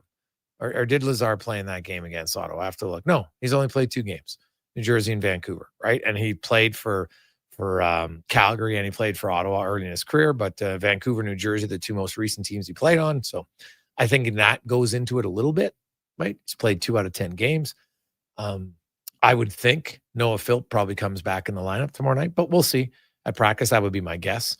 Zach Hyman is getting very close to returning. We'll have a better sense, I think, tomorrow or Wednesday for sure if he's going to play or not. So, hey guys, a couple of things I've noticed about the Oilers: they pass the puck too much, trying to do the extra move, and usually results in a turnover. Second, defensively, everyone seems out of position often, probably because of the new coaches. Third, why are they giving up so many on-man rushes against while on the power play? JC.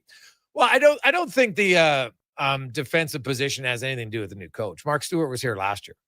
I don't think Mark Stewart, their system hasn't changed. They're not playing a massively different style 5-on-5. Now, their change has been on the penalty kill for sure.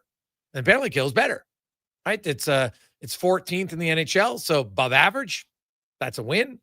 What's interesting about the penalty kill is McDavid and Draisaitl have been on for the second and third most penalty killing minutes of any forward, and they haven't been on for a goal yet this year. So I'm not a big fan of them being on the penalty kill just because of the minutes. I think it's harder. Also, the shot block potential, not a huge fan of it for my superstar players, but you can't argue that it's worked. Them being on for a goal in almost 14 minutes of penalty kill time. So that's a good sign for them. So I'm guessing they're not going to come off of it anytime soon. Passing is a bit of an issue. No question about that. Hey guys, what's the latest on Regula? I quite liked him. When do you think he's coming back? Well, Chris Knobloch didn't want to say last time, but I know he's been skating, right? We've seen him on the ice. He's getting close. And, with Kapanen on IR, you could easily just take him off. They got roster move to do it. So I would think, yeah, there's once he's cleared to play, I think you'll probably see him back in the lineup for the Edmonton Oilers. And I would think he would take Emerson's spot for a game, and then it'll probably be a competition. When if Regula's back healthy before Zach Hyman is, then the Oilers will have to make a decision, because when Hyman comes back, they're going to have to send somebody down because they don't have the. Yeah, I guess no. Technically, how many guys? They got 22 on the roster. No, he'd be 23. Yeah, okay. I guess they could if they then moved like Janmark or Kapanen retroactive to LTIR. They could do that. So there are some options, but eventually they're going to have to make a decision on the defenseman. And just based on healthy scratches right now, it would look like it might be Troy Stecher, unfortunately for him. So we'll see where that goes. We'll take our final break, come back, update you a little bit on the Jays and the Dodgers, some storylines we'll be watching for tonight, a little NFL, and a few more of your texts in the Ewell inbox. It is the Gregor Show, presented by PlayAlberta.ca. It's a new season, Edmonton, which means that it's time for new offers. Play Alberta is offering odds boosts on every Oilers game all season long. This is your chance to score big.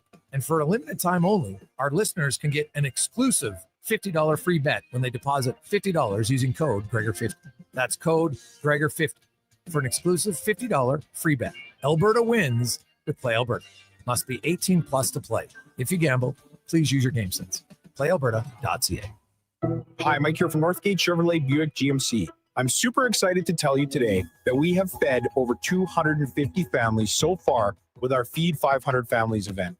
With that said, we are still short of our goal. We have decided to continue this on through to the end of October. With your help and your support, we can get this done. Please stop in and see us today, 13215 97th Street, or visit us online at northgategm.com. I'm tired of waking up tired. Waking up tired. Are you tired of waking up tired? Come visit our sleep experts at the Brick Mattress Store. Get Canada's guaranteed lowest prices on all things sleep. Plus, try your new mattress for 6 months. If you don't love it, we'll find one you do. Some conditions apply. Stop waking up tired. Get the right mattress guaranteed. Only at the Brick Mattress Store.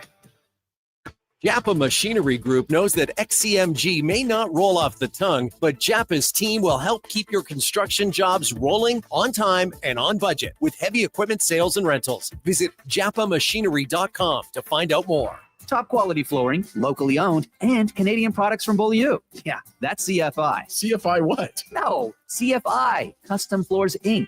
From free estimate to professional installation, contact Custom Floors Inc. at customfloorsinc.ca. Monopoly Double Play is back at McDonald's. So let's practice winning. You just won 25 grand and go. Yes! I said 25 grand. That's what I'm talking about! Yeah! Much better. Okay, now you just won a brand new Chevrolet Corvette. I think she just fainted. Impressive. Feel like a winner on pack and in app. Monopoly Double Play is back. While supplies last, 1 in 5 chances to win game piece prizes at outset. Chances to win draw prizes depend on number of entries in each draw. Cash prizes payable by e-transfer. See rules in app.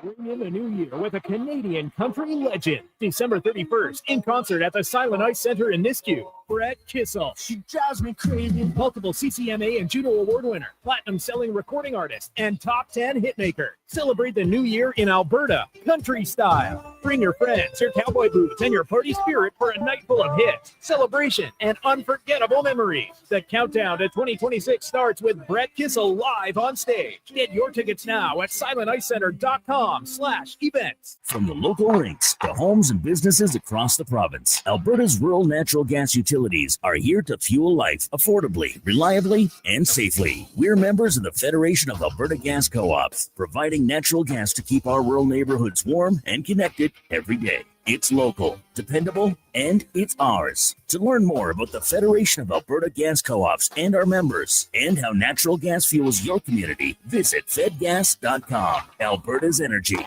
Game on. At Fountain Tire, get up to 15% off select tires, up to $125 off a set of 4 select Goodyear tires, and $50 off $150 service until December 13th. Restrictions apply. Book today. Fountain Tire. We're on this road together, Canada.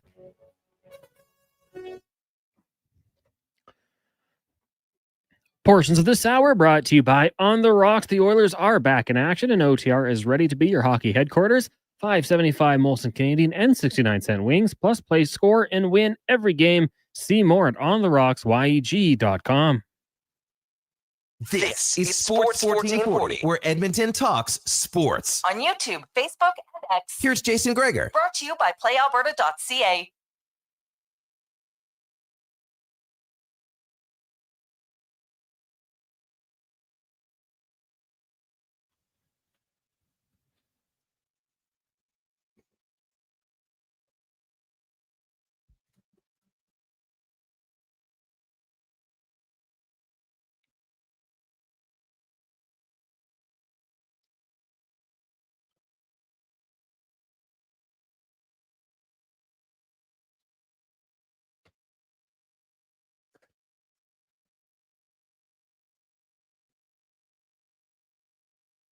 We roll through a lovely Monday. Man, this week is great. Tomorrow, by the way, all 32 teams in the NHL will be going at it tomorrow night. So you'll have no shortage of hockey. They've got the games kind of scheduled to get rolling every 15 minutes is when it starts. I think the first game will be at 4:00 our time. Actually, I think there's 2 at that time. And then for whatever reason, the Maple Leafs couldn't start at 6:15, but I guess, well, they started at 6. I think they were supposed to start at 6:15, but they moved it back 50 minutes just to try to get as much time in before the Jays game. And then it's 6:30, 6:45, 7 o'clock, 7:15, 7:45, 8 o'clock, 8:15, 8:30, 8:45, 9 o'clock, 9:30, 10 o'clock, 10:30, and 11 o'clock. So San Jose starts at 9. Brutal. Like, why would you do that? Why'd you have to go 9:30? Why couldn't you just keep going? 9:30, 9:45, 10 o'clock, 10:15. It saves the fans in San Jose 45 minutes earlier to start a game. It's just my thoughts, but I don't know. I'm all for if you're going to play all the games, but come on now. Starting a game, because we all know it's not starting at 11 o'clock. Eastern. Sorry, it's not going to start at, well, I guess that's 8 o'clock San Jose time. So, yeah, it's not as terrible as I thought because it isn't San Jose. So, all right. But still, 8 o'clock, you could have done it 7:15. Just saying. Just saying. But that'll be a busy night of hockey tomorrow night. Hey, Greg's, what's your thoughts on Roslovic? Has he done enough yet? Well, no, he hasn't done enough yet. But, like, there's things I see in his game that I'm like, man, the guy can really skate. Got a good shot. But he's kind of a perimeter player from what I've seen so far. Now, maybe that's just a comfort level. We'll see where he fits in. But if I look and say, okay, Nugent Hopkins, there's probably still room for Roslovic to stay on that line with Draisaitl and Podkolzin, because when Hyman comes back, I put Hyman on the right wing, McDavid. I probably put Mangiapane in the left side. I put Nugent Hopkins back as a third line center because I think this year he's been at his best when he's playing center. So I'd keep him there as a third line center. And that means Tomasic then will move to the wing because I don't see him as a center iceman. And then Adam Henrique can stay as your fourth line center. Now, maybe you want Tomasic as your fourth line center, and Henrique's on a wing. Okay, can do that. But kind of that's what I would see. And then so Hyman come out of last night's lineup, Hyman comes in and Curtis Lazar is the one who comes up. So that means Noah Phillips on the, the short. He's kind of like your 13th forward then. It's probably what I see. Kapanen still hurt. Janmark still hurt. So they got other bodies around, but that would probably be my guess.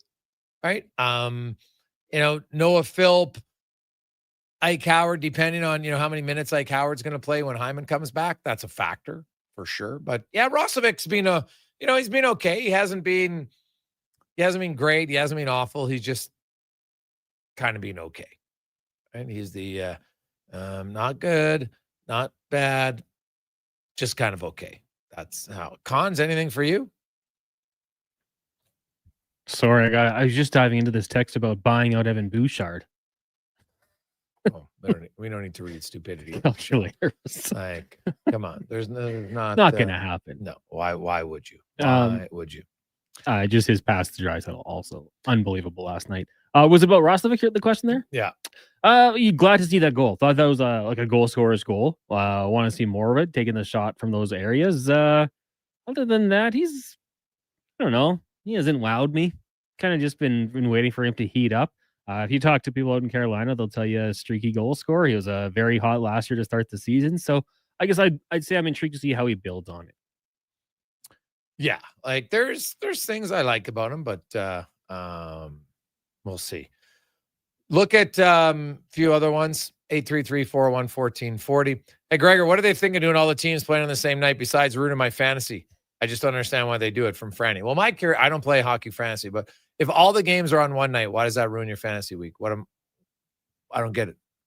Don't you have to put in a roster for the week? Or do you do it every day? If it's daily, I guess maybe the next day you'd have less players playing, but you still have a full lineup. Just make the right call. Yeah. Take the right picks. Right. Well, but it's the same for everybody in your league, right? It's not like one league's going to be different than the others, but the reason the league does it is they do it once. I think there's 2, and it's actually both in October, where all 32 teams play. I don't mind the idea. I'd prefer it on a Saturday, if I'm being honest. But this is probably something that TV's doing that, what they're trying. Are they doing like a red zone of hockey on one of the nights? I think that's what they're doing, Cons, if my memory's correct from last year. So that's part of it. But on a Tuesday, like, I don't know why you would do that.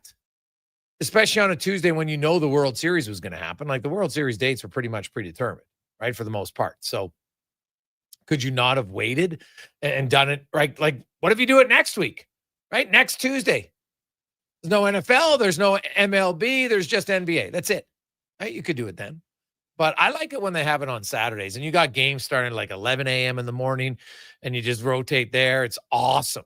Like, I love it. Frozen frenzy is what they call it. Yeah. Hey, guys, Hyman's return's vital, but let's face it, it's going to take him a month to get up to speed from Doug. Well, Doug, he's been skating for like the whole time, right? So it's not like it's a knee injury. It's a wrist injury. So for like Zach Hyman's not a huge stick handler. He's not a big like shooter from distance. His hands might be a little stiff and tight, but it's funny. Like I saw Zach Hyman after the game against Montreal, and how it works is when you come off the ice, and usually the first star of the game is the last one. He has to do an interview with Gene, and then he goes in the room, and all the players who aren't playing, they line up on the side because they want to congratulate. And in this case, it was Paz Coles, and he scored the huge goal. And Hyman was there, and I saw him, and he was waiting. All right, Paz Coles doing his interview, and he's had an imaginary stick in his hand, and he was working on his wrist. So he's clearly trying to do any chance he gets to limber it up. So I don't know how, like, it's not as, I think coming off a shoulder or knee timing, I think could be way worse than coming off a wrist. Because he can skate, he's been skating for, basically since the captain skates. But he's been skating pretty hard, even with other coaches. And he started shooting. Like I saw him shooting at when was that? October, right after in between. So that would be, what was October 8th, the first game of the season? I think it was the Wednesday night. So then that's the 9th, the Thursday, or was 8th the Thursday? Whatever day it is. No, sorry. 6th was the Wednesday, so it would be the 7th. And he'd been skating the entire time. Right? So that part is good to me. It's the 30th. I was right. It was the 9th. And he's been shooting ever since then because he's working on a shot then. So that's 3 weeks away. So his shot should be okay for a guy who doesn't really score a ton from distance, right?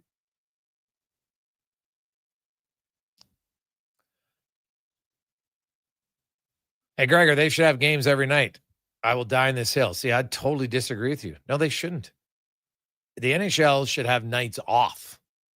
It's proven for psychology that it's better when all of a sudden you don't have something. It makes you yearn for it more. That's just the truth. And you have a few dark nights in the NHL, it would actually be way better. I get the challenges with the arena availabilities and everything else. But you look at the NHL, they have a majority of games Tuesday, Thursday, Saturdays now, and then Sundays. But Wednesdays, Mondays usually don't have a full slate very often. And I think it's a good thing. I wish they'd go without games. I think it'd be awesome. Coming up, Dodgers, Jays. We'll have the game right here on Sports 1440. Tune in. Pivotal game 3. I can't wait. Drive safe. Get home safe, everybody, so we can all watch a game tomorrow. We'll preview the orders and the Mammoth, of course, talk game 3 and game 4 of the World Series.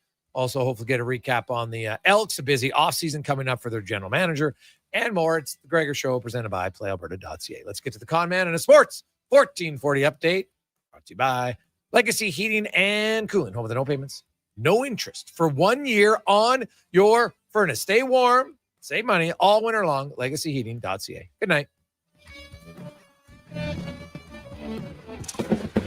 This is a Sports 1440 update.